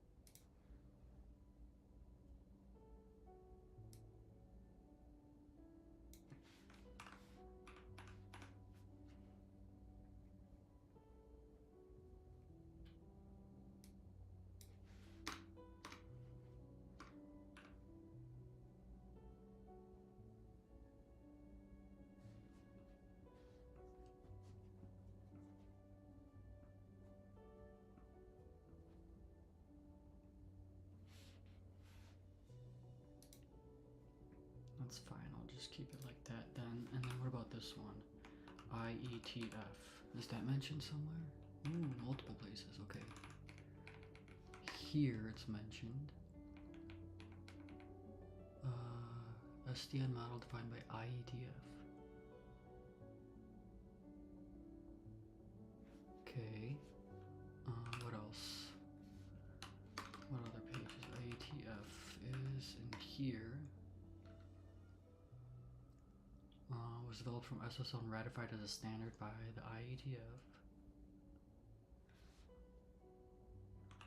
And then IETF, where else? TCP and IP here.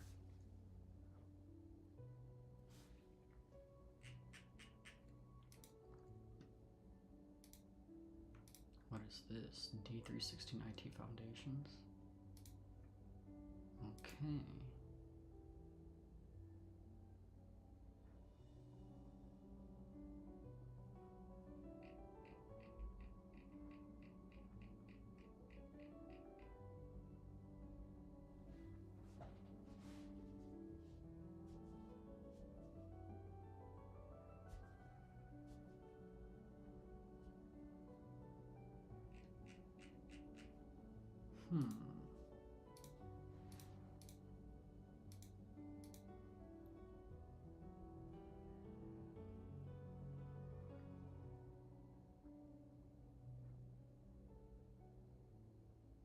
Whoa, okay, Soho router configuration. Here's something interesting.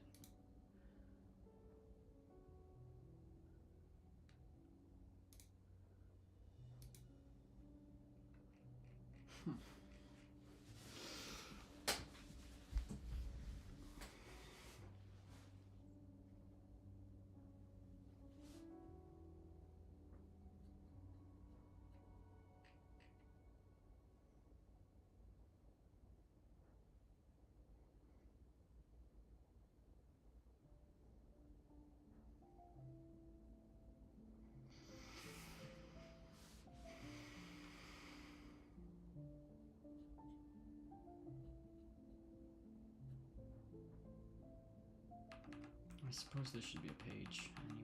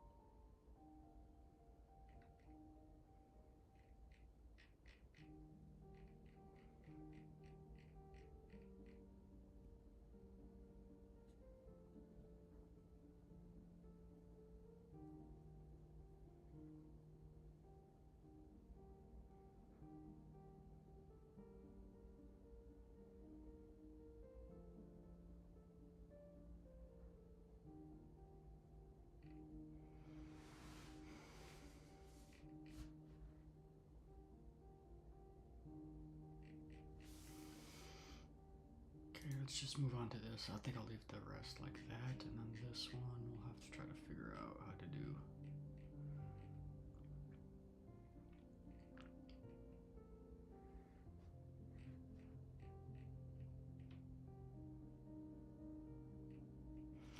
There's a network topology page, network topology.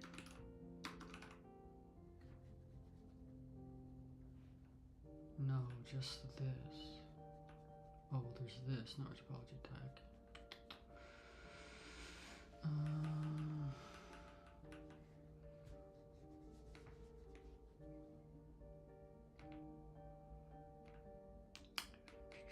Basically just network types in this one, okay.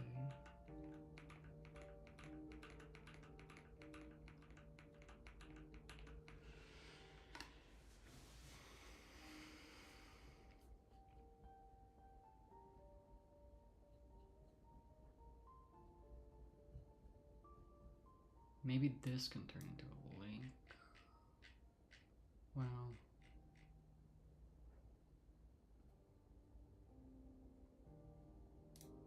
I guess I can combine these.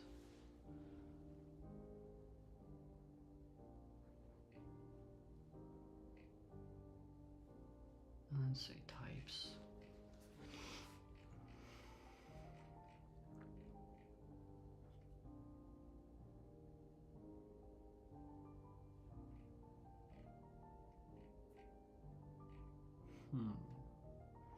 This is going to be a continuing problem of how to deal with this.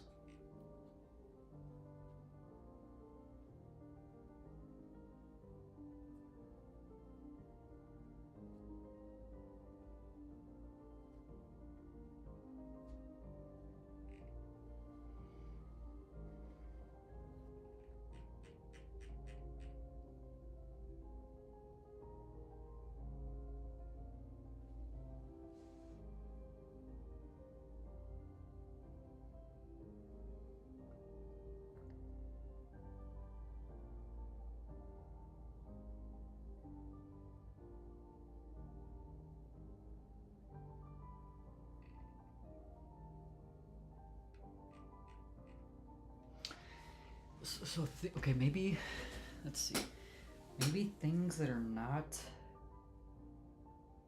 their atomic at the atomic concept level should not be its own pages.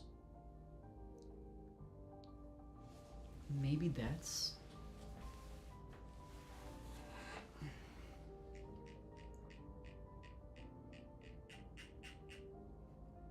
or just let that be and not worry about that and just focus on this.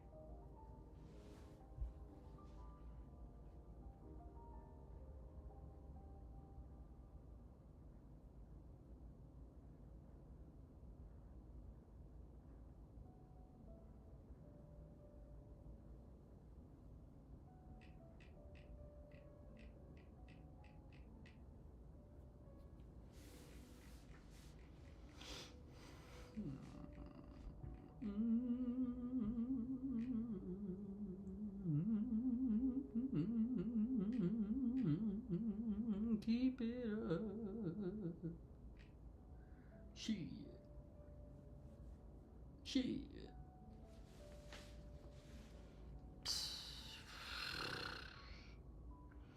Need to do meditating on it.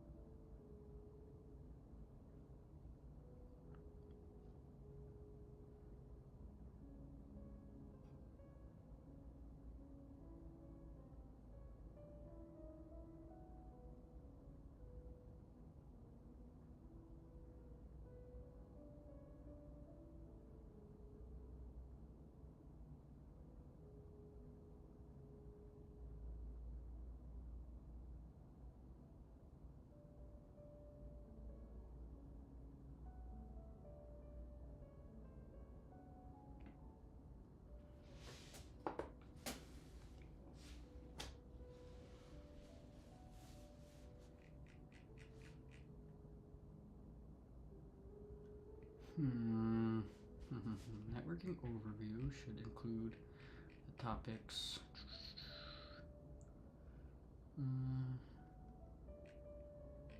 I guess this can be a page. Wait. What is this one?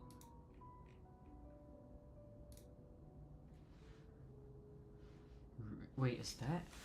Hold up, let me go back to column view because this is kind of bogus. Whatever they're trying to. This should be. Yeah, these are the page. Okay, I see here. This should not. Or wait, which one? Network types. This one, okay. And then network topology.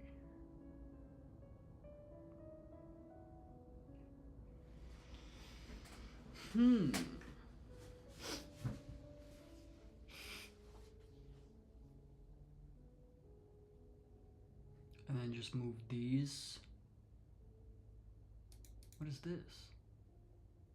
Oh, that's a lab or something? No, a quiz. Okay.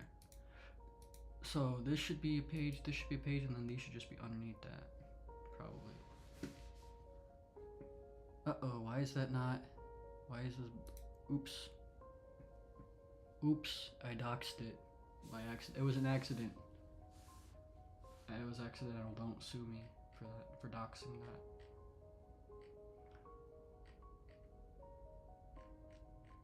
Man, just some BS, bro. How to do this?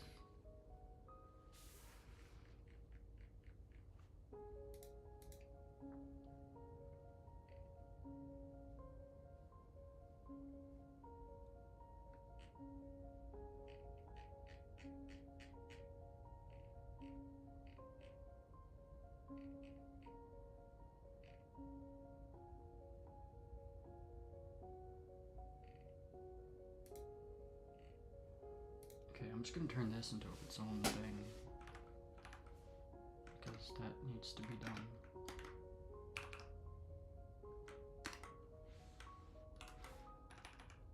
Let's just start from the bottom up. Let's do it bottom up. Bottom up, bottom up.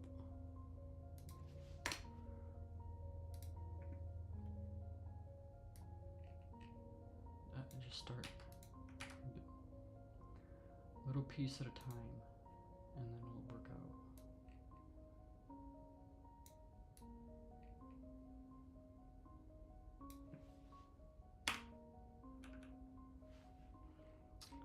And this one as well.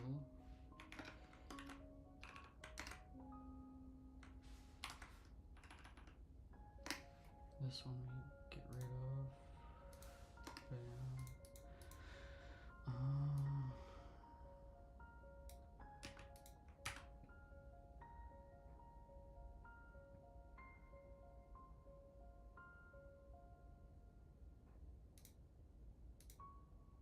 Maybe this should be also its own thing. Hub and spoke. Because technically that's not star topology, it's a completely different topology. Okay. Yeah. Just delete that actually from here.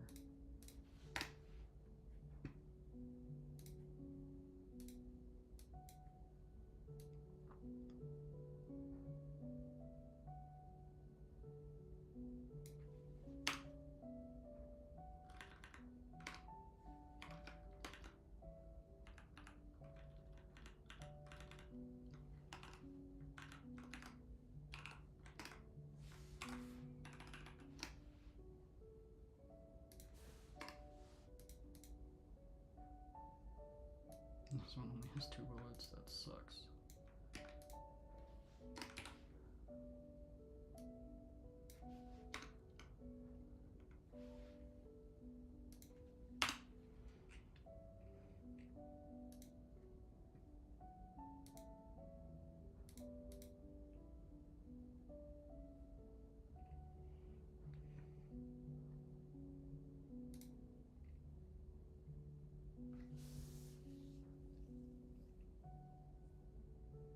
This should be its own page too.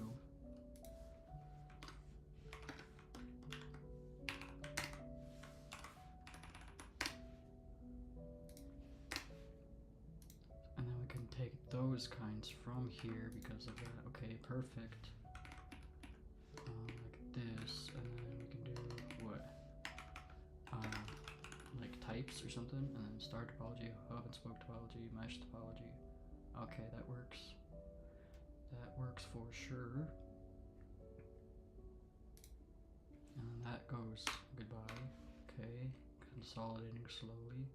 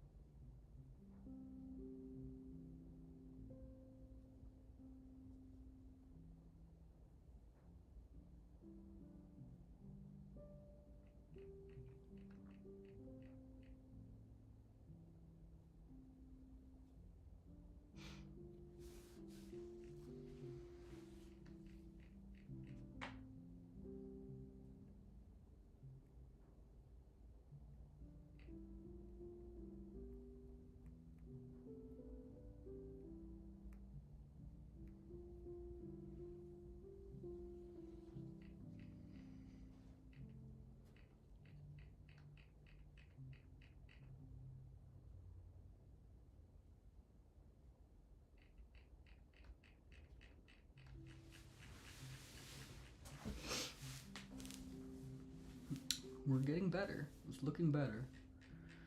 We could leave it like this, or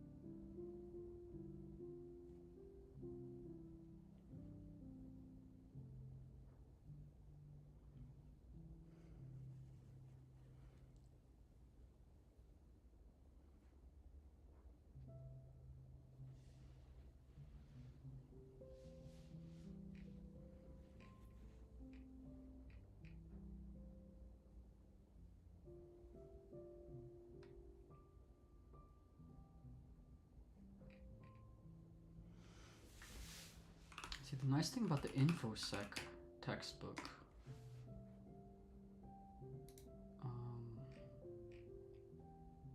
what is this? What is this link to? Oh, it's the legal class? No, this is not the page I want.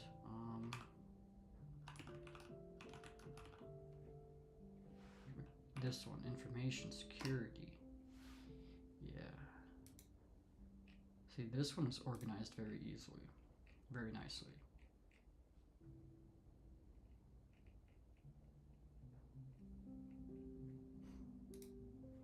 This one, not so much.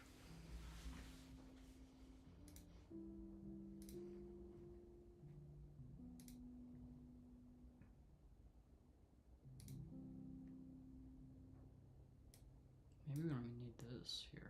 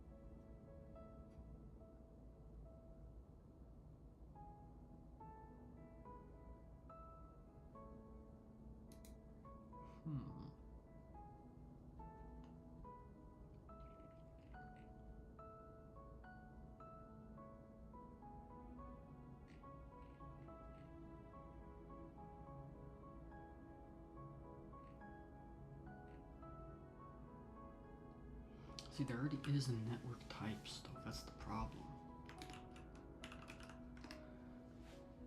So I have to maybe rename these.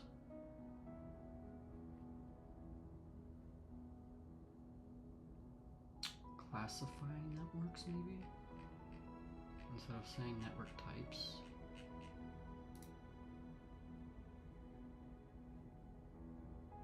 This is intro to IT, so this was based off of this course.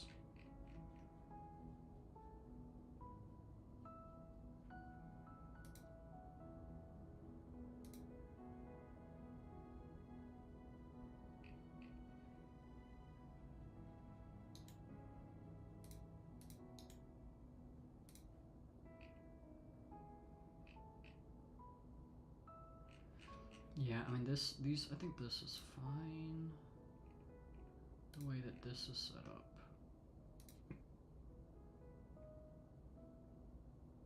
I don't think I want to mess with this.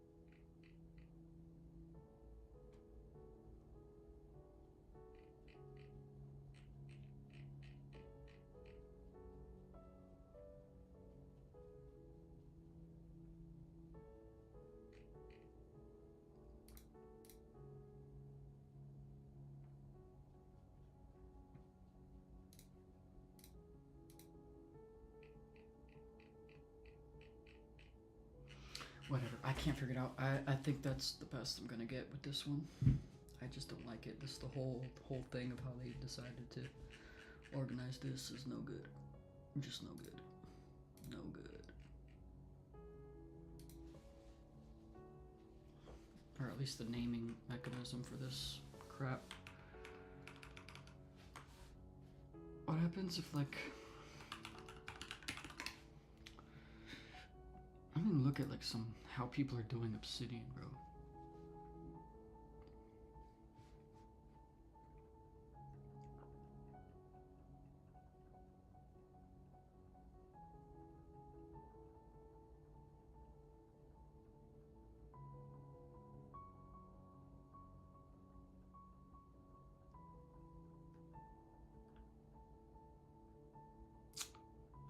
Obsidian.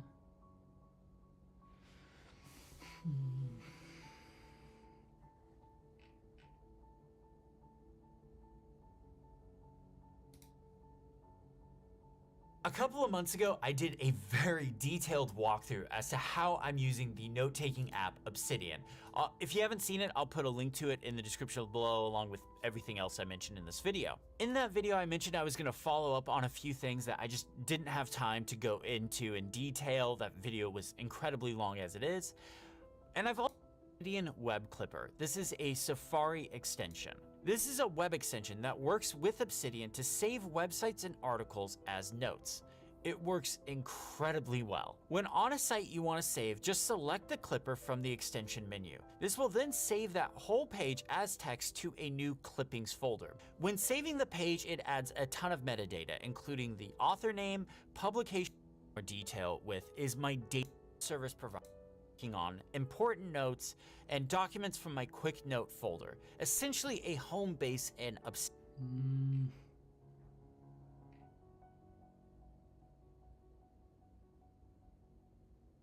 The heck is capacities? Why everyone is leaving Obsidian for capacities?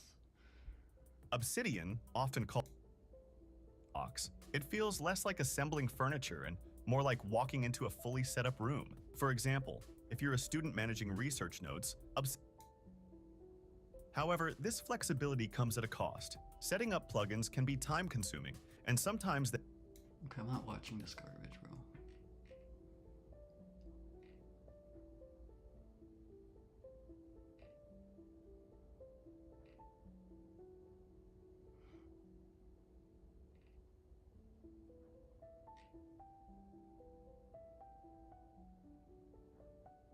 How to become expert with Obsidian, yes. This system in Obsidian can make you an expert in literally anything. If I had to make a guess, I'd say you're an ambitious person. You want to learn, you want to explore the topics you love, and you want to be confident in your skills. Maybe you're like me in the sense that you hate feeling ignorant and incompetent.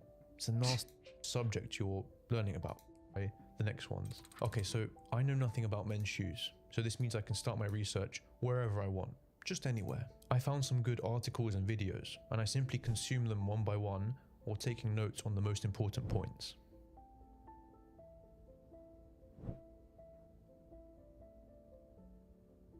Now, what counts as important depends on you and your goals. For me right now, I don't care about the history of the shoes or the manufacturing process. I just want to know about the style and where you'd use them. So that goal is going to orient all of my note taking and really make it personal. Now, just before the second step, which is when things get interesting, I want to add that you can do this with practical topics too. And by practical, I mean anything that involves you learning by doing. Things like sports, playing an instrument, and then do that stuff. You have to go out and do it, because the theory won't go out. I create a source note for it myself, beyond the words on a page or seeing them in a video. With each piece of content I consume, I create a source note for it. And all of the interesting ideas from that video, article, book, whatever, will end up here. I think of this folder as my lecture notes, like you're in college. They're not super rough, but they're not polished either. It's just collecting all of the things that mattered from that source. It's important to mention that they're all in my own words, and you'll see why in a second. With books, for example, I write down the page number, maybe a quote or passage I found interesting, and then underneath it I elaborate in my own words. I give it a discussion. What did it remind me of? What questions do I have? Could I link it to something else? Anything interesting that it made me think. Amazing if you stop there. Now, this is all very simple so far. It's just note taking, pretty standard.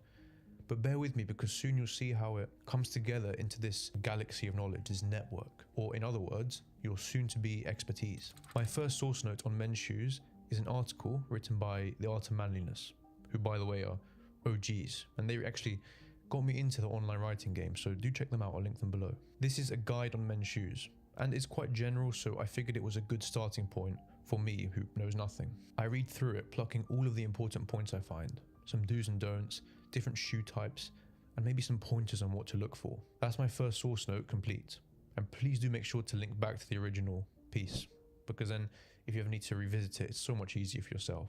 Also, I know I repeat this all the time, but do write it in your own words. I know I sound like your English teacher saying that all the time, but it really is important.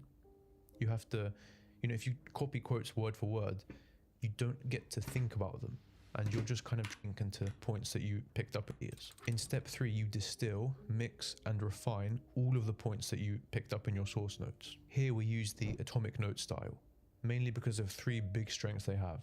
But first off, what actually are they? Atomic notes are a single unit of knowledge that you can move around, you can edit and build upon, and most importantly, you can connect with other atomic notes. They have 3 strengths that you don't really see in mainstream note-taking styles.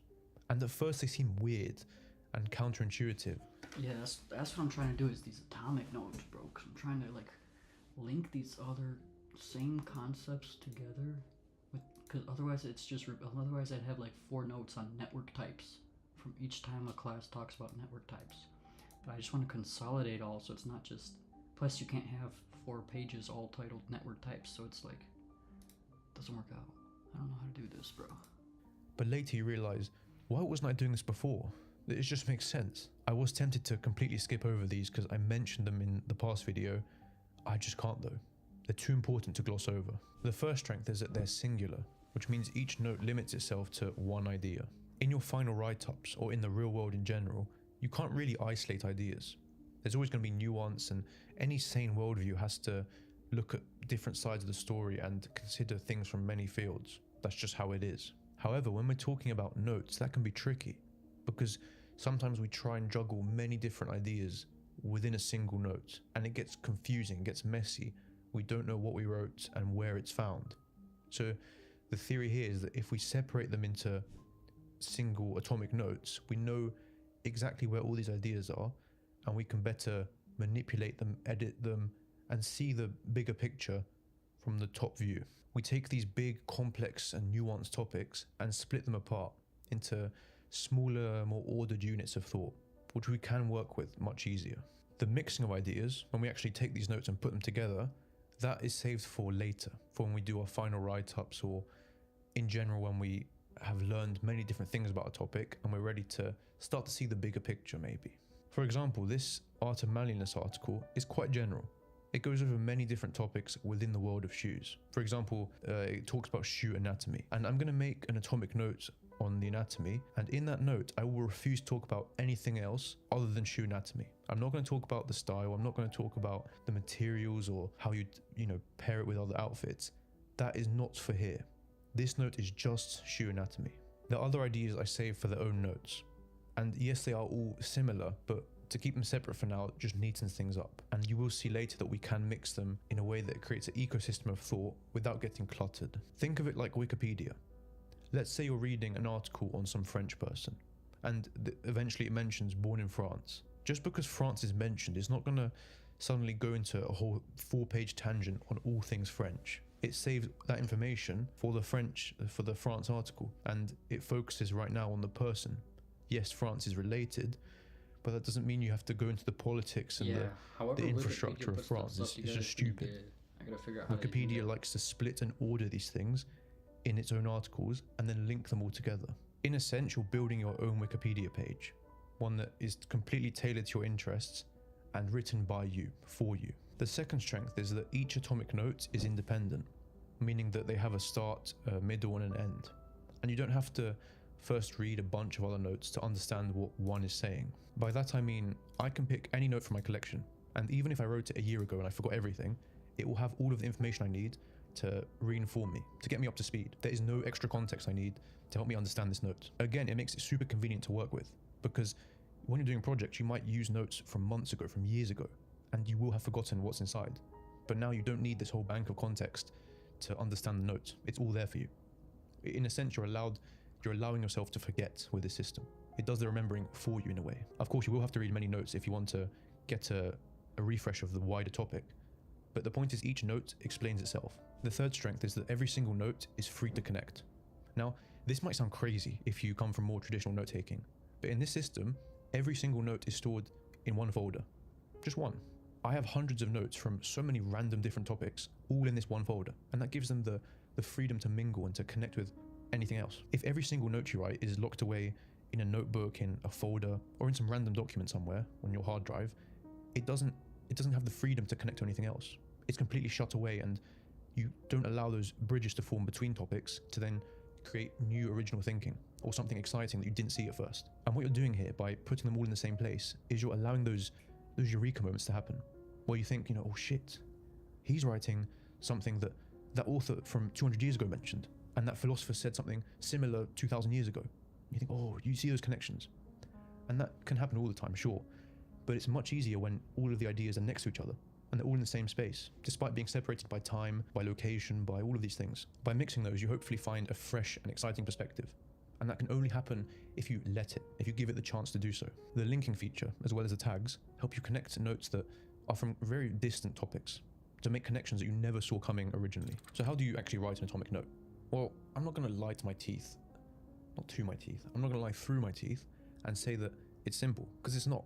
There is a learning curve, and there are a lot of small details that you have to figure out for yourself, and it comes with experience, I promise you. But even so, I want to give you a head start and give a rough guideline, a rough template on how you can write an atomic note, one that's solid and will serve you well. Once I finish my source notes, I read back through them and I decide what here deserves to be made into an atomic note. This part can be tricky. It's a little bit abstract, and for the longest time I didn't understand the difference between a source note and an atomic note, but I do get it now. I still struggle with it sometimes, but there's many guidelines that I use to help me decide what to write about. First is the most simple and the most obvious. You take what you found in the source notes that was the most interesting, the most exciting, and you convert it into an atomic note. You give it a more proper write-up, you flesh it out more, you elaborate more, and just polish it and give it the care it deserves. Because remember, these are going to serve you for the rest of your life. Once written, they're written. It's for this reason that I almost never copy and paste straight from the source notes. I give it more care and time and attention. It does take more effort, of course, but in the process, you're still learning and refining and really revising the concepts. So even that process of writing it again, in a sense, is useful. But hey, if you want to copy and paste, that's fine as well. We don't all have time for these long write-ups, so do as you wish. For example, I finished my source notes on a video by the Gentleman's Gazette on 5 pairs of shoes that every man must own. You can see that I wrote down what he said pretty roughly. One of these pairs of shoes was black Oxfords, so I decided to take that idea, that you should own them, and make it into an atomic note. It's not redundant because I didn't just copy and paste it, and I didn't regurgitate the same sentence, but I used it as a chance to flesh out the topic, to elaborate on it, and to really add my own 2 cents. I took the impersonal from the video and gave it a personal touch. I added onto it a flavor of, I guess, my life and what I would use this for. And that is what you should be doing because, again, this is your system and it's there to serve you and to help you and to assist you in all your learning. Besides, even if the content in the atomic note was exactly the same as the source notes, you now have given it a chance to connect to something else. You've created a unit of an idea that is free to connect to other units of ideas, other atomic notes. And that wasn't really possible when they were locked away in the source notes. The second thing I look for in my source notes to turn into atomic notes is a recurring theme. Something that keeps popping up time and time again. I'll move away from shoes for a second because it's easier if I use literature to show you this. A while ago I read the Oedipus plays by Sophocles. Within those, although it wasn't explicitly mentioned, I kept seeing the idea of family come up again and again. The, theme of family. I noticed that a lot of the ideas inside that book were pro-family. They were highlighting the importance of having good ties with your parents and respect them as they age and having a mutual care for each other and not being ruined by bitterness and jealousy to each other. That was something that was evident to me throughout the book. So what I did then is I made an atomic note dedicated to that idea, and to prove I'm not making shit up and coping to myself, I actually went through all of the source notes and took examples of where this happened. Quotes, passages, I discussed it a little, I gave some evidence to back it up, and this atomic note was just a way for me to wrap that up and to take something that wasn't evident initially and make it into something real and tangible and connectable. So if you keep seeing a general idea pop up in your source notes, you can use an atomic note to name it and to give it a summary and to wrap it up and define it as one. And finally, atomic notes can just be your own thoughts. They don't even need a source to exist. Sometimes I make them, and in the references I just put me, because I just thought about it. I know it sounds obvious, like no shit, we can just think about stuff and write it. They are, where all the sources might be wrong. The sources might be wrong. And there's elements of truth in everything, but the willingness to be wrong is important, and it means truth. All of those questions can inspire your next atomic note. And choose, of course, for that, it's atomic notes, I have a status tag. And this tells me how developed the note is. Because, some are rougher than others and some need more care. It's to both worlds, and that is, the tagging is how we achieve that. Again, I won't go into detail because I cover it in the setup, but just know it's there and it's important. I also link to other relevant notes at the bottom, which creates this tree of reasoning that you can explore through. For example, if I mention the hole cut shoe design in one note, I might reference another note that elaborates on that topic and it gives more attention to it. Again, we're not using each atomic note to talk about everything. If we mention one idea in this that isn't the main idea, we just link to the other atomic note that does cover it in full detail. These are all of the atomic notes that I've written for the Art and Manliness article. I hit all of the main ideas, I linked some of the ideas together, and I even started to make an index. An index is like a contents page for a topic. It gives you a broad overview and helps you understand the topic from a bird's eye view. I do this by taking the tag, moving it to an index folder, which is just there to keep it separate and easy to find. And then within that note, I add subheadings that are relevant to the topic. And under each of these subheadings, I link to any notes that are relevant to it. And this just gives me again, an easy way to understand the topic as a whole and to jump in whenever I need. Step 4 is called synthesis. And this is what really separates this system apart from anything else. It's what you need to become an expert. The 3 steps before this are good, but synthesis is a must. Synthesis is when you repeat the last few steps. You find good sources, you consume them, and then you take solid notes and turn them into atomic notes, all that good stuff, and you grow your collection. But you're not just adding new notes, you're also refining existing ones. You edit them, you add information, you make sure they are, you give more angles to the same topic, and really build nuance and depth to your understanding. You will grow and mature as a person, so it makes sense that your notes can be lifted up with you. You can edit them, you can update them, keep them fresh and relevant as you develop through your life and learn new things. Something adds a contradictory point, a counter argument, or just an extra bit of detail that helps keep it relevant and strong. Now, what this means is that one note can have ideas pulled from several different sources. So, initially it's going to be one source, one note. But after time, after you consume more and read more and do more, you can have many, many sources talking about the exact same idea. You use little aspects from each one to refine that one idea. Every source has its weaknesses. It might be missing something, it might have a lot of stuff you don't care about, and it might not be presenting a fair picture of this topic. And that is why you read multiple different things in order to gain a strong idea of something. And all of those weaknesses are kind of evened out because we're once... You see, so that's what I was doing. That's what's good. But the problem is when you're doing it for a class, if you create multiple sources, you kind of like adding a whole bunch of stuff that you don't need to know for that specific test. And so that's why the class information is so like, it's kind of a rigid structure. You can't get out of that.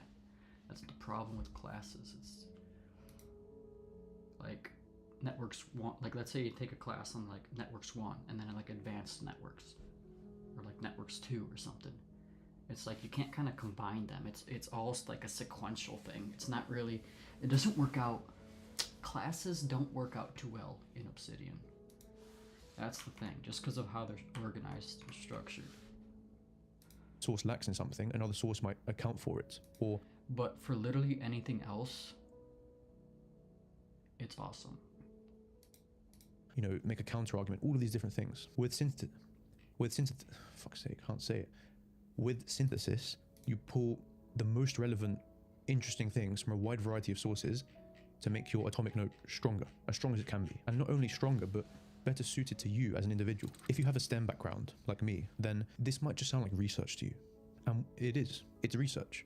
When you research, you have to read multiple different papers and then draw ideas from each of them to get a better understanding of your own topic that you might be discussing in your literature review or your paper, whatever. That is tough work, especially without a system to help you. If that's how you roll, then you also need a way to store, study, and manage all of the references that you use in your final write-up. That's why I'm excited to say that Aforai is sponsoring this video. I used to use Zotero as my reference manager, but I found it clunky and a bit outdated. Aforai is a clean and modern reference manager, one that remains simple and easy to understand. You can see here that I've uploaded a few of the papers I've used for my research, so they're all neatly organized in one place. You can then generate a citation and easily plug it into your dissertations, articles, or whatever else you're working on, without the pain in the ass process of writing it all yourself. Writing your notes in Obsidian or on paper is great and all, but it can be a little tricky for some people to remember the context of each point they make. All of my tags are yellow, and all of my atomic notes are just plain old grey. In blue is my index, which gives me a bird's eye view of the whole topic. Now, in fairness, I haven't done enough research to call myself a shoe expert, but you can see from this system that if you give me a few more weeks, months, not a year probably, weeks and months, I can become an expert on shoe. Using this formula of consuming, writing, linking, making all these notes, I've managed to build myself a pretty decent network on shoe knowledge. It's not exciting, but it's there. On the graph view, you can see that all of my sources are red, all of my tags are yellow, and all of my atomic notes are just plain old grey. In blue is my index, which gives me a bird's eye view of the whole topic. Now, in fairness, I haven't done enough research to call myself a shoe expert, but you can see from this system that if you give me a few more weeks, months, not a year probably, weeks and months, I can become an expert on shoes, and I'll have more knowledge than 99% years. Just how personal this is. That's okay, but system, and it's it's pretty serious. But if you wanted to take it one step further, you could take what you learn and change it into something new. Medium, that's words, and this is a learning technique, but it confuses you if you want as intuitive to me as breathing, and that's not because I'm special. I have a special talent. It's just because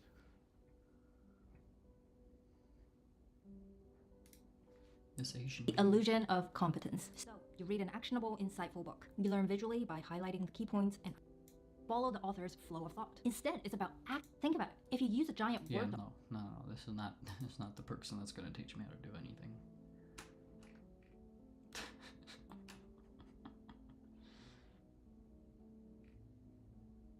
What about this nerd? Obsidian is an amazing notes and ideas. Hi, one direction.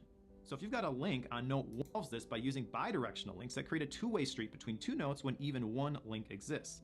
And this is the key to leveraging the power of the local graph. I keep my local note clicking the into connections that I'm not able to use, but to browse my old note brackets all the time with my sermon sketch notes. I put the sketch note image in the note for the day, and then I transclude every Bible verse that was mentioned in the message. It embeds the contents of those verses in that sermon sketch note file. This allows me to view the notes from a sermon, open up a verse that was used, and see all of the other notes that I've taken that mention that specific verse. This of immense and the power of the local graph. You need to embrace.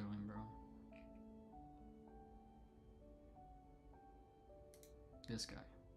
I got CC'd into a tweet trying to articulate is within those. Well, you can do it. It has trade-offs, right? So they need to. Wait, this guy. So it doesn't talk, bro.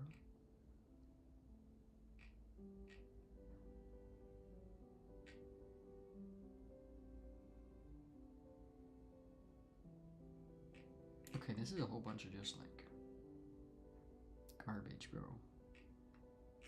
I'm just doing whatever I'm doing. I'm going back to this. Alright. I actually don't like how this is set up now. I gotta figure out how to fix this.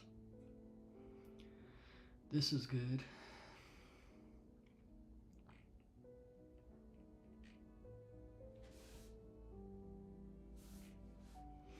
Okay, I gotta put everything that's something that's atomic. Let's see.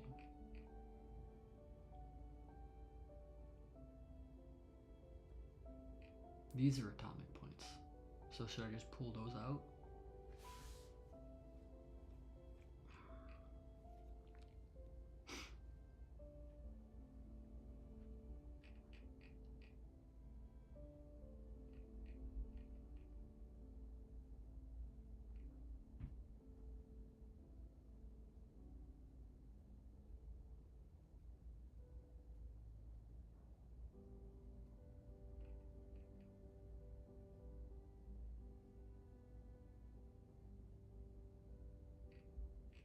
Yeah, probably.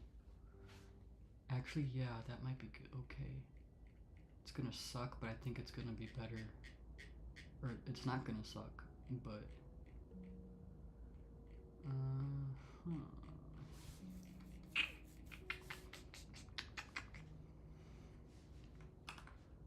Network.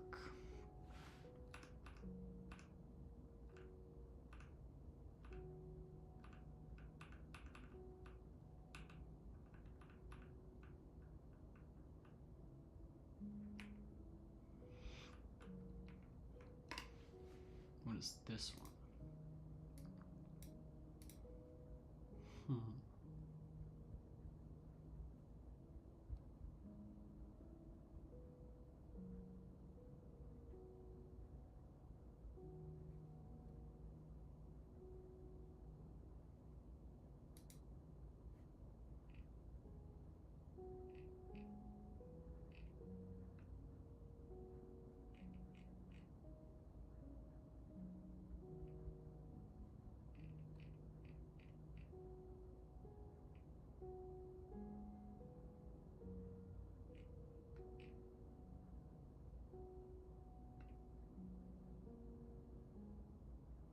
Okay, I see.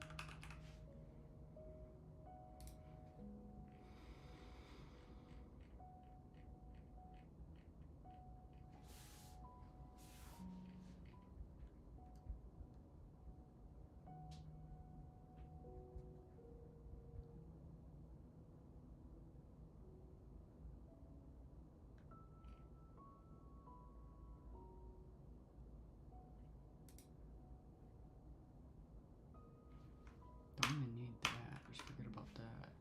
And just do this.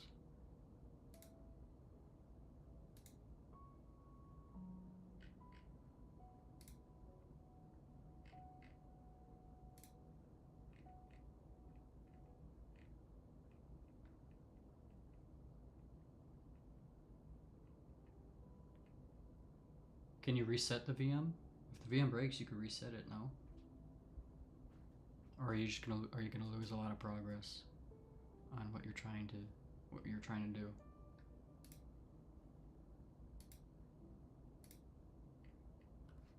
Dang, that kind of sucks.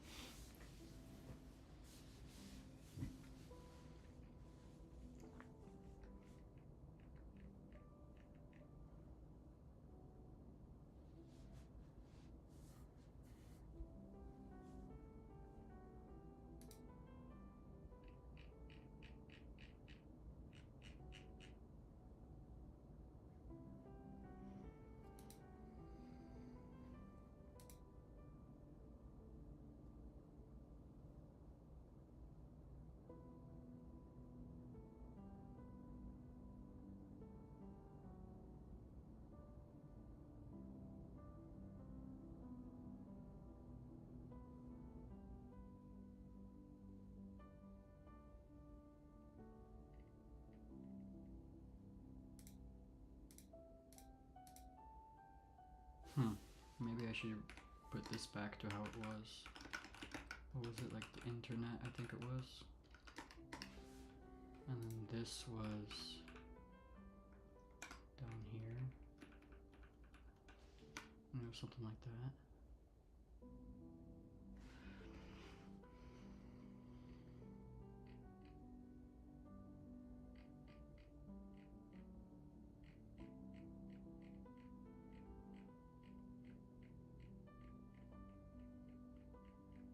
I guess this works fine.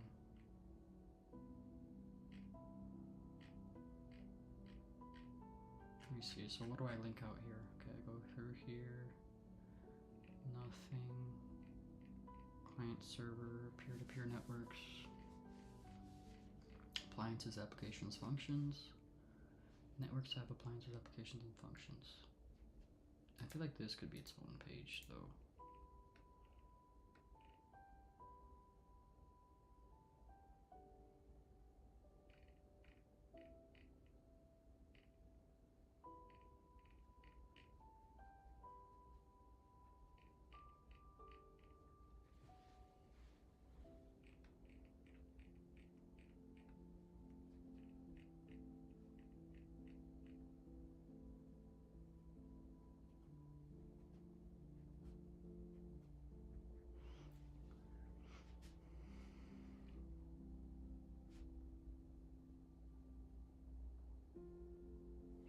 Let's say I want to search for like client server. In protocols, there's client server model.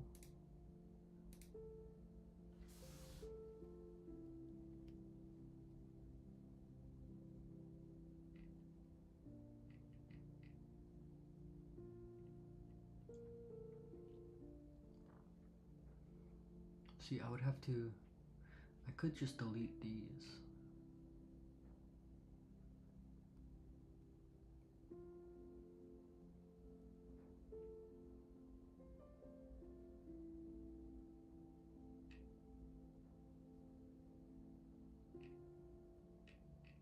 But this is also nice as a single page here.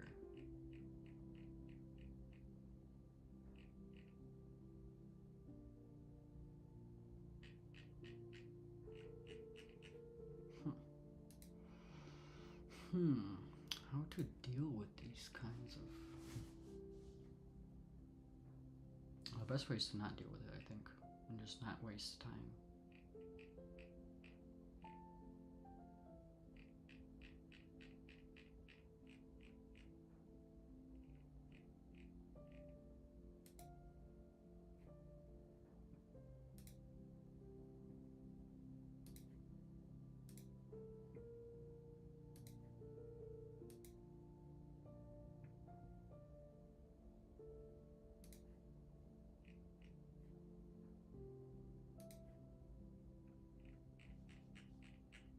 Yeah, I'm just gonna not worry about it.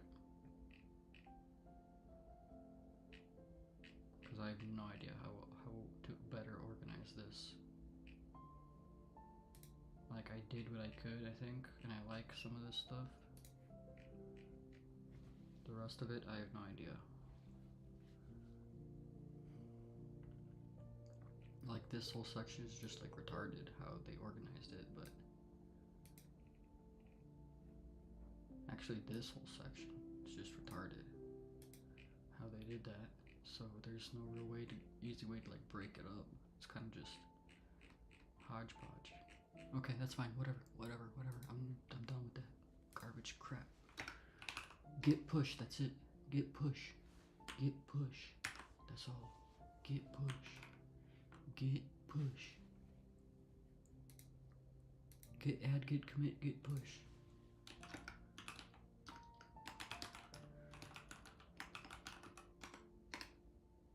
Get add. Get commit dash m. Class D 325. Section, what was this? Explaining network topologies. It wasn't even, why is it even titled Explaining Network Topologies when there was way more than just even topologies. Like topologies was just like a one section of that. You see that they don't even do a good job of naming anything, organizing it. That's their fault, to be honest. Explaining network topologies. Like I think I would just call it cleanup. Yeah. Done. Git push origin main. Clear. Goodbye.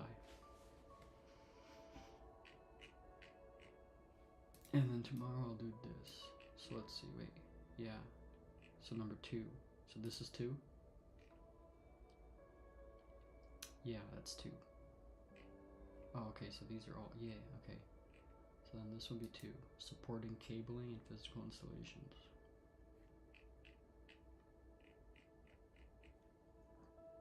This one's just cancer.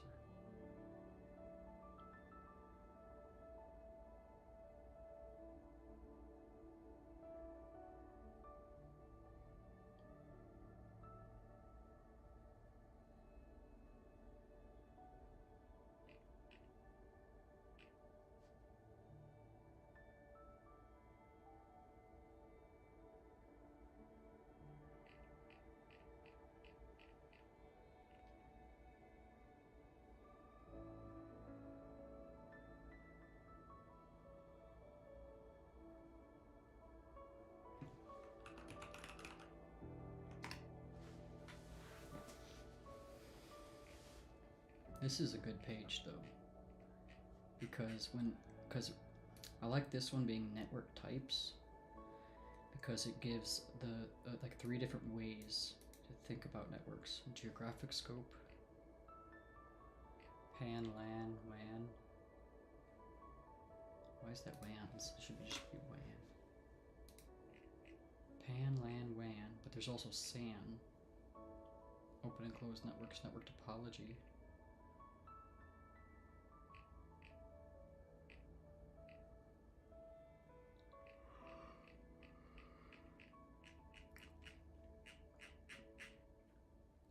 I don't know.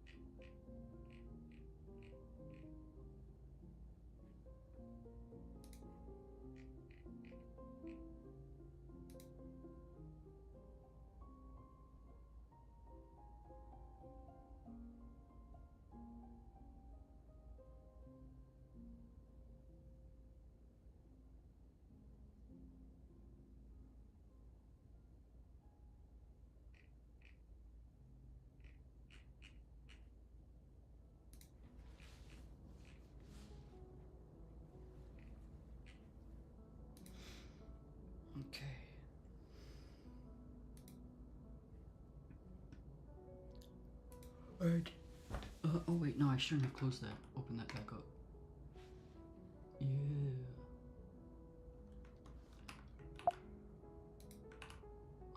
Let's see. Reading goal.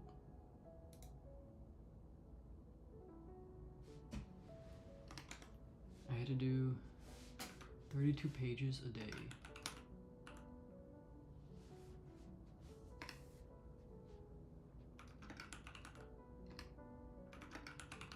Wait, so Monday night 32 pages, tonight 32 pages, Wednesday night 32 pages, Thursday, Friday, and that would be done.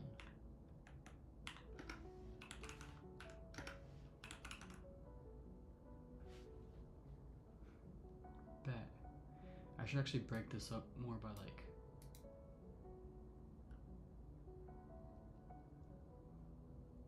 actual chapters.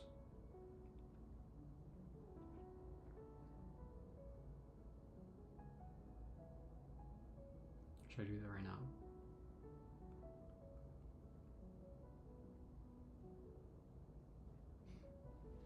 No, I'll do that for the next book. Okay, bam. Since this is just the last few days, I'll delete this. That's gonna be temporary. Type B.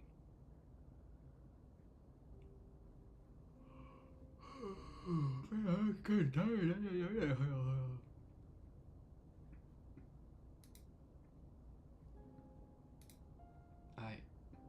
That's it. I'm out, dog. I'm out, dog. Shit, I'm out, dog. Wait, what do we do? We only did 2 sessions today? That's crazy. Oh yeah, because the password thing freaking took like 3 hours. That's crazy. Okay. And then what else?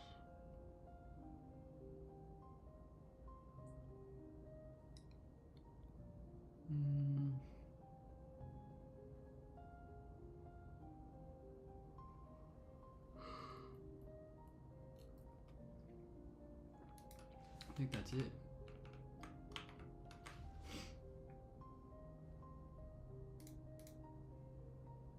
We'll do close that, open up this one. This one's gonna have how many submodules? 1 Ethernet,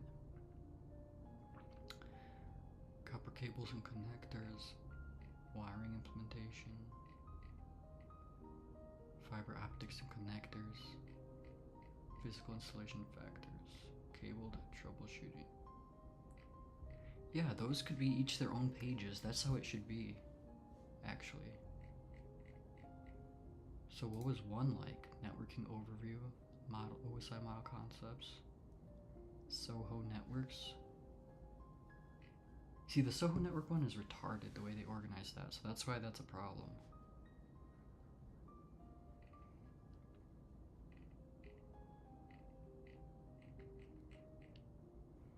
This be 1 page, but this links out.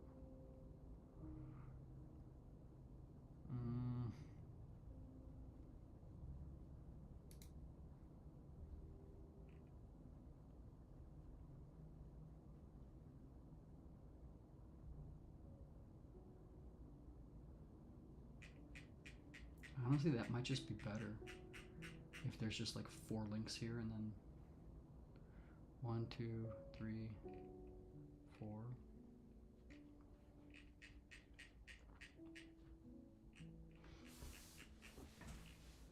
Would that just be straight up better?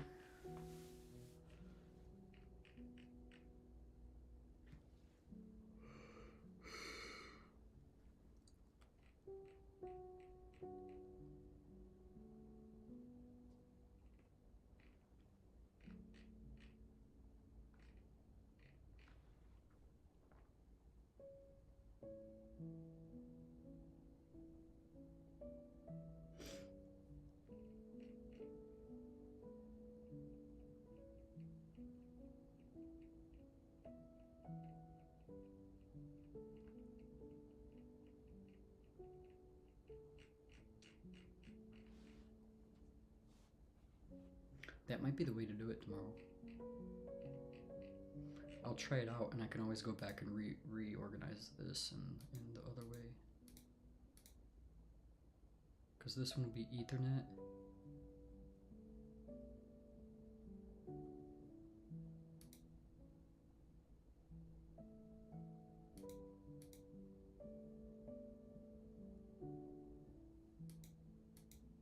Maybe, I don't know.